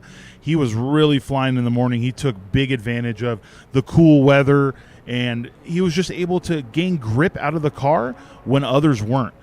Many people were complaining about understeer. They were complaining about other issues that they had with the track being cold, where Isaac was just able to go out there, warm up the tires where he was comfortable, and send it in every way possible.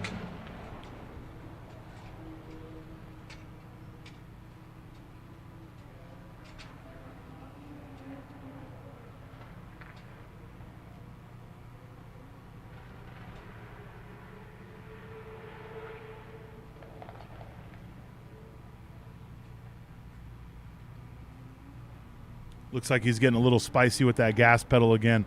Tires are probably starting to fall away from him, and he's just trying to put the power down where he can. Almost an identical lap time to his last lap, though.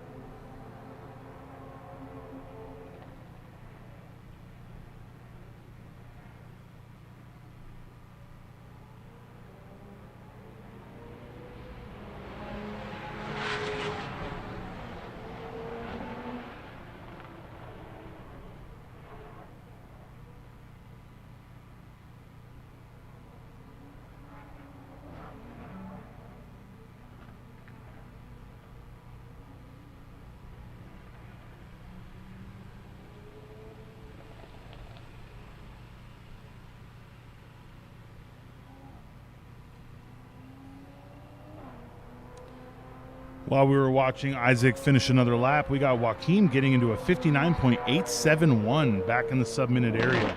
Once again, Isaac with a 1 minute .8. He's incredibly consistent on this. Obviously, consistency is great as a driver. It really helps you find the little areas where you're able to improve, but no driver wants to sit at the same lap time when they're in a time attack competition.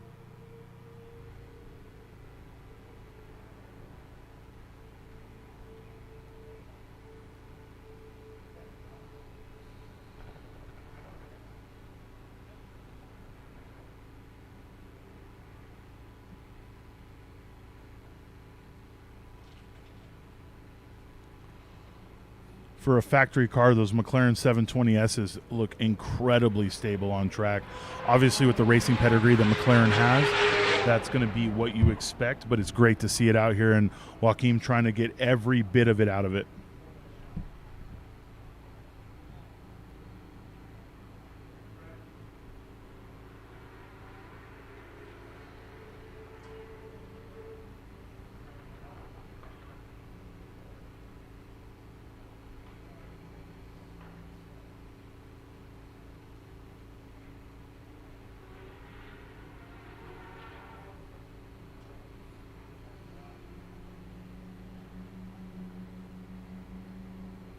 He's really solved that understeer problem he had earlier in the day, and it may have just been because of the track temps and the tires he's running, pressure setups, etc. He may have just had a lot of understeer due to that, but his turn-in is looking great. The rear end of the car is looking a lot more free now. If he can get comfortable with it doing that, he'll be able to lay down some nice fast laps.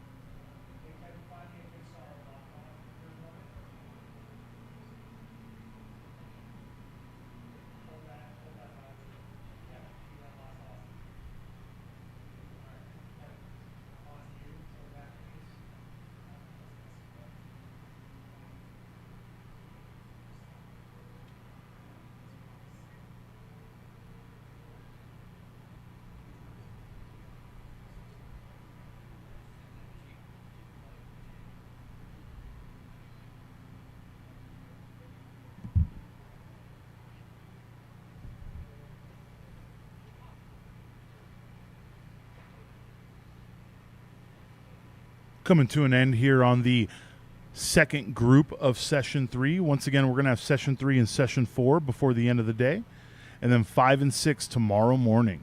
3 and 4 before the end of the day, and 5 and 6 tomorrow morning. So make sure you follow your favorite drivers at racehero.io. Looks like Jason's caught up with one of our drivers fresh off track. What do you got down there, Jason? Welcome back, Time Attack fans.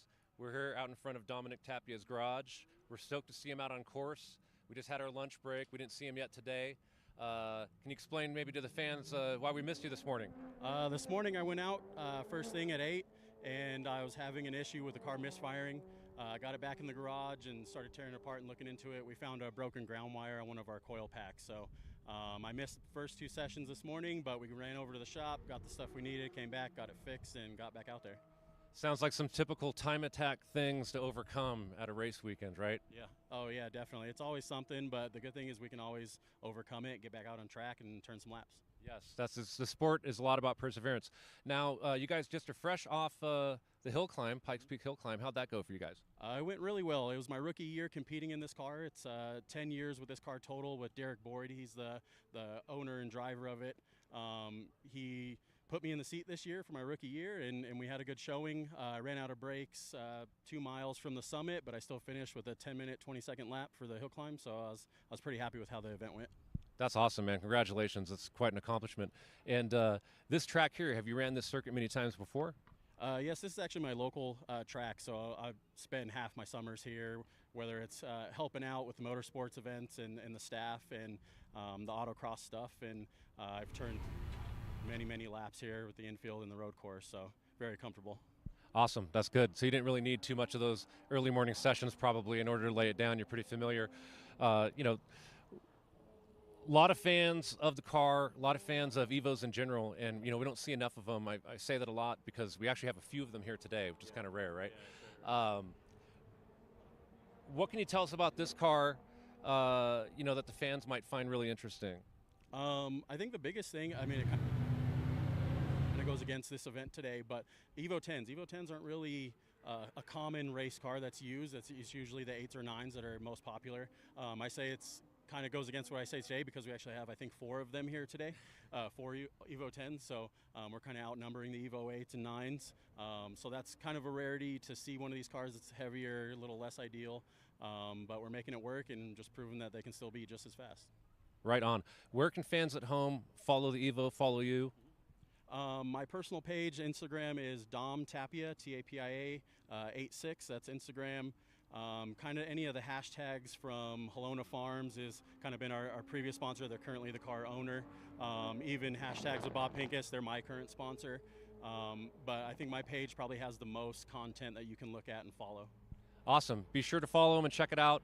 Support these drivers that support the scene and are out here going fast. We appreciate it. Good luck this weekend. We'll be back tomorrow. Appreciate you. All right. That was Jason talking with Dominic Tapia there. That is that beautiful Evo 10 right behind him. Now, Dominic, being the new person to campaign this car in 2024 forward, it's great to see him out here getting time in this car. As you saw with that race suit, he had a nice little Pikes Peak badge on it. You get those once you have a confirmed competitor. Everyone who drives Pikes Peak has to have it on their racing suit. So it's good to see him out here after Pikes Peak ready to blast the car some more. Good time attack fan.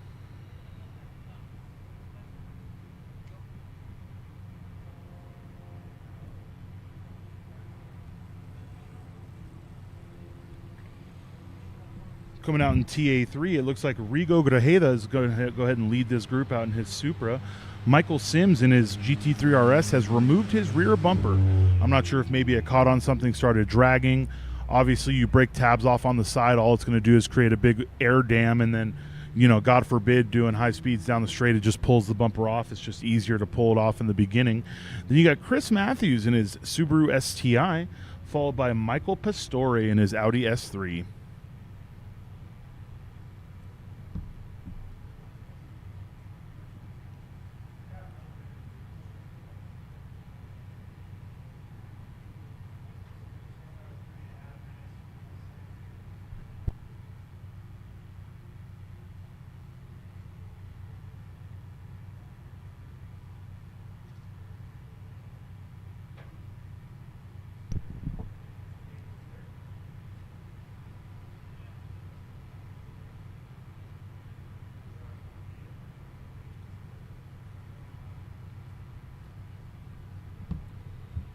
Such a great shot of the Pikes Peak International Raceway Complex. 1.3 mile road course, nice infield for multiple uses, to be honest with you. A lot of different orientations, but best use that we're using the infield for both the Roval and our drifting. Little kart track there to the right between the hot pits and that final S turn there on the infield. We do have cars going out on track now, being lit out by Rigo Grajeda. His fastest time so far is a 1 minute .013. I'm sure he'd love to see the sub 1 minute cracked in this session. The weather has stayed pretty stagnant. It's 77 degrees right now, but it is overcast. The last run group had some sun on them, as you can see in the background. The sun is shining bright on parts of that area, but we do have a nice cloud cover here, keeping, you know, the track at a nice solid temperature, but also making sure that there's not a lot of sun ambient heat for these engines, so they can try and make as much power as the car would allow them here at this elevation.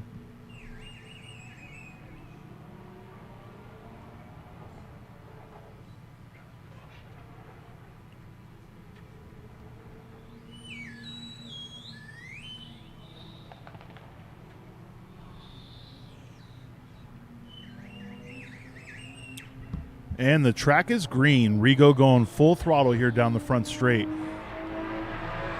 You can really tell how comfortable someone is in their car by how close they are to that wall. Higher to the wall, more speed you can carry into the first turn as you open the corner up. Obviously, there's pros and cons. Some drivers are going to take the little bit lower line where they can stay in throttle a little bit more, maybe carry a little less speed, but carry more speed down the back straight. Nice heavy braking into the infield here. Car's not too bouncy. This track surface has been treating our drivers very well. Even on some of the nicest tracks out there, these tracks that people would kill to drive. Let's talk about COTA. That's, you know, an FIA grade 1 track. There's just some areas where it's so hard to be heavy on brakes because it's bouncy. Here we just have a little bit of bounce on the infield, but most of the bouncing is caused by the drivers going over these curves to try and shortcut the lap as much as they legally can.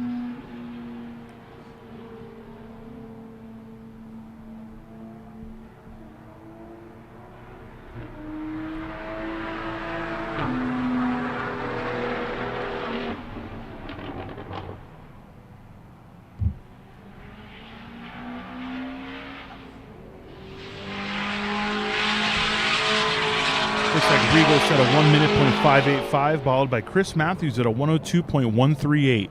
You see a 39-second lap on there. That was just a timing and scoring loop.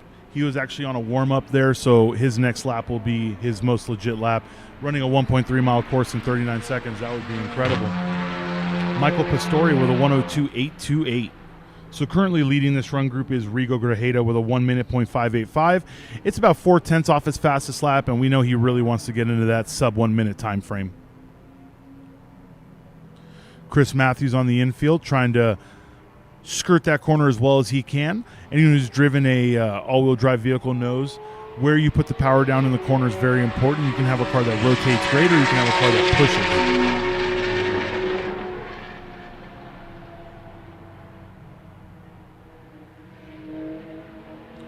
Car looking nice. He's getting real close up to that wall. If he can hold that line, that would be great all the way into turn 1, and then he takes it down to the bottom of the track. That was a great, from the tower I could hear him not really lifting, so he's gaining a lot of confidence in his car.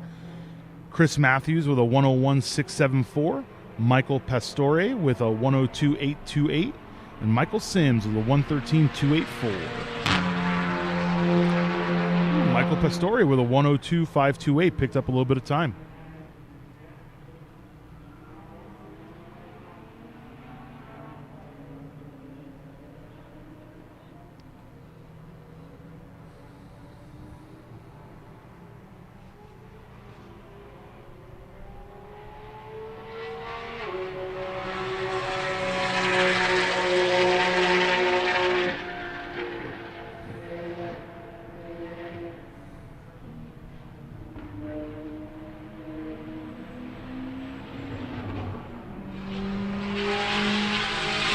Looks like Rigo pulled back on that lap to get out of the way, make sure the next driver can get around him cleanly into that corner. Obviously, there's a lot of room on the bank, but the drivers need to know that where they're turning down to keep their speed is going to be open. He did a great job of telegraphing for the driver behind him to know, hey, I'm coming down right here, so you have all the room in the world. Chris Matthews laid down a 102 on his last lap, and Michael Pastore also with a 102, a 102.7.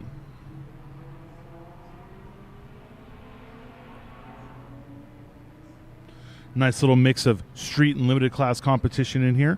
Street being that greenish color and limited class being blue for those of you looking at timing and scoring on the screen. There we go. Michael Sims with a 101.213.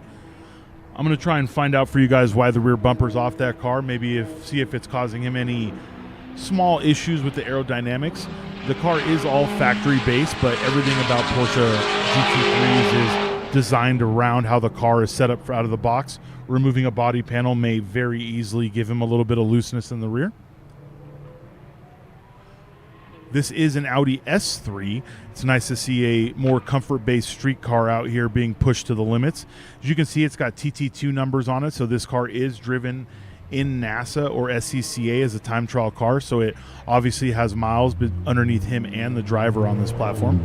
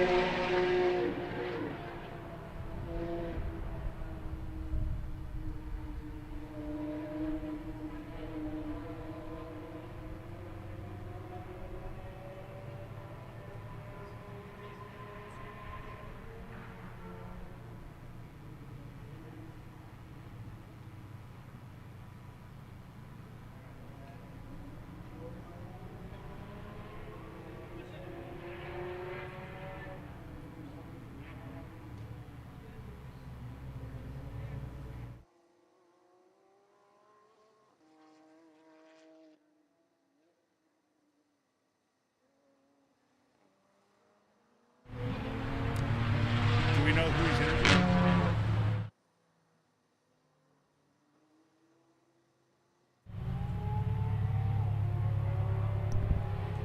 Michael Sims finishing another hot lap here. He was a 102.115. While these drivers are cooling down and possibly going for another one before the session ends, let's shoot down to JD, see what he's got down there. Time Attack fans, my name's Jason. I'm here at PPIR for Ascend. Sitting here with Ben Dinkers right now with the Evo behind us. We missed him this morning. I wanted to get an update, what was going on. I kind of get a little bit of the backstory, but I'd like for him to tell the fans at home all the stuff that he's been through over the past, 12 hours or so? Yeah, absolutely. So at the end of practice yesterday, we noticed the clutch started slipping. And so in order to do a clutch on an Evo, it's not exactly a 5-minute job, let alone this is a very specific clutch. So once we realized, okay, the clutch, UMS did some troubleshooting, we figured out, okay, the clutch is most likely the problem. Started looking for one, right? So first thing I did was talk to everyone here. Everyone's super helpful. Time Attack, it's family, right? And usually you start pulling on the thread, right? And so one person leads to another. Eventually, I found someone up northern in Commerce, which is, I guess, just north of Denver, about an hour-and-a-half drive, late last night. My buddy Steve from UMS, he started pulling the car apart, getting it ready. I drove up there, drove back. 11 o'clock, I'll use it in air quotes. Steve started to put the clutch back in and put the car together. So 11 p.m. last night is when the work was able to start. Yeah, exactly. So, I mean, the car was half apart by then, I would say. But, I mean, the clutch and then putting everything back together, we finished like literally maybe 20 minutes before the session started. So, yeah, so like literally this morning. Guys, so that was, he means like 7:30, 7:40 a.m. this morning. No. I mean 12:40 p.m. Oh, so wow. Okay. It's a mission. All through the morning. All through the morning. Missed the first morning session. And so literally like 30 minutes before, we got it back together and good to go. Yeah, so we looked up, we saw you out on track, and we're like, okay, success. Something came out right. You must have found the parts, had time to get them in. So how'd it run out there? Ran great. It's a great build. UMS does an amazing quality work. Fully supported by Tony and the crew. And I have a great team. My cousin's here supporting from Maine. So, and then also Steve, like I said, there aren't very many people you can count on that's going to put a clutch in, starting at 11 o'clock at night. So. Yeah, the Steve guy sounds like a VIP for sure. That sounds pretty important. Yeah, absolutely. And it would be impossible without him. So super grateful to him and whole UMS team for helping support the build, and great to be here. Excited. Definitely a team sport, right? Time Attack's a team sport. 100%. Yeah, I mean it's one of those things where I can, unless I'm bringing in a semi, and even then I'm sure I won't have everything that I possibly need. And what I found is it's not necessarily that you have it; it's who you know or who can help you locate it. And since it's such a tight knit family. Usually it's pretty easy, Yeah, no, you're right. It is a tight-knit family, and it's a great story. There's many stories like this throughout the years of us running these Time Attack competitions, and it's always cool to see someone break through and be able to get back out on track. And now you've got the opportunity for the rest of today, all day tomorrow, possibly the night battle to really do some cool shit. Yeah, I'm excited. Let's get it. Awesome. Let's do it. All right. Thank you. Thanks, guys. This is a great story there from our friend Ben and JD. If you've never been in an event where a failure has happened that can be repaired and they can go back on track, it's absolutely something that can be heart-wrenching or something that can be a great story to tell others. We've seen competitors not able to fix small things, so for Ben to have someone and a team here to help him, even that wasn't what made this. It was the fact that he found a clutch an hour and a half away, and he had a group of people willing to stay late into the night and into the early sessions today to be able to lay down a lap time. Now, the fact that he got that done, came out, and immediately was able to set the car at speed is great. Obviously, he went out there. He was getting used to it again, making sure he wasn't feeling anything, but it's great to see Ben out here laying laps. Once again, Ben was here last year with this car. I believe in the second day he had a small issue that basically cost the rest of the event, but it didn't stop him from taking his first place in limited class. I know he's really excited to put a stamp on that and not just defend his crown, but go faster than he did last year.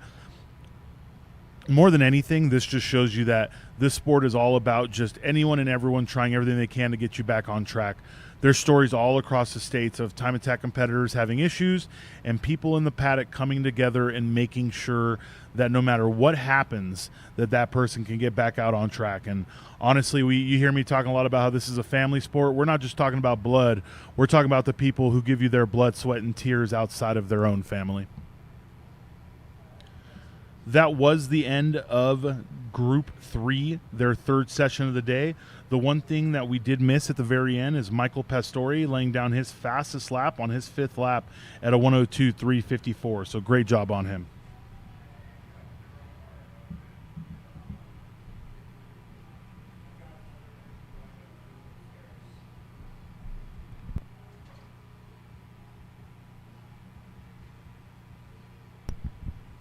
While we wait for the next run group to come out and get staged and ready to send out, it looks like we found Ferris Khartoumi himself. Let's see what's going on with him and his team right now.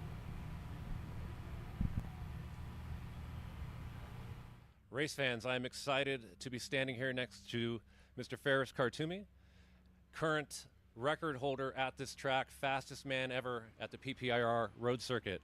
Pretty awesome feat. Won the event last year. You're back this year for more, right? No, so last year I wasn't able to compete. My car was in Australia. It was the year before. Yeah, well, so like my last time here I think was 2022, before they had this event, and someone had leaked to me that they were going to do it, and so I was like, okay, well, if there's a cash prize to beat my record, then I don't want to go out and beat my record today. I ended up beating it anyway by like a 10th, and I was like, just trying to baby the car. Right on, right on. So I believe you're P1 right now overall. Yeah. All right. You got more time left in it? I think so, but like honestly, I don't like. It's been 2 years since I ran this track, and I don't recall the infield being as slick as it is now. And so, in the past 2 years, they've been doing a lot of drifting here, and with all that track rubber, I don't know if the surface is able to really like hold the cornering G's that I need. Like an all-wheel drive car, if this was all-wheel drive, I'd say yes. But I don't know. I have a time that shows it's possible, but we're always chasing that time, Right on, right on, right on. Luckily, we've got another 2 sessions today. Hopefully the track works out right for you then. We got all day tomorrow. We'll see how you fare out. With the track conditions tomorrow. Weather's supposed to be a little bit warmer tomorrow. I'm not sure how that's going to play into it. What do you think? If we can get it done early, but they're doing drifting again tonight. So, we have some night sessions as well. So I don't know if or is it tomorrow? Oh, okay. So I don't know if like during that time it might be optimal. But at the end of the day, I think like the track's the same for everybody.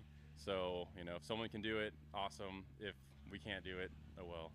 Yeah. It's a great prize. I really appreciate PPIR for, putting up the funds for such a huge time attack purse. I believe it's the largest time attack purse in North America, if not probably the world. You could tell me you're pretty worldly when it comes to time attack. Not many people put up prize money for time attacks.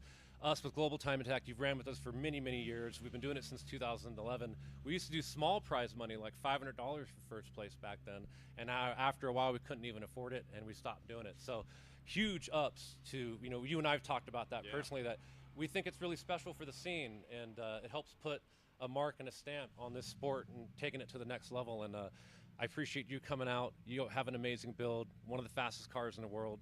So to come out and support this event, that's huge. What do you think about this event now with your car? Oh, well, like the event itself is huge, right? Like for anyone to give out prize money for something that we love to do, no matter what it is, that's just awesome. So to be able to support the event itself, I think is the biggest thing behind this. Like I hope this can grow into being like one of the biggest events annually, because it really deserves it. And for PPIR to do this and like support us, I think is amazing. And not too many people are doing that. And when we had like Speed Ring years ago, I don't even think that was as big as what they're offering now. It wasn't, not a lot of people know, but we actually produced that event for them, Global Time Attack. That was a GTA competition just under the Speed Ring name. They hired us to actually do that. And this is bigger prize money. Yeah. It definitely is. Yeah. So it'd be cool to see this grow into being one of the biggest events of the year for sure. Yeah. It's a huge reason why when we had the opportunity, that we definitely wanted to get involved with it and help be a part of that mission here. So with that being said, always love seeing you, love seeing the car. Good luck the rest of the day, and good luck tomorrow. Thank you. have to agree wholeheartedly with Ferris there. Nothing but love and respect to PPIR for putting up this prize pool and understanding that they don't want to just have an event here. They want to build something out of this. And hopefully we get, over the years coming, more and more in-depth time attack competition that sees that these guys are here to help support you guys and help support the sport as a whole. Ferris has been across the world now, able to lay down laps at Sydney, in Japan, all across the United States with Global Time Attack and with Grid Life. He's been doing everything in his power to get as much seat time and as much competition in. I mean, realistically, he's doing everything in his power to win every event he shows up to, and that's the best goal you could possibly have, in our opinion.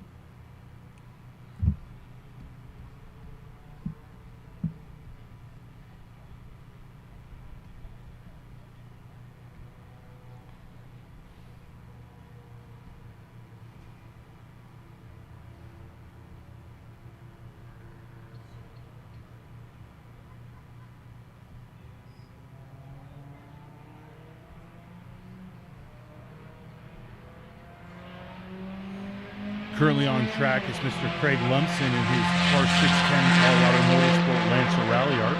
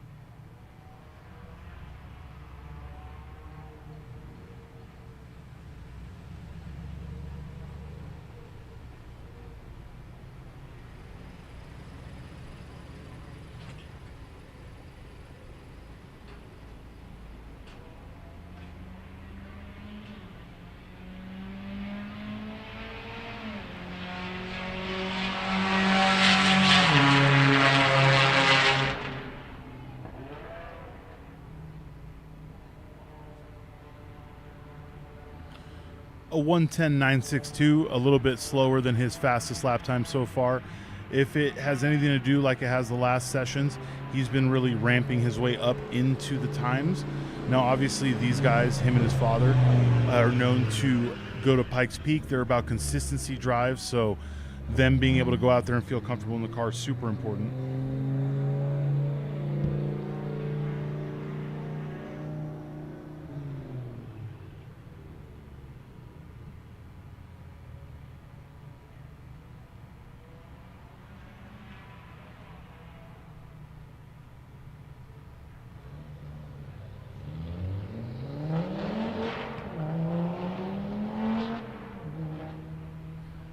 Looks like we have another car going out on track, that Audi TT RS.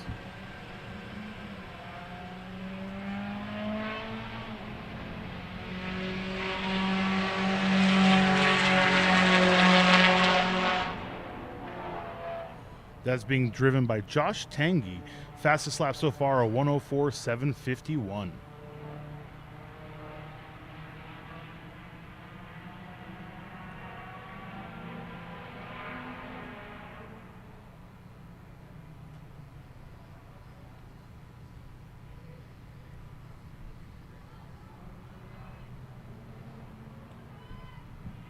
This is another car that's very popular in the have fun on the street concept of driving. You don't see a lot of Audi TTs out on track, but as the years have gone by, we're seeing more and more of the newer ones.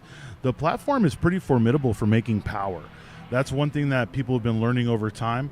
Obviously, like anything, you just takes time to develop the motor and all the aftermarket support and parts, but realistically, this platform has over time gotten better and better, and we hope to see more of these out here. Let's see what kind of lap time Josh can lay down. Currently, fastest lap for him is a 104.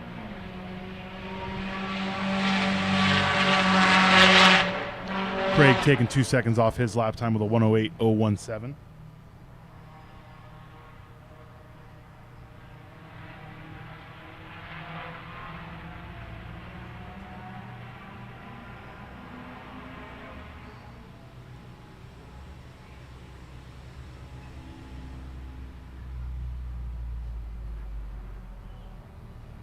really pushing it on the infield there.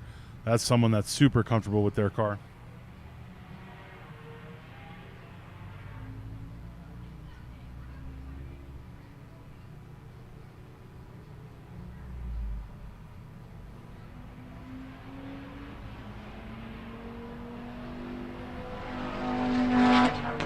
And comes out with a 106, 187 right off the bat.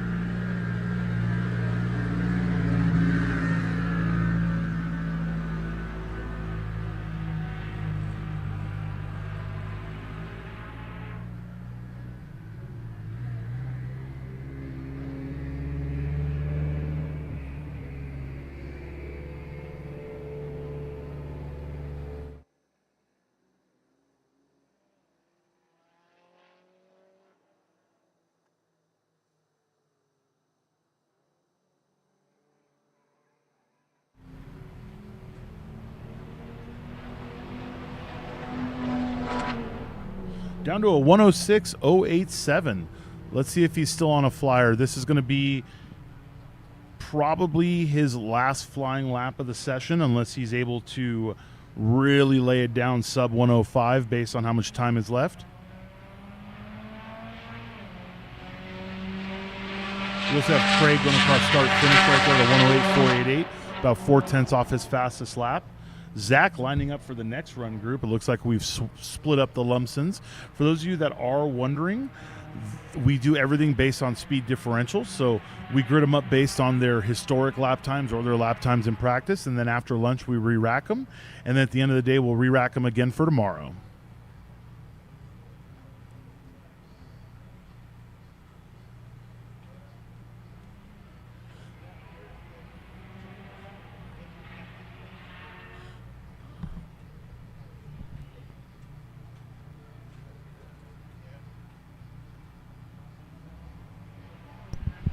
That does look like a cool down lap. So while he's cooling down his car and the next set of run groups is getting ready to go out, let's shoot it down to JD.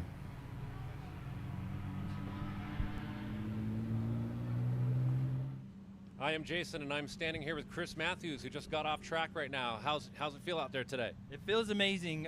We had cool temperatures in the morning. We put down some pretty good times. We did have an issue. I had a CV boot tear. We had to go get a new CV axle, got it, put it installed. Then came out. This is my first time out, so CV axle's good. Got a little bit better on my time. I'm hoping tomorrow, when it's morning time, nice and cool, I can really full send it. Hell yeah, we love full send. You're going to go back out in the last session later on, or are you going to hold it up for tomorrow? I might throw one more session. We'll see. If it cools down, I definitely want to go. The turbo just loves the cool weather. But if it starts getting warmer, I'll probably hold off and just save it for tomorrow. Yeah, the wind seems to be cooling the weather down a little bit right now, but I'm not sure. When you check the temp, it says it's supposed to get a little bit warmer later, so I'm not sure. It's tough. There's moments where it's really warm, and then other times the breeze kicks in. We have some cloud coverage, so I'll take what I can get. Love it. All right, man. Good luck out there. We'll see you. Thank you. All right. Bye.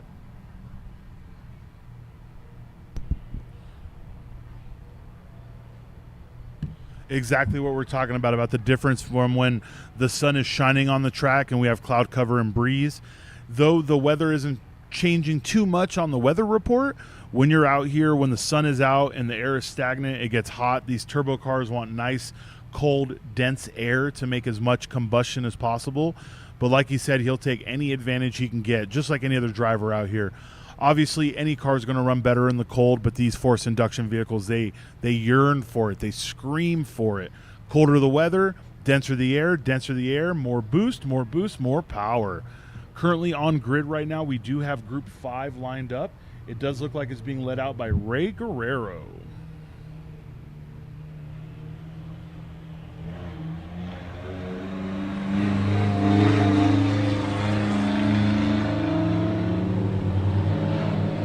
Behind Ray is going to be Elijah Sahlberg in his EcoBoost Mustang. And then Craig Lumsden in his Colorado Motorsport Lancer Rally Art, car 610. He's the one with the bright wheels.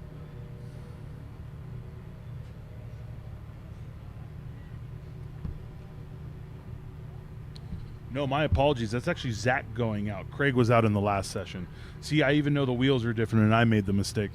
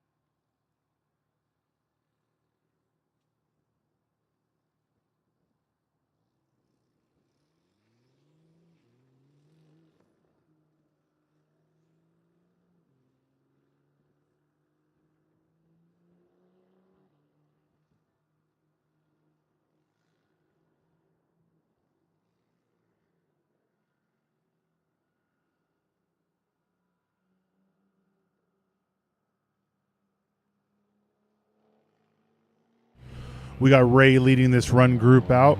It looks like he still hasn't gained the confidence of himself in this car on this track. There is such little space for improvement. You have to really have the confidence in the car through the banking and then try and min-max everything of the infield. Ray, a great driver. We saw him, how he picked up time at Road Atlanta. He's just going to have to get in the groove with it. Obviously, he's just coming from the mountain, and there's nothing that requires more precision than that. So if anyone can go ahead and pull a few seconds out, it's definitely going to be Ray. Behind Ray, Elijah Sahlberg in his EcoBoost Mustang, and then Zach Lumsden.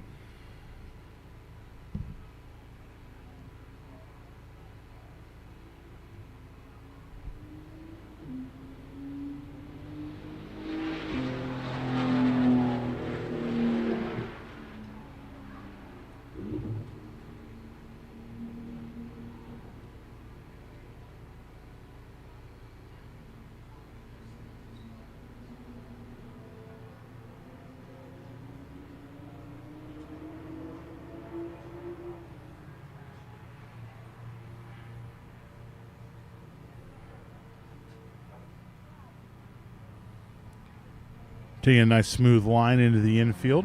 We've seen quite a few different orientations of people taking their lines into the infield. I've seen the same driver take 3 different lines, get the same lap time, so I think it's just more important about keeping the power down there and being able to go ahead and go on that little straight. You have to maximize every bit of straightaway that you can. Looks like he's using very minimal curbing here.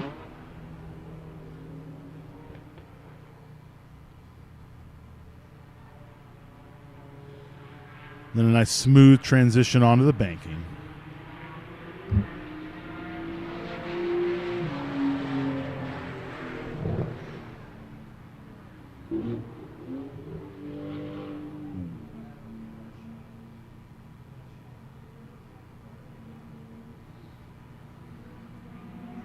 A 106.657 for Ray's first lap. I believe his fastest before this session was a 107, so it's good to see him starting to get some confidence in the car and really picking up from there.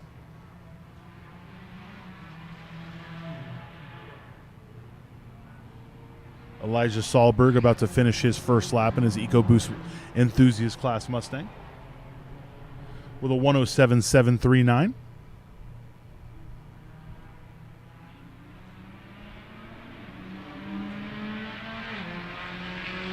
And right behind him is Mr. Zachary Lumsden in the Class Rally Art.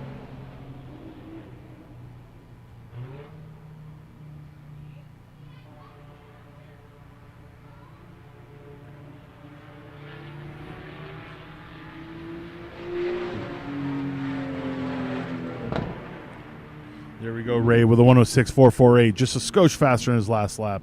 He's found a new consistent place to be, which is great. Hopefully he can pick up the little areas where he can improve and go ahead and do so in this session. Obviously, like we talked about, it's only 9 corners. It's all about maximizing everything you can from this infield to how much speed you can carry through the front and back straight. Car's looking nice and tidy there through the U-turn in the infield.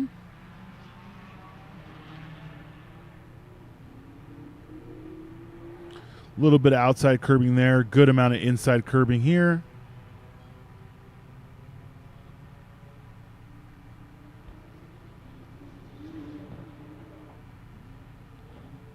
Looks like Zach's coming into the pits.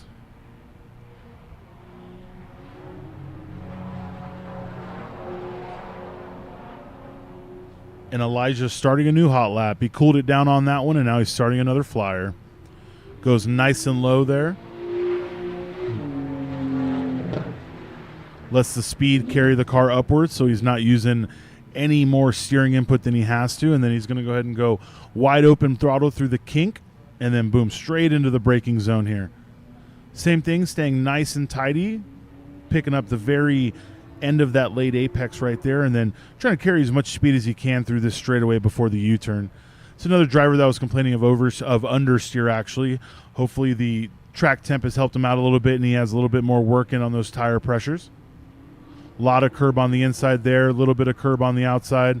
Let's see how much curb he uses on the inside here. Ooh, looks like he pushed it pretty hard there. A lot of understeer going into that corner. He just tried to recover it the best he could. Now he's just going to try and carry as much speed as he can down the front straight.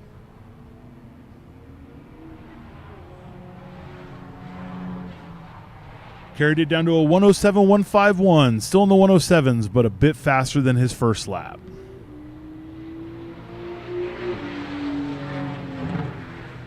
And Ray down to a 105.3. Took a full second off of his last lap. That's great.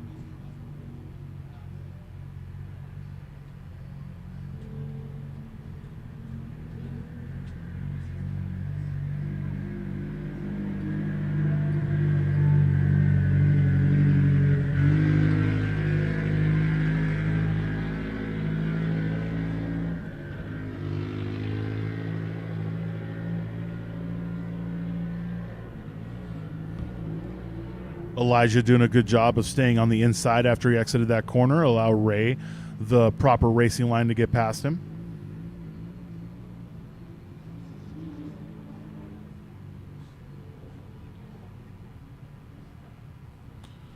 Ray using a lot more curbing on this lap.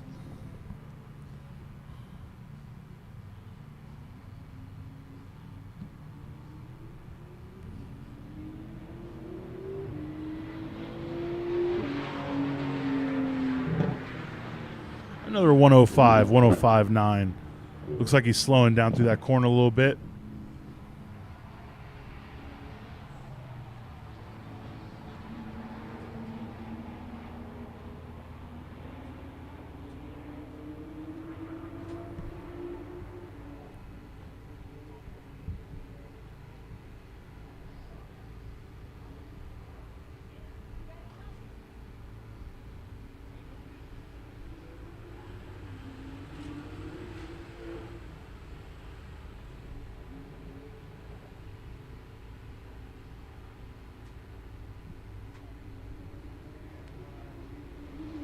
You know, it does look like Ray is still pushing really hard. His line through one looked a little bit slower, but honestly, it's so hard to tell. These drivers will find these lines that they're very confident in where they can carry more speed. And when you're looking at them on camera, it may look a little slower, but this lap time will tell us everything.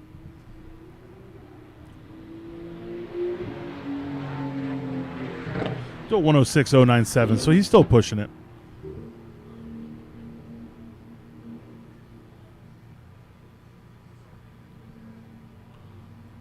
Looks like he's staying nice and low. While Ray's cooling it down, let's go ahead and shoot it down to JD, see who he's got down there with us today. Talking to them. Yeah. 3, 2, 1. How's everybody doing out there? I am happy. I'm here at PPIR for Ascend with Global Time Attack. It's an awesome day, awesome weekend. Standing here with Mike Pastore. What can you tell us about the car here? It's nice to see this car out here. We don't have another car like this out here. Yeah, it's not a generic build that most people would pick for a time attack car. Kind of happened to me by accident, to be honest. I bought it to get out of cars, but obviously that didn't work too well. But yeah, the car's great. I mean, it's still stock motor, stock trans, upgraded turbo, pump gas, nothing super crazy. Doing pretty well today. It's a little hot, so the new setup, this is my first time really testing it here. So just running into a little bit of cooling issues, nothing too crazy though. What's hometown for you? Highlands Ranch, so about an hour and a half north of here. So you've probably ran this circuit before? Oh, yeah. Yeah, definitely. What do you think about the Ascend event? I love the event. I loved it last year. I love it this year. So I think having Global Time Attack come in as well, that was a really good addition. I like it. Well, we appreciate that, and we're very happy to be here, and we look to make this a home in the future and really help grow this event to be something huge on the calendar for everybody in the Time Attack year. Where can people find you to follow along your build and what you're doing with racing? So I'm basically all over Instagram. You can just follow me at Boosted Mike. And then I have a couple different business pages. So one of my sponsors, Hardy's Motorworks, you can follow them as well. Or my small business, Elevated Clear Bra. I do paint protection film and vinyl wrap. So all of this was done by me, hand cut. So yeah, that's where you can find me. Awesome. So the car is kind of dual purpose, helps with marketing for the businesses, and you also get to have a great time with it. Go fast, which is always a good time at the racetrack, right? Oh yeah, absolutely. Awesome. Good luck the rest of the weekend, and we'll definitely be sure to come by tomorrow and check in on you and see how you're doing. What's the goal for this weekend time-wise? Since you ran there before, you probably have an idea. Yeah, so I already beat my old PB from last year by about a half a second, which I mean, is good, new PB, right? But I would like to dip into the 101s if possible. I think maybe tomorrow morning might be my best shot at that. Now that I've worked out some of the quirks today, so we'll see. All right, good luck. We'll be watching. And everybody at home, make sure you follow Mike Pastore online. What was the Instagram? Boosted Mike. Boosted Mike. Boosted Mike on Instagram. Boosted Mike. Thank you, Mike. We'll talk to you soon. Have a good one. That was JD with Michael Pastore there. Always great to see people show up a year after the first event. Michael was here at the inaugural Ascend Festival. He had a killer time speaking to him last year, so it's great to see him back. His whole goal is just to be out here, have a good time, and improve himself as a driver, and it's great to see him continuously do so. As JD said, make sure to follow him, his small business, his partners, anything you can to help these drivers continue to come out and put their heart and soul, time, and hard-earned money into these cars. Currently, we do have Group 6 starting to line up here at the start-finish line and the hot pits ready to be sent out.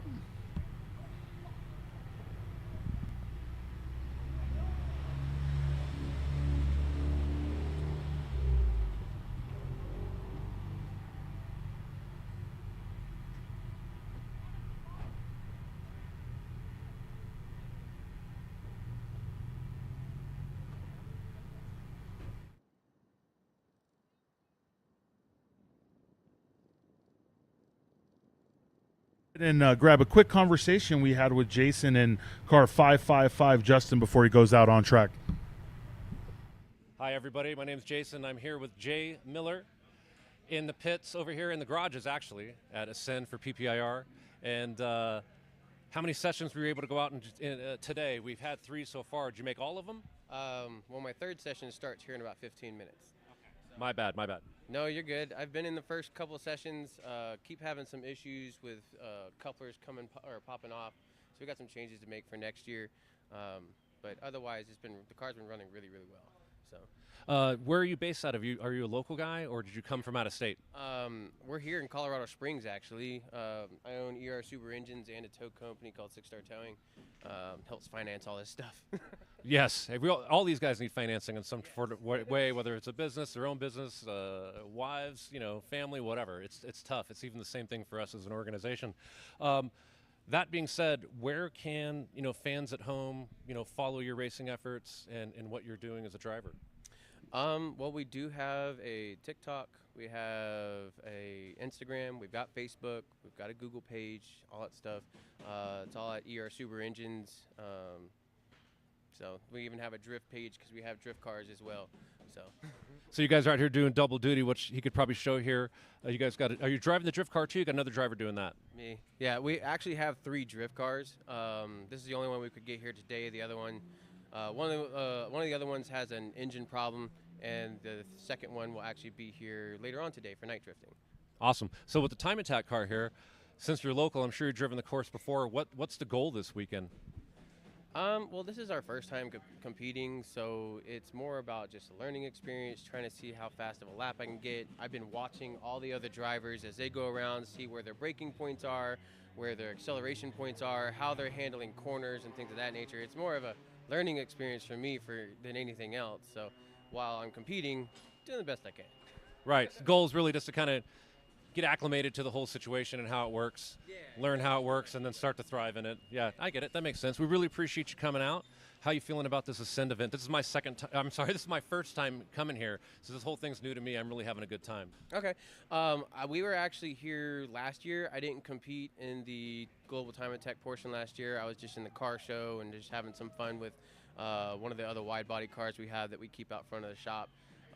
So, I mean, this is our first time really competing this year, pretty much in all aspects, whether it's drifting or Global Time Attack or whatnot. Just trying to have as much fun as possible. No, that's awesome. You sound like you guys are a busy shop. You got Time Attack cars, you got drift cars, you got car show cars. That's awesome. Yeah, I use a lot of my own money. And plus, I do a lot of it for, like, my employees because all my employees, especially the technicians, they get in the drift cars, they go to have fun in them, they do all the work on them in their off time and stuff to keep them up and running and keep them, within spec and make sure that we're not hurting the business while everybody still gets to enjoy themselves. So sounds like a fun place to work. Jay, good luck this weekend. It's nice meeting you. Hopefully we'll see you do some interviews maybe tomorrow and get another checkup and see how things are going for you at your first competition. Thanks you guys for watching, guys, and remember, where can they find you online at? ERSuperEngines.com. There's the Instagram, at ER Super Engines, and then there's the Facebook page, so you can look us up on ER Super Engines as well. Awesome. Thank you guys for watching. We'll see you in the garages a little bit later with some more interviews. That was JD with Justin Miller, ER Subaru Engines and Subaru WRX. We did see him here last year in the car show section. It's great to see him coming out to compete. Like he said, he's spending a lot of this time learning the track, learning the braking points. It's super cool. A lot of people get intimidated, and we hear about this a lot. And honestly, the only difference between you and a driver who's out there is they were willing to take the plunge, guys. Even if it's as simple as going out to a local track day and being acclimated with your car in a high speed and high performance environment, every single good track event is going to have someone to help you, be it instructors, be it other drivers. If you want to get out, even if you want to get out in a place that has instructors full time, get with your local NASA chapter, get with your local track day orgs that run consistently. And honestly, the more you're out there, the more comfortable this becomes. That's all it is. And it's great to see him out here. He has been pushing the car more and more every session. He's super excited to be here, and we're super excited to have him out here. He just did finish his first warm-up lap, so let's see what kind of lap time he can lay down. Right behind him is Elena Sandgaard in her Enthusiast Class Focus ST.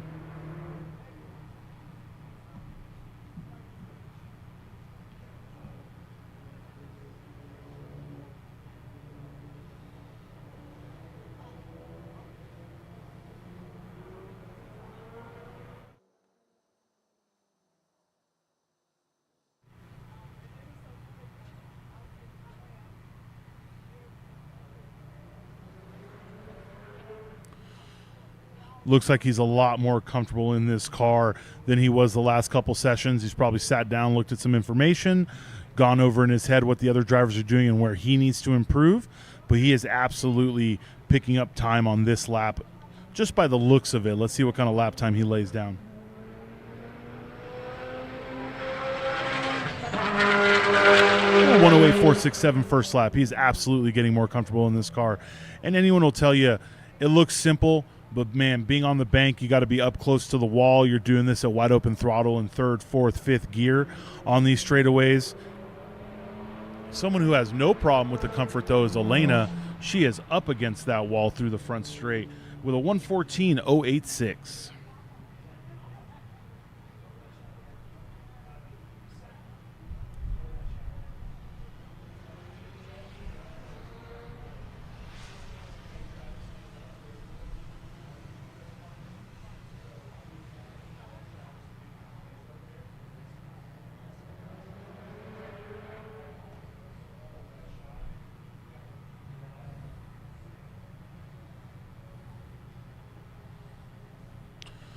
This is definitely one of the slowest corners on this track. You really got to get the car slowed down from the back straight.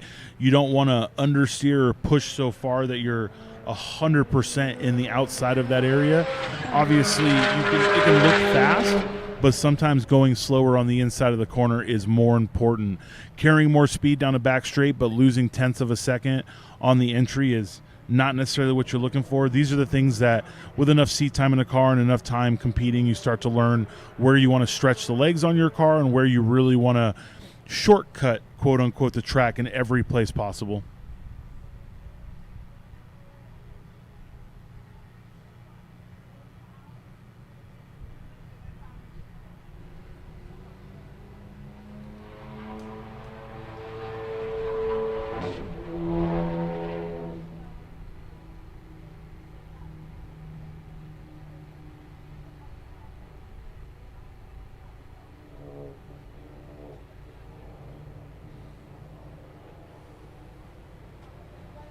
Let's see how Elena does on this lap.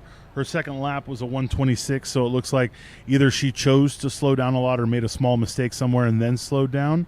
Obviously, her husband is no novice to this time attack racing, so there's no doubt he's been pumping her full of knowledge when she should slow off, when she should back off. If she makes a mistake, save it for the next hot lap. It does look like she's really pushing it on this one, carrying a lot of speed, trail braking into this U-turn.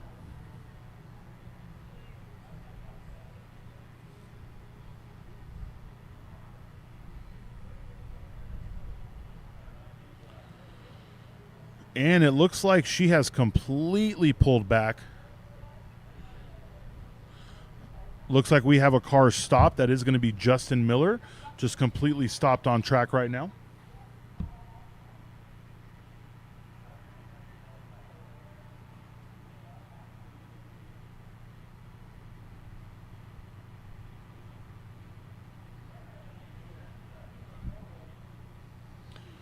It does look like he has stopped, and he probably will not be able to move under his own power.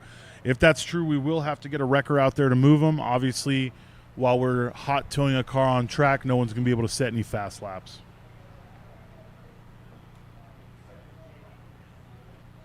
While we're trying to get this sorted, let's go ahead and shoot down to Jason. He's caught someone after they've gotten off track. Let's see what kind of information we can get here. Here today with Rigo Graeta. Rigo built car, Supra. We spoke to him a little bit yesterday. Wanted to get an update how day one of the competition is going so far. We've had a few sessions out there. Were you able to make it out in both sessions? I did actually made it out both sessions. Everything's going fine with the car. Just right now, this last session, the coupler blew off the charge pipe. So that's the only issue we've had to face so far, which is thankfully not such a bad issue. But yeah, we're resolving that right now and go back out there for our last session. Yes, that's usually a very fixable problem. You're the third person that has had that issue today that we spoke to. I think Chris had that issue, and I think someone else over there was having the same type of problem. Why do you think that is? Do you think it has anything to do with the elevation? Possibly, or it was just like making too much power. I don't know. You know, it has to do something with the elevation. You know, to get technical with it. But you know, we're just here to fix it and keep going. and get back out there. So you should be able to get back out in the next available session for you. Yes, I should be able to. Yeah, hopefully get sub 1 minute. That's what you're looking for, sub 1 minute. Where are you at currently? I'm sitting at 1 minute .002. Like, I'm right there. All right, well, you got to get it today. Let's get it today. All right. Good luck. Thank you. All right.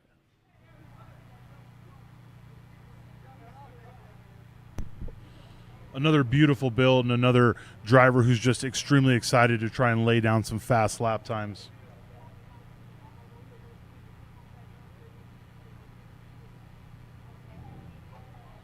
We'll try to see what happened here with Justin's car. Hopefully it's not catastrophic.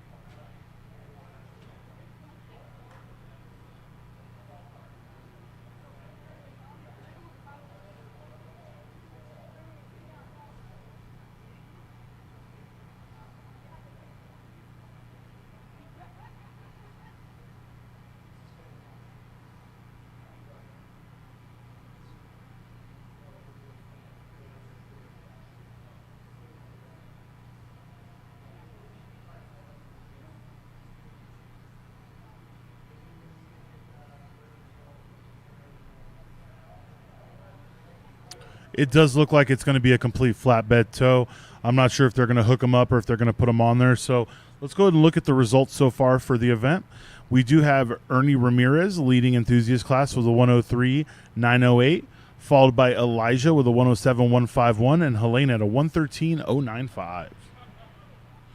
Street still being led by Mr. Isaac Torres at a 159.5 at a 59.5. Just 51 hundredths behind him is Anthony Pearson. Rico Grajeda is right behind him at a 1.013. First through fourth are basically covered by a second. First through third are covered by a little over half a second. So street class podium is going to be a really tight one. We have another session and all of tomorrow to get through that one. Limited class is being led by Ben Dankers. Not only was he able to get that car fixed, he got it fixed, went out first lap, took first place.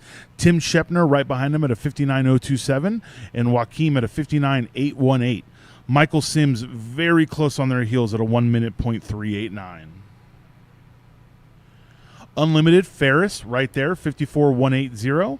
Dominic Tapia was able to do a 57.705 and Cable Rosenberg at a 58.476.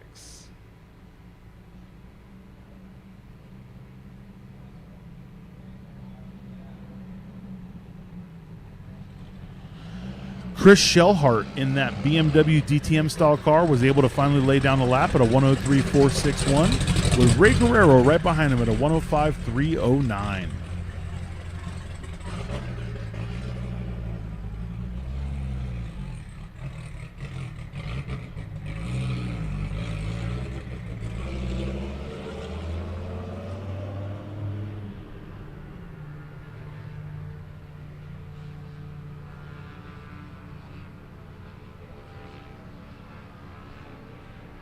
That is going to push us to the end of Group 6, Session 3. So the next group you're going to see going out is Group 1, Session 4.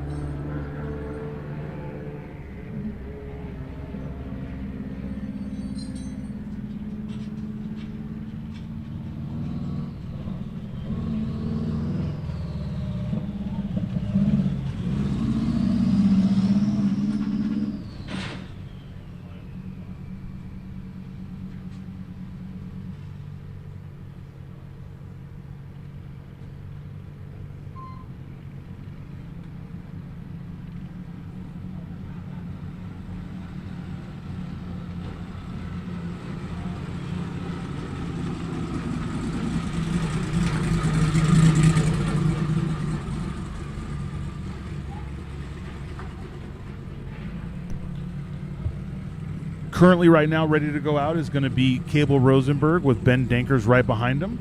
Behind Ben is Dominic Tapia, and it does look like I see Ferris Kartoumi coming out to the hot pits. For those of you that caught that beautiful view of the sky, that's actually weather reported to be coming towards us. Now, anyone who is from here or been to the Springs will tell you that the weather looks like it's going to hit you, and a lot of times it veers around. So that's obviously the hope of these drivers and competitors and drifters after the Time Attack event.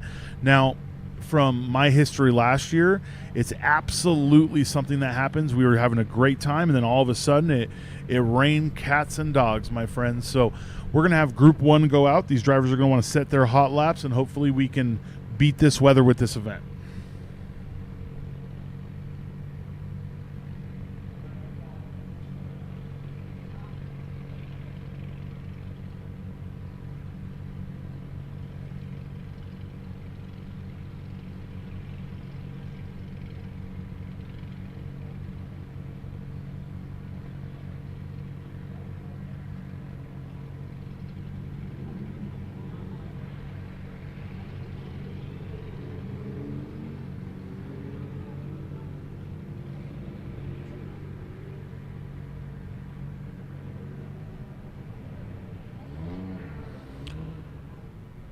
Here we have Ferris going out, scrubbing the tires, trying to make sure they're clean.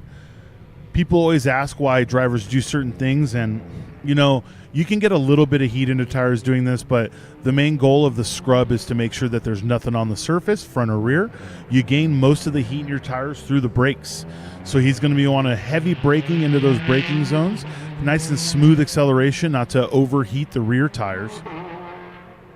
Cable right behind him, and then we'll have Dominic getting on track behind that. Actually, sorry, Ben Dankers and then Dominic behind that. Ferris is going to be nice and smooth through this infield. Scrubbing is one thing, but you do not want to overheat the tires for any reason. So he'll have nice, steady, heavy braking into the brake zones and try to not to overspin those rear tires too much in these areas. Now we'll see if he tries to lay down one flyer. He's taking it as wide as possible to try and carry as much speed as he can down the front straight.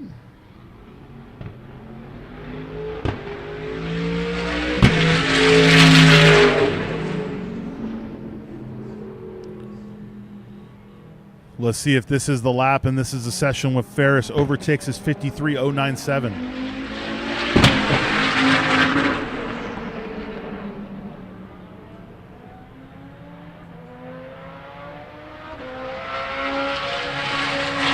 Nice and tidy through the turn into the infield. Try and carry as much speed as he can right now. Let's see how he takes the U-turn in the infield. Starts out wide, cuts in. Looks like a little bit of understeer, but nothing too crazy. Carrying good speed here, going through the S's. Barely touches that inside curb. Looks like he may have overcooked it a skosh through that S. And now he's just going to send it right through the front straight.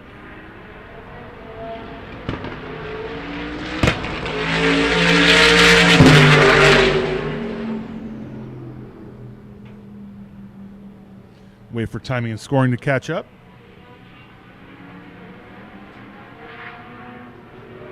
With a 54.229, about a few tenths faster than his fastest lap of last session, but he's definitely got it. Cable right behind him with a 101.501. Let's see what Ben Dankers laid down in that Evo. A 58.789. Dominic Tapia definitely wants to pick up some time on his fastest lap. Here he comes down start finish with a 57.961.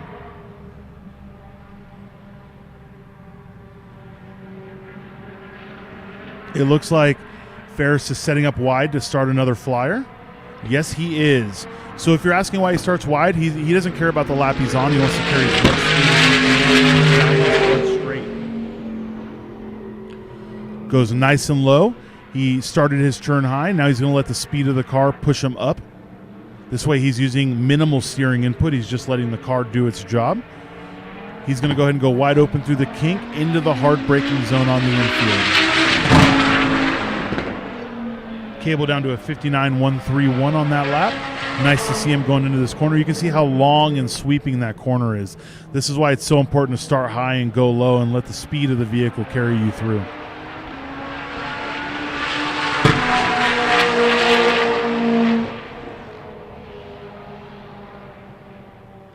See, I think this is what Ferris was talking about when he said the infield just doesn't seem to have the grip he remembers it had on his other car.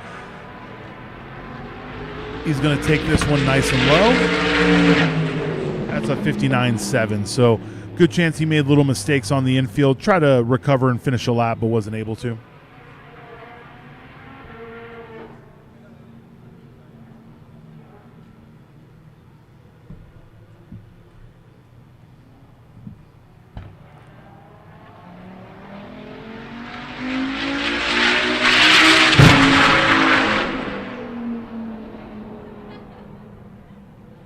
Cable with a 59.953 on that last lap. About 0.4 off his fastest of this session. Ben improved a little bit with a 58.166. That's going to be his fastest lap of the event so far. Ben did do a cool down lap. Now he just did a 1:15, so he's going to try and send one more.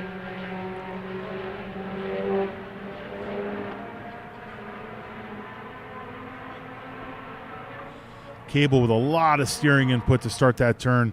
Looks like the car may not have the front grip he was looking for. And it does look like Ferris is starting another flyer. He did a cool down lap about 15 seconds slower than his last lap. Don't want to take any of the heat out of the motor, just let the tires calm down.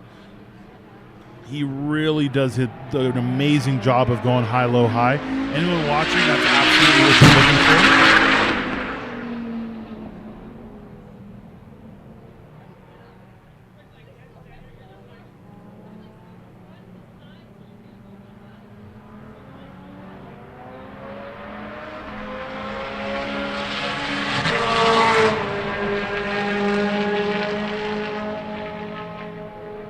Ben Dankers 58.686, about 4 or 5 off his fastest lap, but he's still going. For those of you that didn't know, Ben had another set of wheels with another set of tires he had custom made for this car that got delivered right before this event. And while he was sleeping in New Mexico, someone broke into my man's trailer and stole his tires. So if you see a beautiful set of BC4 wheels, 18 by 13, zero offset, dark gray with a set of Super Cup 3Rs on them, feel free to let us know. You see them on sale on Marketplace, even in singles, please let us know. We would love to have a conversation with that gentleman. Ben really aggressive through the infield. He has a lot of confidence in the setup on this car. He's always done nothing but speak very highly of his team and the shop that built this vehicle.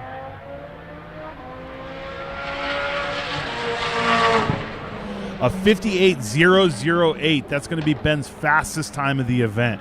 Ben knows he can be in the mid-57s. He's not going to be the happiest about it, but he is going to be happy that the car is together and he is picking up speed.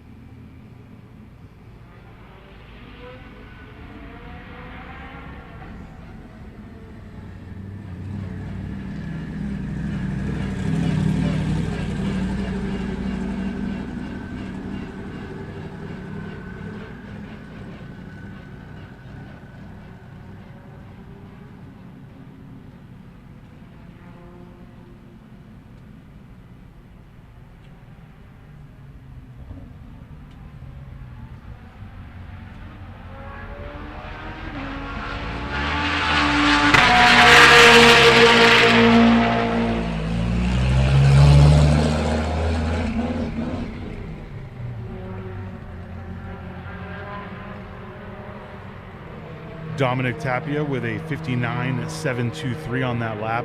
It's so nice to see him continuously improving. His fastest lap is a 56.827, but being the first year he's campaigning this car, he's still getting comfortable with it. Obviously, he's getting up to speed very quickly being in the 56s.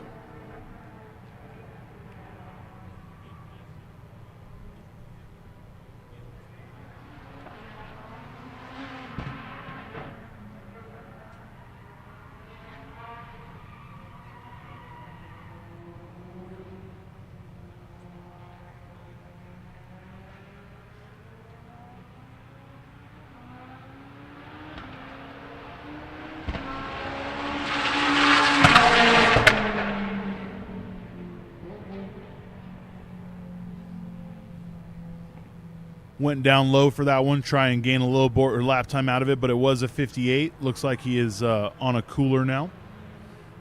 That's probably going to be his last hot lap unless he can make it around in 40 seconds to start another one.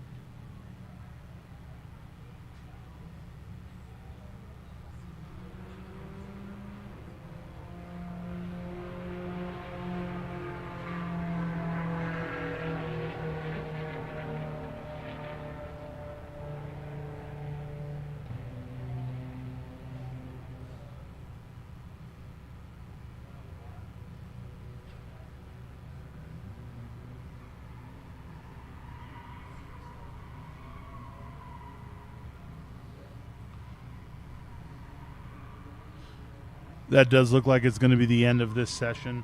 Dominic looks like he's on a cool-down lap. Yeah, he is cruising. It's a good session for him. 56.827, great pickup. Ferris at 54.229.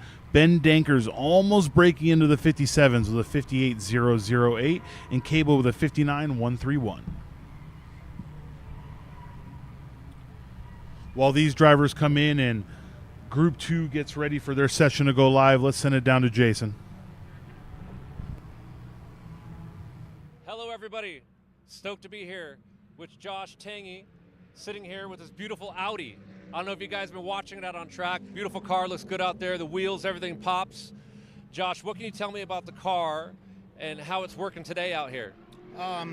We're used to running pretty well out here.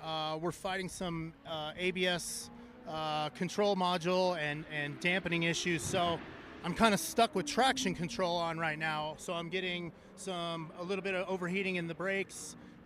Not to make excuses, but there's some resistors in there, and I think they may have gone bad. So a good friend of mine's going to potentially code that out, and hopefully we'll be able to get a clean lap without any traction control fighting us. So always fun out here. I love this track. Spent a lot of time here, but there's a lot left in the car and a lot more we have to give here. Most definitely. A lot of people chasing gremlins. It's kind of very common in time attack, very common in hill climb. They're very tough events and competitions on cars and drivers. You're going all out. Cars are built to the tilt. 4 out of the 5 people that we just talked to in the past hour are all having different kind of issues that they're fighting with, and definitely a team sport. You got teamwork coming in, you got people coming in to help. Yeah.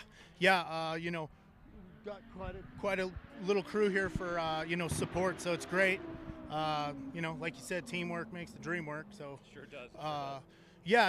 Hopefully my buddy Madish can make it with with his computer, and we can potentially turn some stuff off. And next step for the car is standalone and some stuff like that. So we're right on the cusp of, the car hates itself right now. So pretty common once you kind of get to this level of it's not a street car anymore, it's a race car. Exactly, and that's the beauty of time attack, is starting out with a street car, turning it into some type of level, depending on what you do and what class that you're trying to shoot for, of a race car within a time attack rule set or a hill climb rule set. Now, talking about hill climbs, this car competed at Pikes Peak a couple weeks back, right? Yes. Ben Ryan drove it. He entered and was accepted. He drove a Mini Cooper last year, and he re-entered. He was going to have a BMW 1 Series. Didn't work out. My car was basically missing like a fuel cell and some fire suppression, so I was like, just use the TT. So I looked at it as a good excuse to kind of get it through tech, and potentially that way I can do the hill climb later on. So I just told him, please bring it back. Of course. Well, he did a good job. That's awesome. Beautiful car. You're running it at superior events. Where can people out there, follow along in the car, the program? I just started getting back into kind of driving on tracks. we run a ice driving event at Georgetown Lake called Arcticana, and we give rides and we do we set up courses and allow people to come out and drive on the frozen lake and learn car control. So we actually put a small brake system on the car, and we run like aggressive rally tires, ice rally tires. So That sounds like a lot of fun, and it sounds like you're creating like an entryway for people to get into motorsports, even though it's on ice, but it's a form of motorsports. People out there going fast and learning control and grip. Yeah, I was a snowboard instructor for years, and I drove by the lake all the time on my way to work, and I just was like, that looks like a lot of fun, and eventually, instead of getting kicked out of the parking lot at Loveland for doing donuts, now we get paid to go do donuts, on the lake. So pretty neat event. So yeah, anybody who is interested, it's Arcticana at Georgetown Lake, and that's pretty much what we're doing. We started off ice racing and doing other events out there, and then me and a buddy, we just started created our own event. So I feel you. Doing the same thing with the GTA situation with some friends. I love it, being organizing these things and helping people get out on track and have a good time. It's great meeting you. It's great seeing the car. Hopefully we'll see you next year at this event. We'll be back, and hopefully we'll see you at some other time and tax GTAs that we put on around the country. Yeah, if you could fit them in, Yes. Awesome. Yeah, good luck this weekend. We'll make sure to stop by tomorrow. Thanks. That's something we hear a lot of. These drivers have started really developing newer age cars, and though new age cars are amazing, they come with so many good things out of the box. When you start pushing them past what they were developed to do, they start running into small issues. The A90 Super being one that people like Jackie Ding took seasons to figure out. He'll get through that problem. Like he said, he had some resistors in there that probably failed, which means they were trying to bypass some signals. That way the ECU doesn't put the car in a limp mode. So hopefully his team comes with a few things and he's able to get it back on track without that traction control fighting him the whole way. Speaking of fighting the whole way, here we have Isaac Torres out there doing his warm-up, about to start a hot lap. Isaac leading street class right now with a 59, would love to get into the 57s. He thinks the car's capable of it. I believe him when he says it, so let's see if either today or early tomorrow he's able to lay down a 57 lap.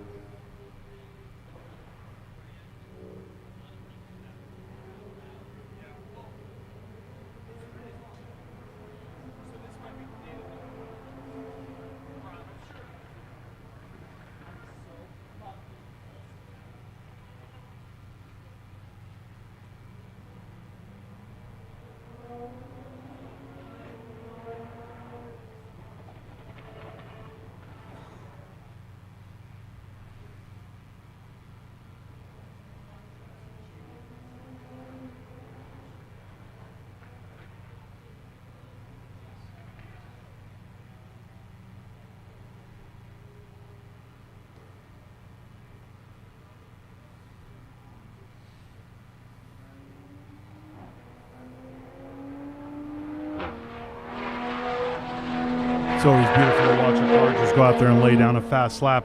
A 102.136 from Isaac. Weather's obviously warmer than it was when he laid down his 59. It's still 77 degrees here. The sun's coming and going. Weather is cresting over the mountain, so we're going to be getting cooler breezes. If the rain can avoid, but the weather can drop a little bit, I think we can see a few more seconds out of these drivers. There he is, pushing it really deep into the turn into the infield. Obviously, I don't know what line he naturally runs there, but it looked like he took it a little deeper than you would prefer to. Nice and tighten up that line to get to the next corner. He tends to, yeah, you could tell a lot of opposite lock here. He tends to actually hook that curbing, so I feel like the car is kind of pushing it's not giving him the grip he's looking for. This could be because he's on the same tires. It could be weather related. Let's see if this lap is any faster.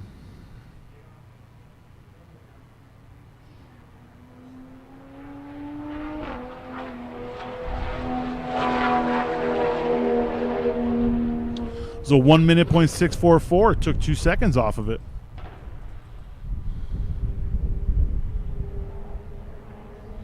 It's not very often you run into a high school student with as much car control as Isaac has. His dad has really put him through the ringer and taught him the proper way to drive these cars, and it's great to see. Someone with this much car control at such a young age, he's got a lot to look forward to in life. See, Nice earlier turn in here. Looks like he's avoiding the inside of that curbing now. Maybe he feels like it unsettles the car too much. A little bit of curb there, a little bit more curb here. Probably a light amount of curb here to try and set it up. Yep, he's hugging it in, and he's going to take it wide. Let's see if he can do back in the 59s, maybe even into the 58s.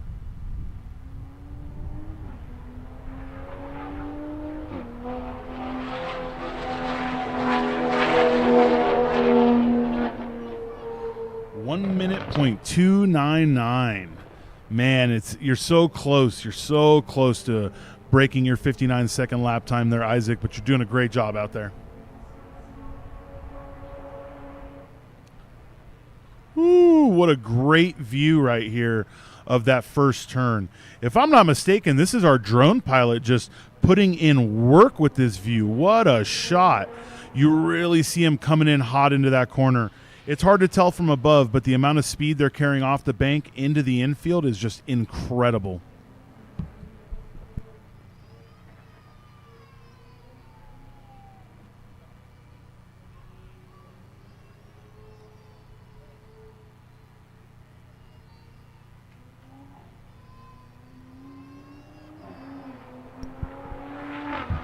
Everything looked nice and tidy in the infield. If he had everything under him there, a 1 minute .1, man, he's pulling tenths out every lap. I'm sure it feels great in the car, but he wants to see that 58. He wants to see that 57. Isaac, you're doing a great job out there.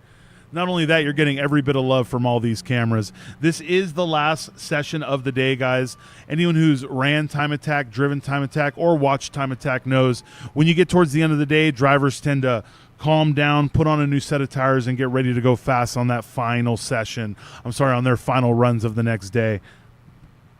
Such a beautiful shot of this car. This corner is so deceiving because you think it's going to open up, but it doesn't. You really got to hold it nice and tidy through there.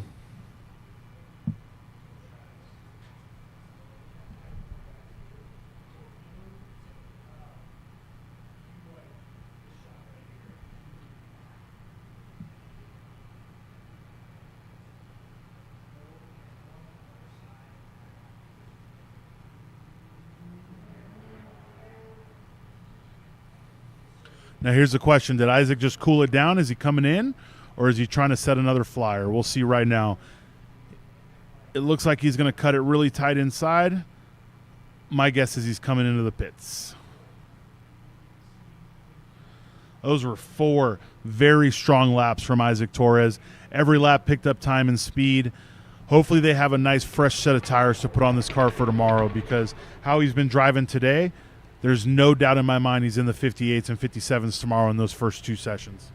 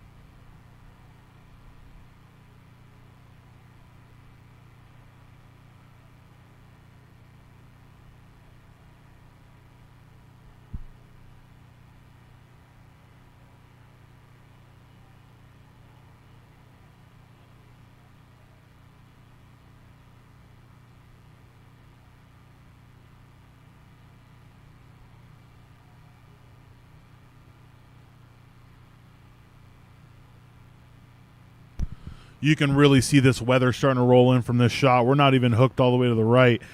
This cloud cover looks gorgeous, but man, this is just screaming rain. That's going to be the end of Session 4, Group 2. Isaac Torres leading it with a 1 minute .106. Out there getting all the coverage and trying to improve his lap time. Though he did not go faster than his 59 from the very first session of the day, he just knows that there's absolutely time left on track with that car.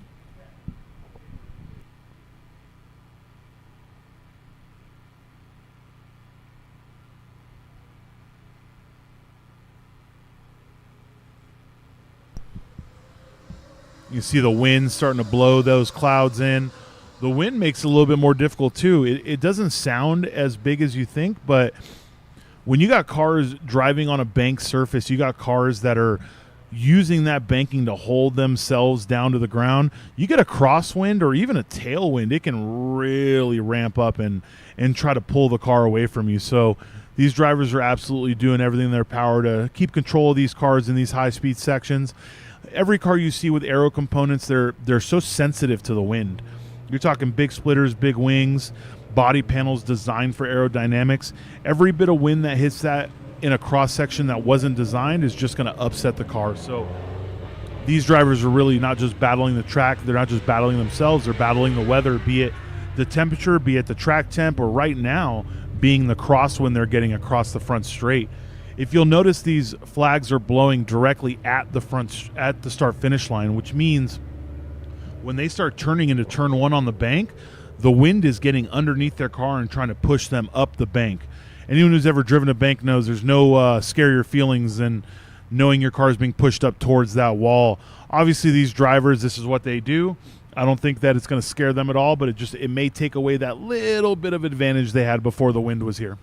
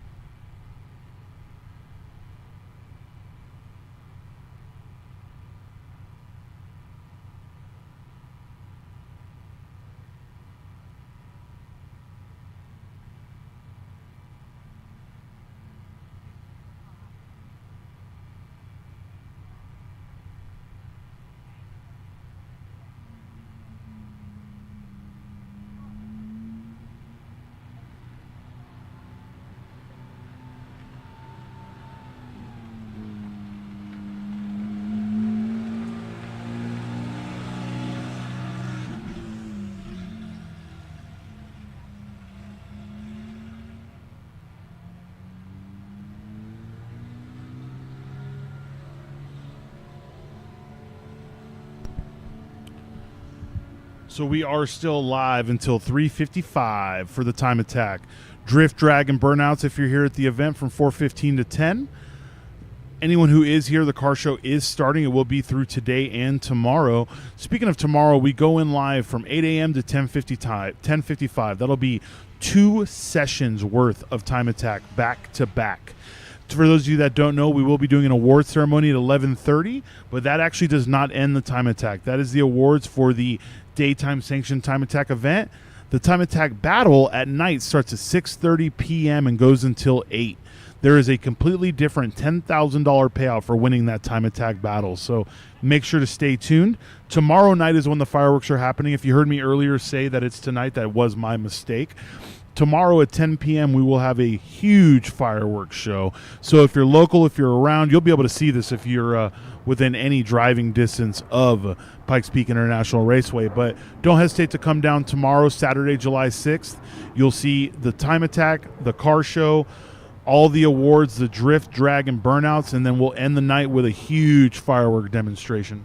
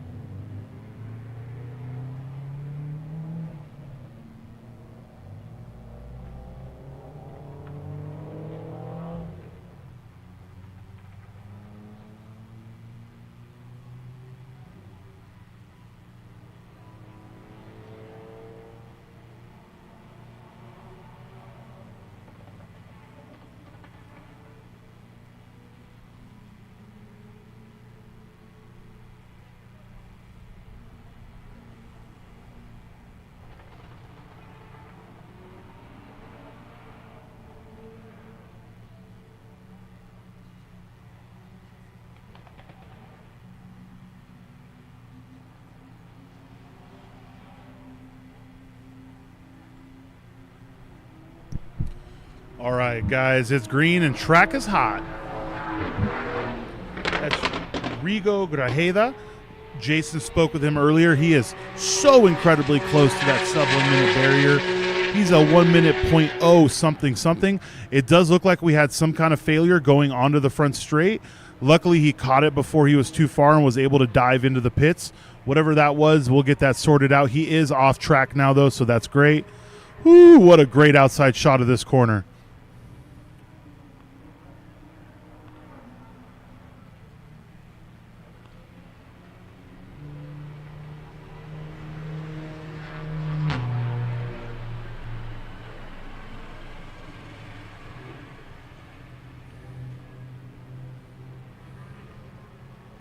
This is Michael Sims in his GT3 RS.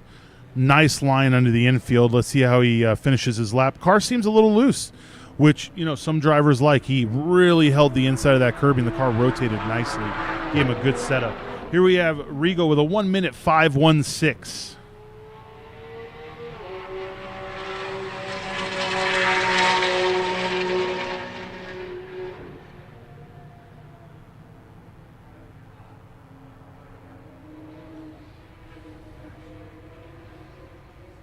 Michael with a 102-104. We got Michael Pastore on track somewhere.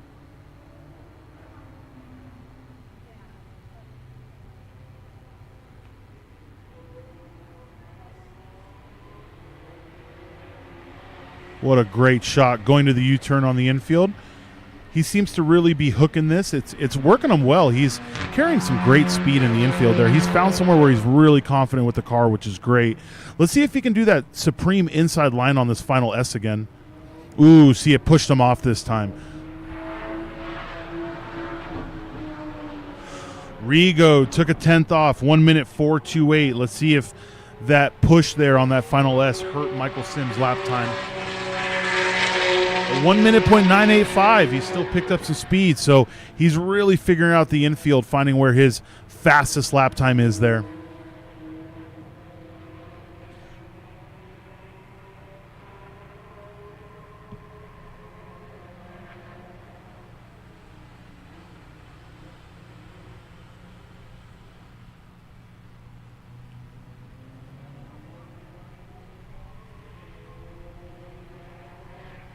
Rigo getting around that corner quickly and then getting out of the way for Michael.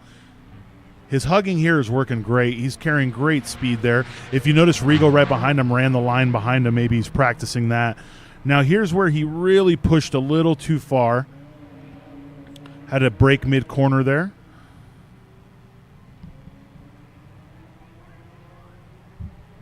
Trying to do better than a 1 minute .985.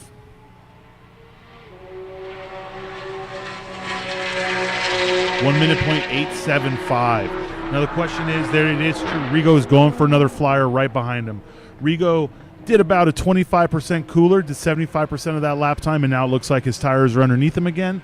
He's going to go for another flyer. Looks like Michael is still on pace right now, which is great. So Rigo is not going to catch up to Michael. Going into that nice slow speed going into the infield. Looks like he carried a little too much speed in there. That was really wide. Now, does he hook the inside?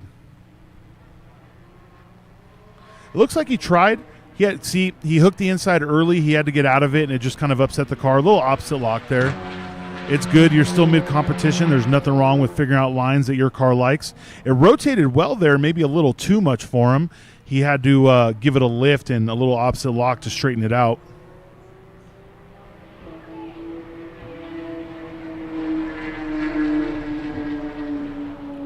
But with a 1 minute 3:01, even with going wide into the infield, even with a little bit too much counter steer coming out of the final S, he was able to pick up another couple tenths. This car absolutely has a 59 or lower in it. He's just going to have to put it together.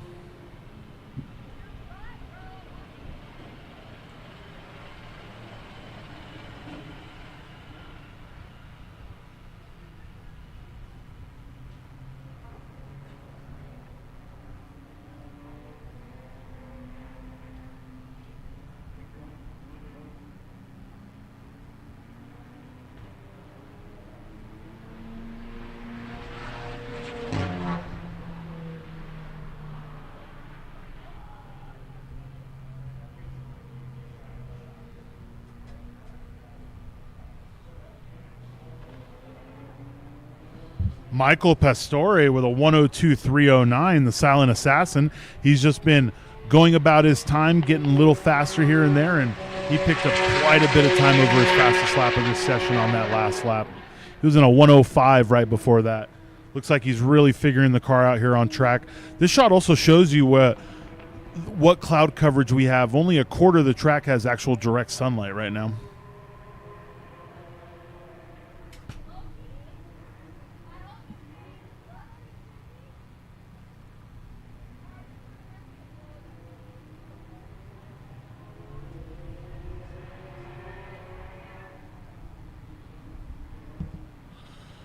Weather is looking, it's looming, guys. That weather is looming right now.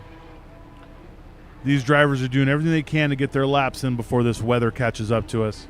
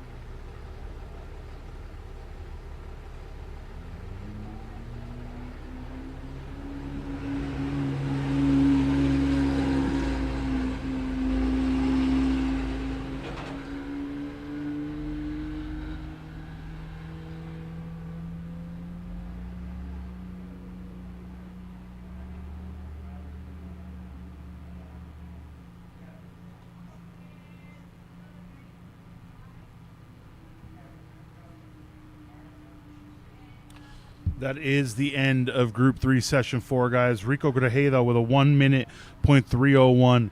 So close to doing better than his lap time of a 1 minute .01.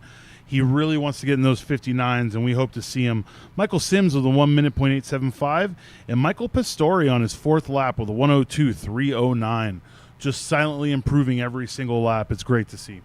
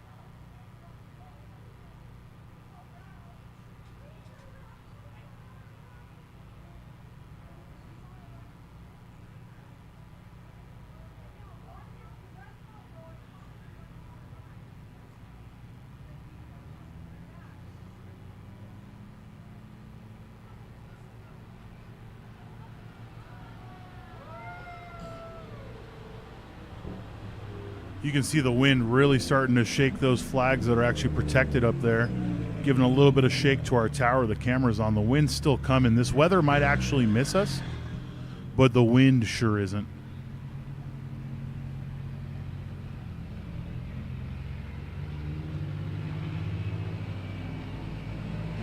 We still have no report of the Subaru that came in on their warm-up lap.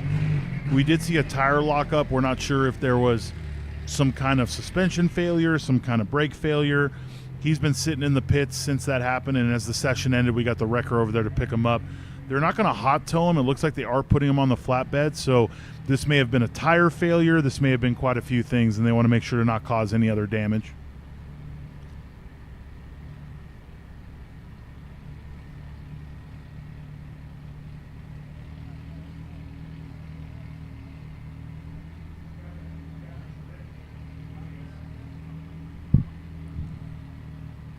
While we're waiting for Group 4 to come in, let's go ahead and get a little talk going with some of the drifters out there. I think Jason caught a drifter. What do you got down there, Jason? How you doing, Ascend race fans out there? Sorry about that. Last night, they had a burnout box. This car I witnessed with the rest of the Global Time Attack team just going absolutely crazy in there. I mean, it must have all kinds of power. The turning radius, the skills this guy had right here was absolutely crazy. Jake Caldwell, my name is Jason. Nice to meet you. Nice to meet you. Say hi to the fans out there. How's it going, guys? Thanks for tuning in. For sure. So, a lot of people watch probably Time Attack fans. Not something normally that we would see. What exactly are we looking at? I'm going to hand you the mic for a few seconds, kind of go over the car a little bit. He'll follow you around. Perfect. All right. So, this is the culmination of what happens when you wreck your drift car, but you find a $500 1951 Chevy body. So it's actually a 1995 Lexus LS 400. It partied before, but we totaled the body and decided, screw it, let's cut the body off, throw something old on there, and party. That was about 4 years ago. We've been all over the country with it, and over the years, it just keeps getting cool parts. Twin turbos, makes like close to 700 horsepower, but it's still actually a Lexus 1UZ motor. It's actually still automatic, too. It's just a bit built. So it's a fun time, really great car. Super happy to be out here with you guys. Something a little bit different. But yeah, it's, proper built. Pretty sweet stuff. It's caged.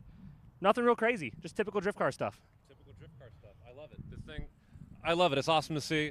When I saw it yesterday, I didn't realize what the chassis was in the engine. But, dude, right on. It actually does fit right in our world all the way, dude. Love it, man. Yeah, absolutely. Thank you. Great meeting you. Cool to see the car.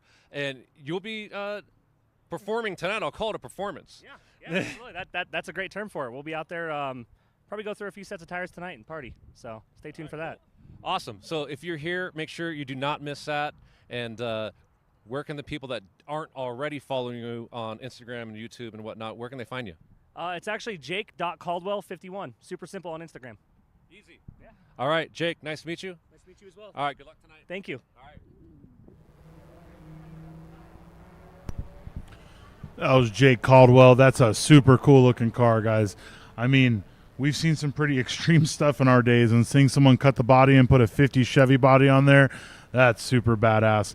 Not to mention, it brings a lot of eyes, and the fact he's out here just wanting to beat that car up on track is just what we love to see. So thanks a lot for coming down, Jake. Jason always finds some super interesting people, and I got to say that one's on top of the list. It does look like we have this car being pulled off on the wrecker now.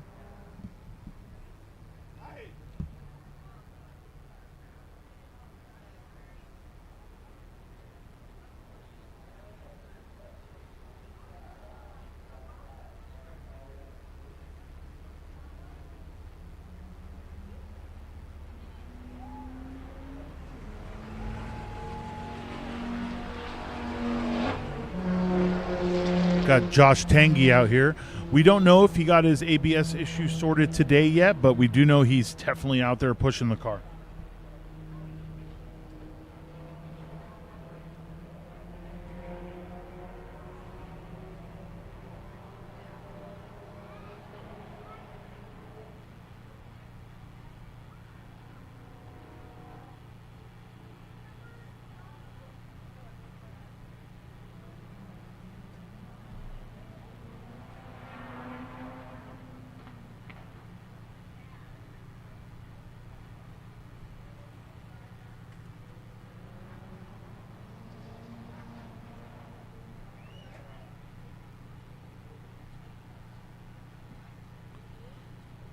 Jason was absolutely right, though. This car does pop on camera.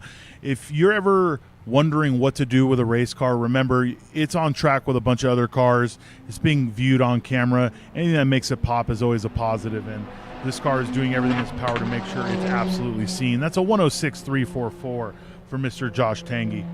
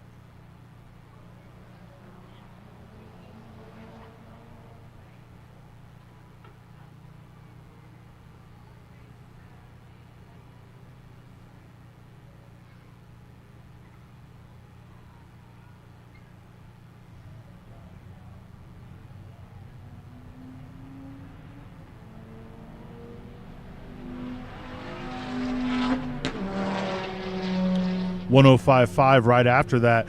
Again, not sure if his brake situation sorted, if he's driving around it, but whatever's going on, he's picking up lap time every single lap.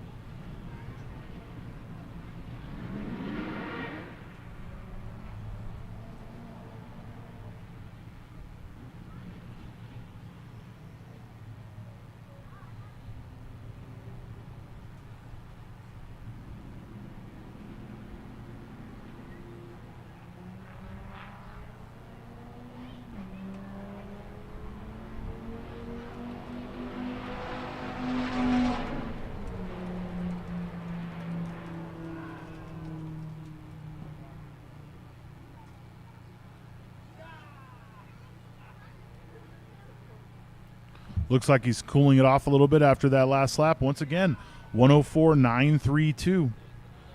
Taking 2 seconds off of his first lap. Hopefully they got it sorted, because if he's able to pull this much lap time with the issue it still has, man, let's get his team down here and make sure they get the rest of it sorted.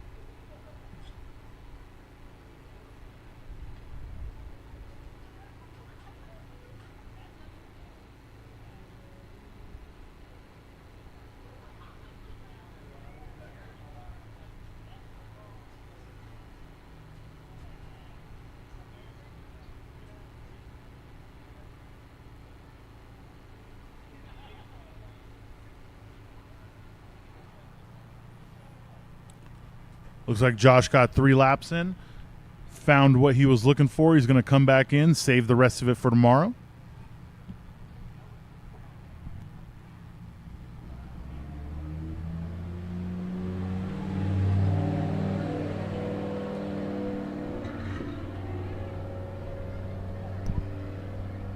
JD had a chance to catch up with Ray Guerrero and just get a little information on his journey from Atlanta to Pikes Peak to here.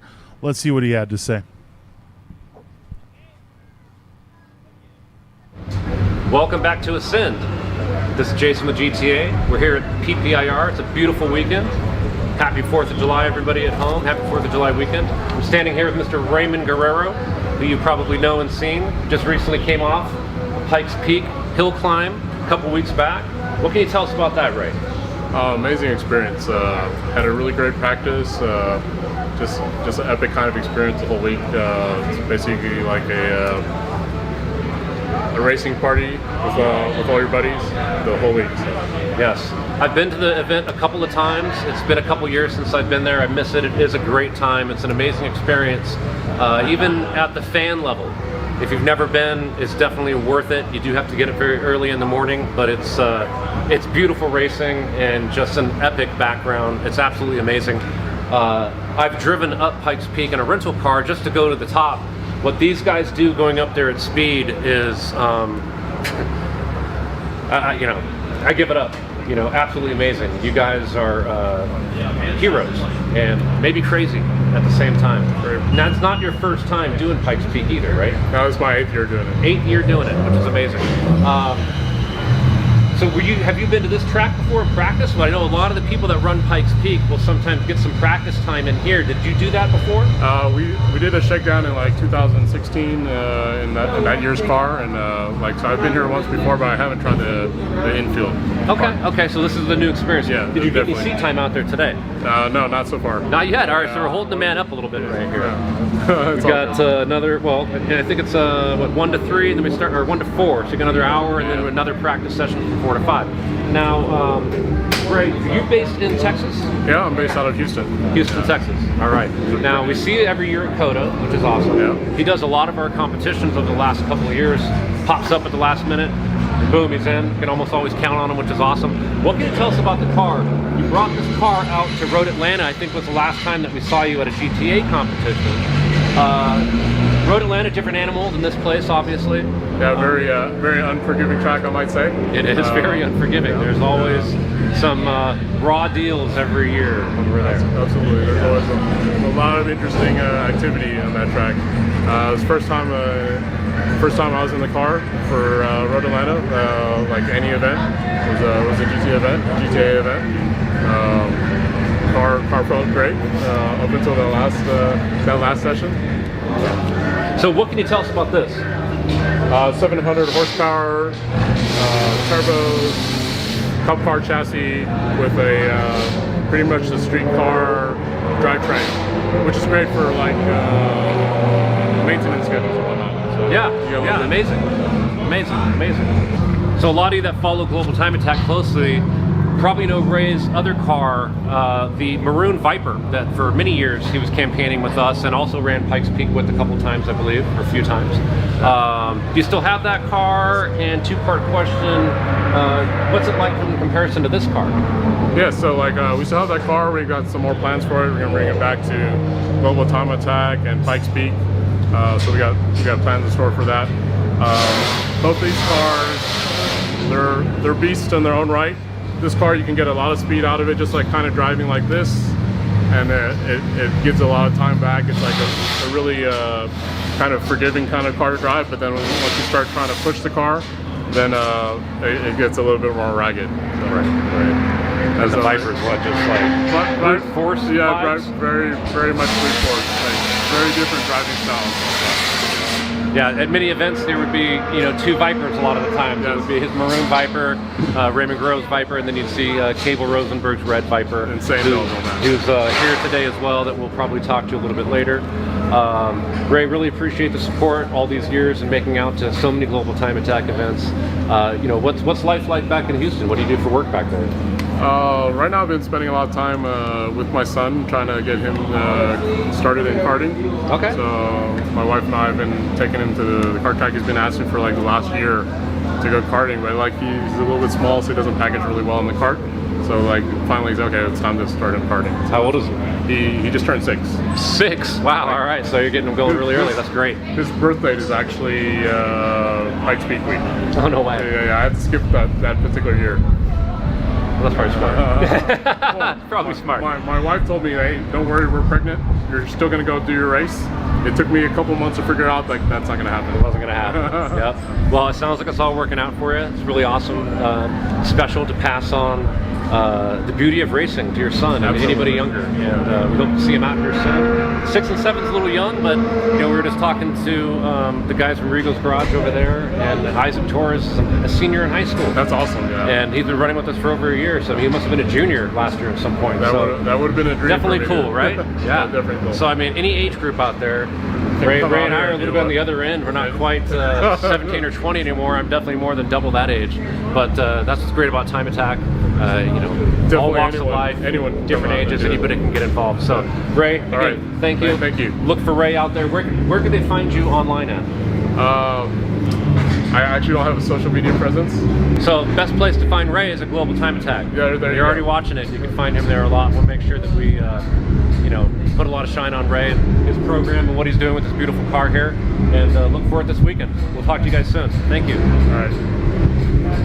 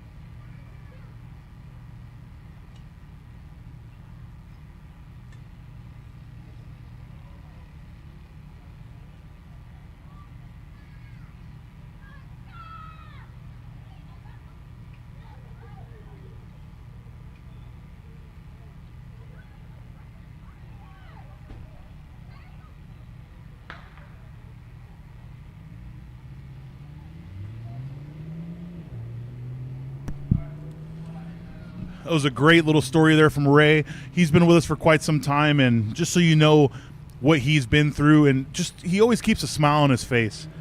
We've had a lot of competitors go through a lot of stuff, both on and off track, and Ray shows up to every single event with a smile. Something happens, he's smiling. He has to change something, he's smiling. We just love this man out on track, and his 8 years of experience at Pikes Peak, him being with us since we returned to Jersey the first time, and I believe 16 or 17. He's been supporting us since then, and he's such a great driver to have around. If you guys ever are at an event, never hesitate to talk to the drivers, especially Ray. You walk right up to him and you ask him a question, he'll answer anything your heart desires about his cars and his programs. So huge shout out to Ray Guerrero.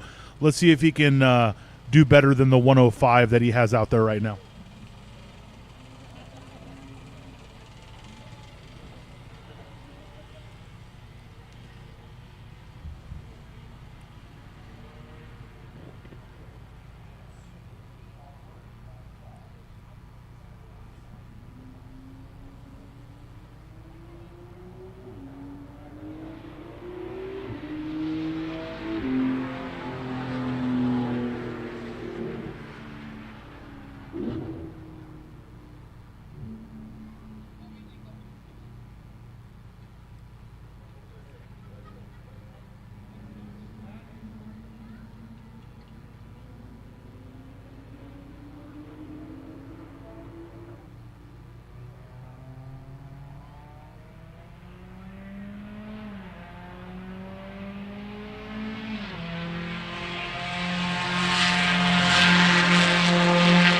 Ray Guerrero is followed out by Craig Lumsden.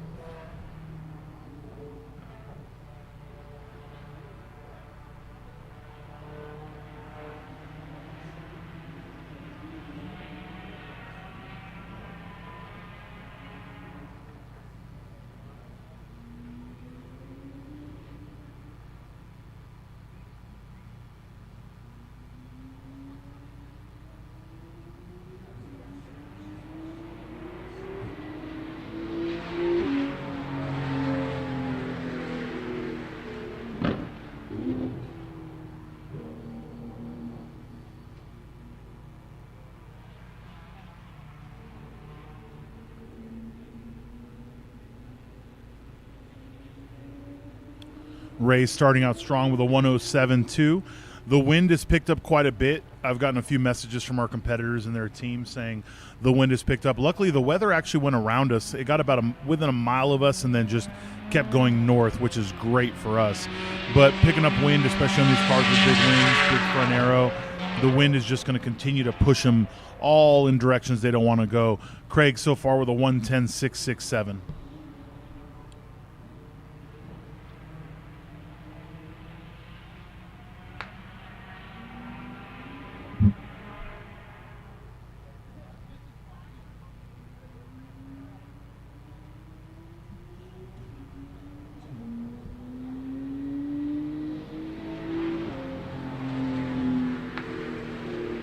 There we go. We got Ray down to a 105.4. Now he's starting to pick up some pace.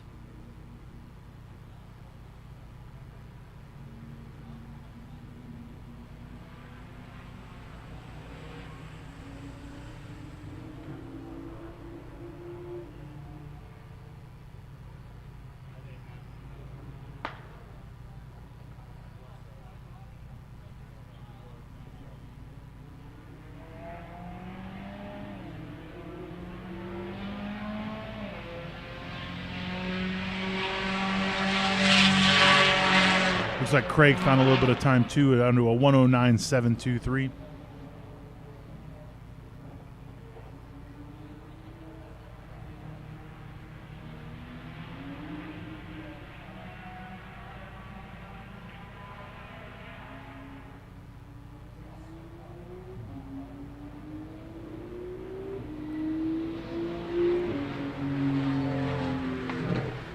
Another 105. That's a 105.5 right there from Ray. Looks like he slowed it down a little bit after the start finish. Probably going to cool it down.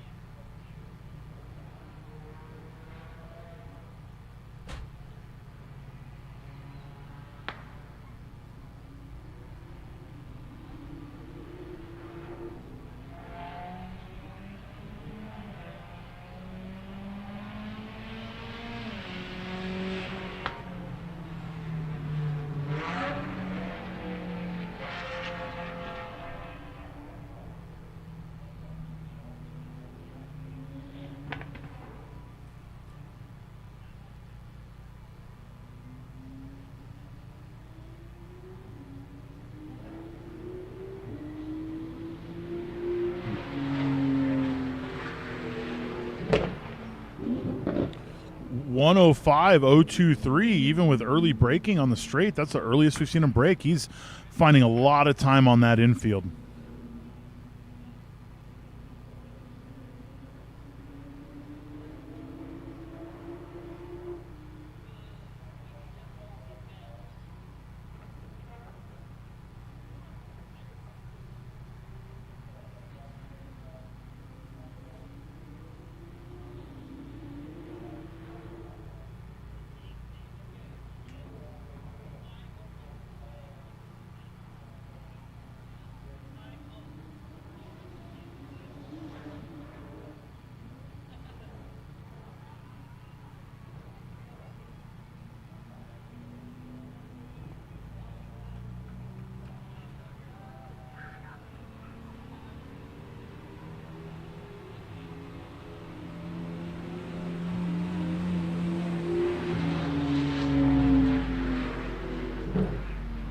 It does look like Craig Lumpson is limping the car around. I think I did hear Race Control say he was smoking a little bit around some corners. We're not sure if that's tire rub or if that's mechanical.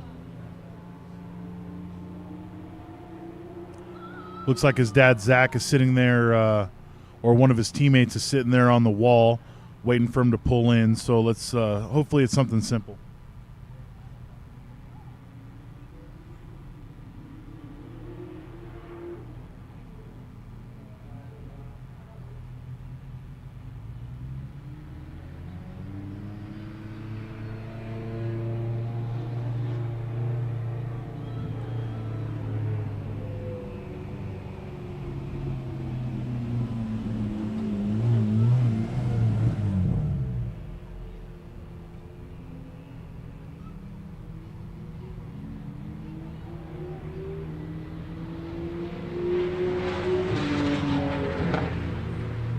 There we go, Ray. 104.943. Looks like we do have Group 6 starting to line up for their final time attack session of the day while Ray takes advantage of this open track.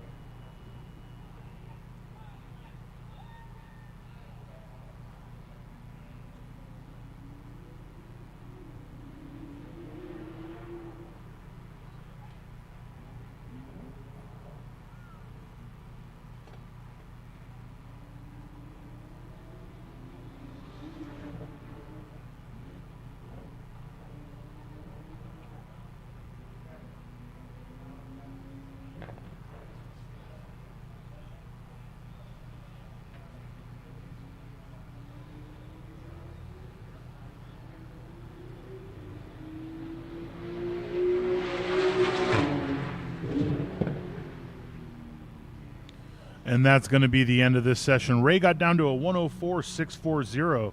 He's finding confidence and speed in that car, which is great.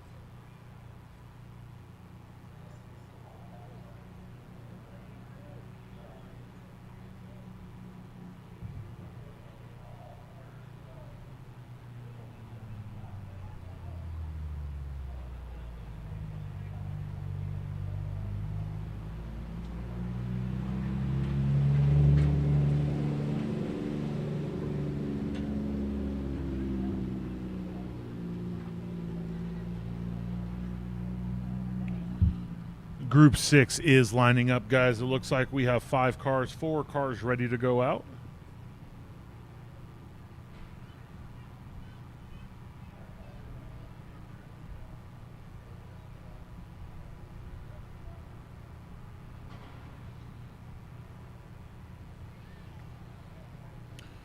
Brody Matthews is going to lead him out in his Mini Cooper S. Matt Pope is going to follow him in his V6 Power Toyota MR2. Looks like we have Justin Miller right behind him in his Subaru Impreza WRX, and Helena Sandgaard in her Focus ST.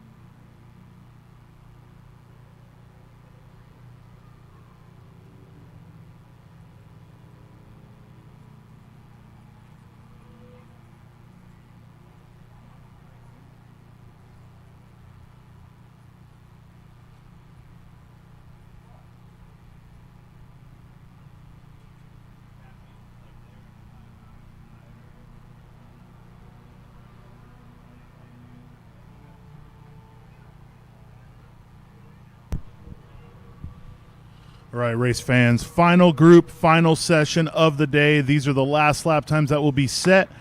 This will end our day one of Global Time Attack here at Pikes Peak International Raceway, Ascend Music and Motorsport Festival.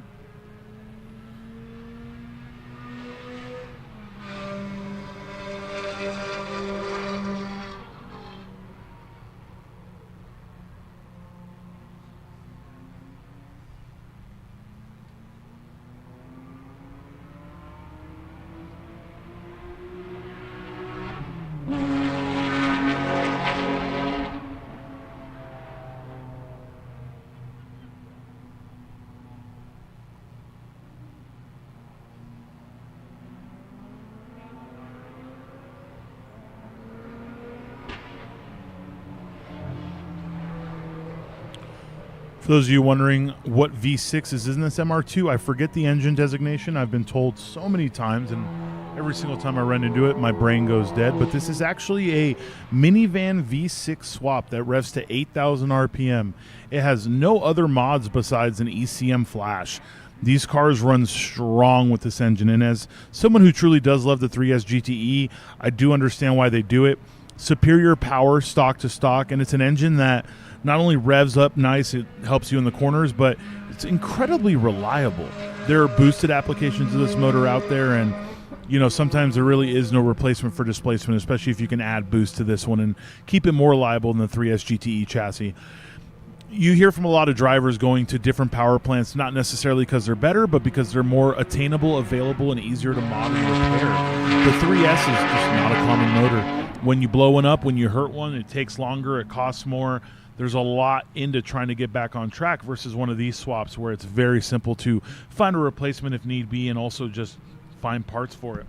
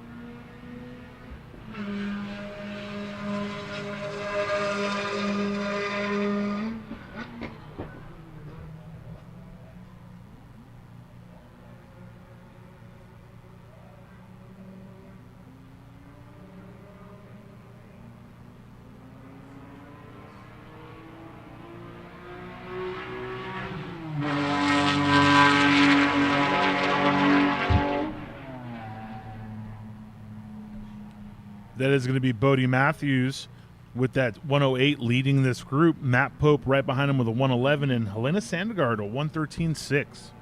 She's trying to get into the 12s and 11s in that Focus ST. She's got the 13s on lock.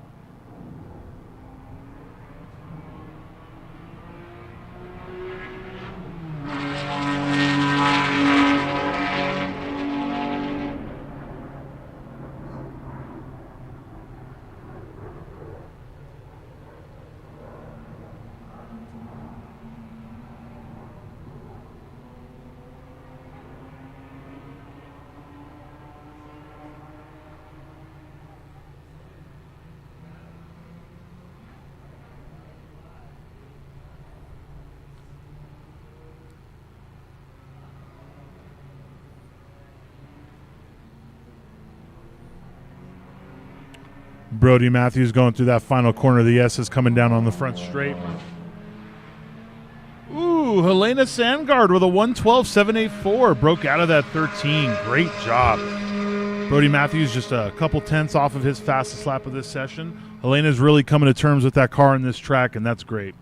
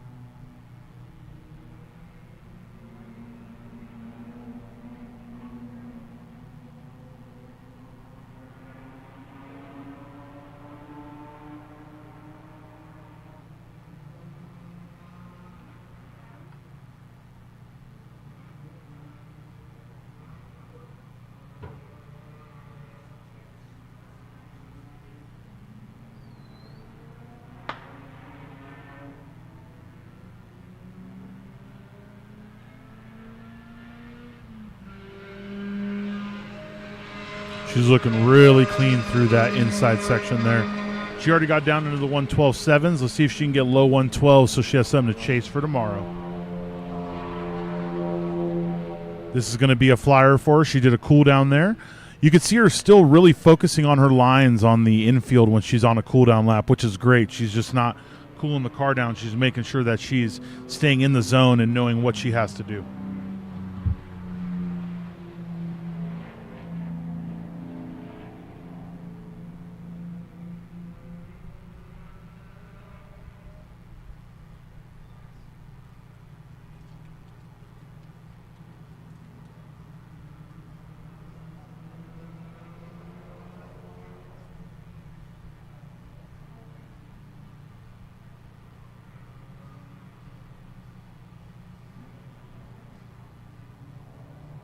She's really getting after it here.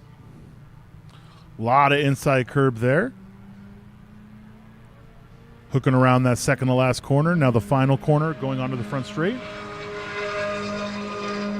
Brody Matthews with a 108.353, fastest lap of the session so far. Let's see if Helena can get below that 112.7.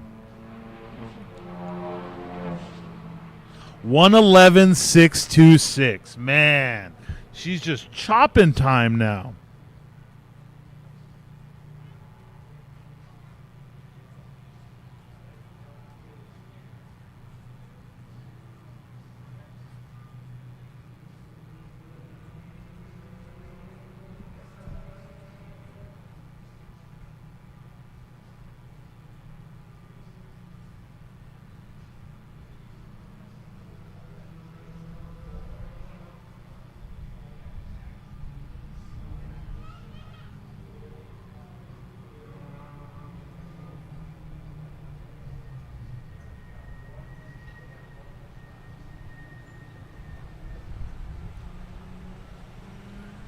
Every other session I saw Joaquim there on the inside cheering for her, so hopefully he's still around there somewhere, because if he is looking at lap times, then he is absolutely going to be stoked for her right now.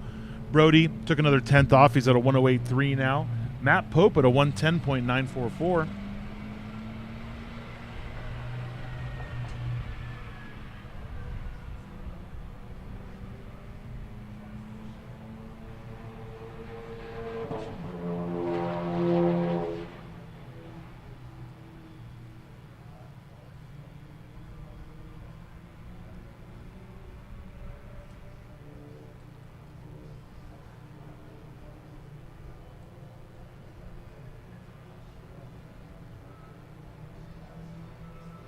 And these are the final hot laps of this session. The checkered has come out.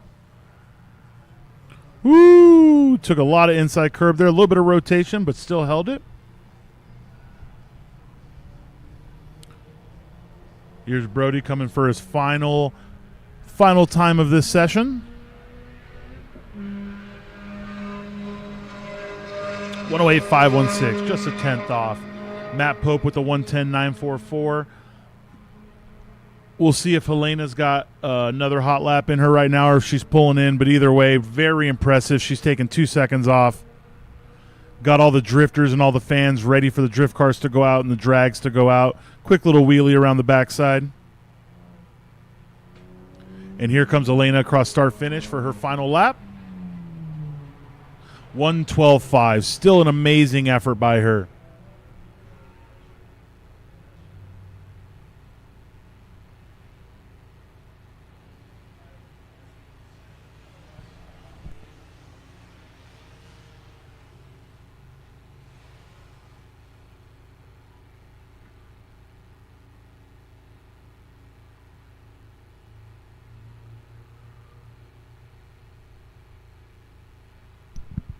That is going to be the end of the day. Very end of the first day here at the Pikes Peak International Raceway and Global Time Attack Ascend Music and Motorsport Festival.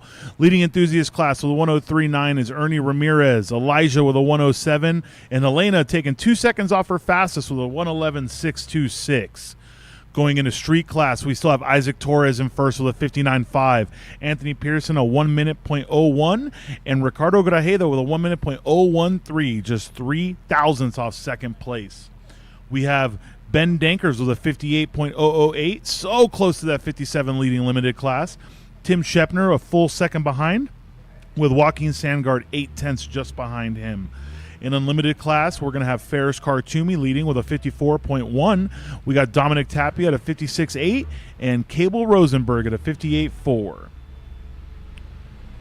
GTX has Chris Shellhart at a 103 with Ray Guerrero trying to get that first place with a 104.6.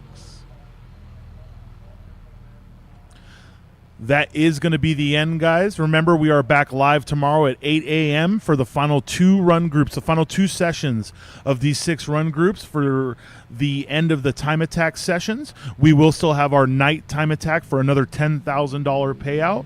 Be sure to stick around for the award ceremony after our set of run groups. The award should be around 11:30. And you'll be able to see the payouts everyone got. And we'll talk more about the night session tomorrow during Time Attack.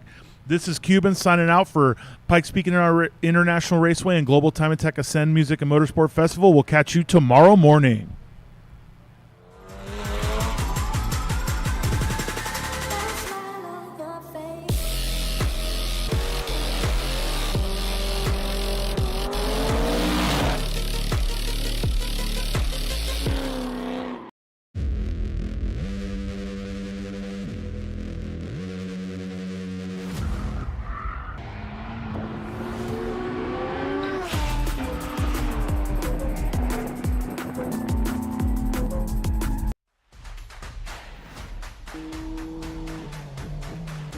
モータースポーツで得た高度な技術をすべてのレイズホイール一本に込める魂は永遠に変わらない。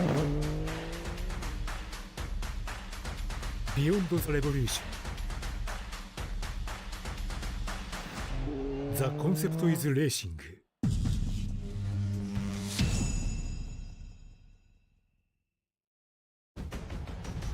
Link is the engine management solution for champions the world over. We know what it takes to win, pushing boundaries, performing under pressure, and having the best people on your team.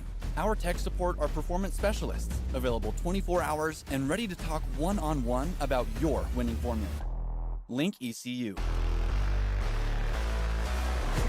The performance, reliability, and power to get to the podium.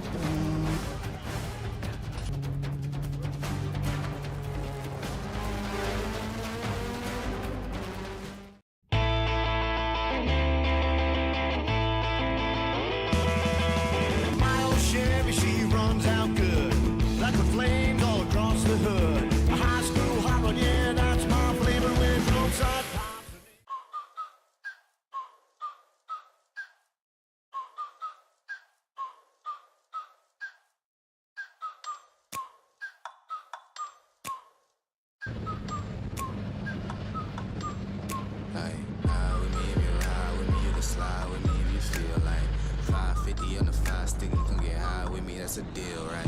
Ride with me if you ride with me, you can slide with me if you feel like 550 on the 5 stick, you can get high with me, that's a deal, right? That's a deal, right?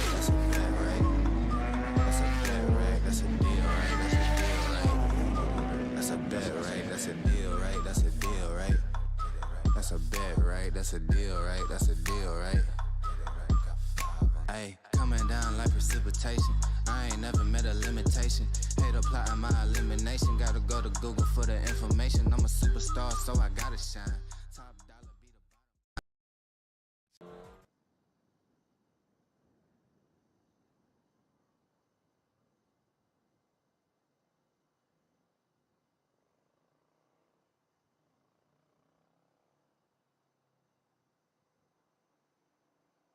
Welcome to the pits here at PPIR for Ascend with Global Time Attack. I'm standing here with Matt Pope in front of a very cool car, one of my favorites this weekend, Toyota MR2. Awesome body style, very classic car. How has the day been going for you so far? I kind of know the answer to this a little bit, but why don't you tell the fans out there what you've been dealing with today? Yeah, it's been a little hectic. We completely snapped a shift cable on our second session out, so we boogied on over to Denver, and we were able to get another one thanks to Nick Speed over there. It's a great shop. He hooked us up, so we were able to get back out and I think put down our fastest lap of the day. So I'm happy with how it's gone. I think I'm getting the full racing experience, that's for sure. Awesome. So ending the day well, because this is the last session of the day. So you just made it in time for the last session with the parts to fix the car, get out there, lay down your best time. That's not a bad story. It's not a bad day one. No, I couldn't be happier with how it went. So yeah, I'm feeling good. Got my line all settled in, and yeah, car's running great. Couldn't be happier. Awesome. We don't have many Toyota MR2s that run with Global Time Attack. A few, 3, 4 maybe. What can you tell us about the car? I see it's not the normal engine that comes with this car. No, this vehicle is slightly inspired by some others that you'll see at these events. It's got a 3.5 liter V6 out of a Sienna, and it's running the NA trans from the original car. So real short gears on a pretty torquey motor, and everything else is tacked together as needed, and it's working well for me. Yeah, that sounds like a lot of fun. It's always great to see people take these older platforms, swap an engine for something with, bigger displacement, give you an option to make more power down the road. It's great to see. How does the car feel with that setup? Car feels great. The biggest thing as far as getting it set up was being able to get on OBD2 with the newer motor, because we had a standalone on the old setup and it just didn't quite work for me. So yeah, being able to dial everything in and trust the car completely has really allowed me to just let it loose on the track and see what it can do. How can other MR2 fans and just Time Attack fans in general follow your program? I know you've got a lot of plans for this car in the future. I'd say just go out and drive it, learn all the quirks. It's a funny car, but it'll do the right thing once you figure out how to move it around, and then they'll really perform for you. So yeah, just a lot of seat time, get in your car and drive it. Awesome. Where can the fans at home follow your program at? Do you have an Instagram, a YouTube page, something like that? Yep, I have an Instagram. That's Matt Pope 101. You can find me there. I'm always posting about the car, so you can keep up. Awesome. I know we're following from Global Time Attack, and we'll make sure we all follow from our accounts at home. Thank you, Matt. I appreciate it. Thank you. Good job on ending the day on a high note. Thanks. Good stuff. We'll see you tomorrow. Okay. For those of you still out here watching us, make sure you stick around. We're going to see if we can get any good drift action for you on camera. If you guys don't stick around, though, remember, tomorrow, 8 a.m., we will be live.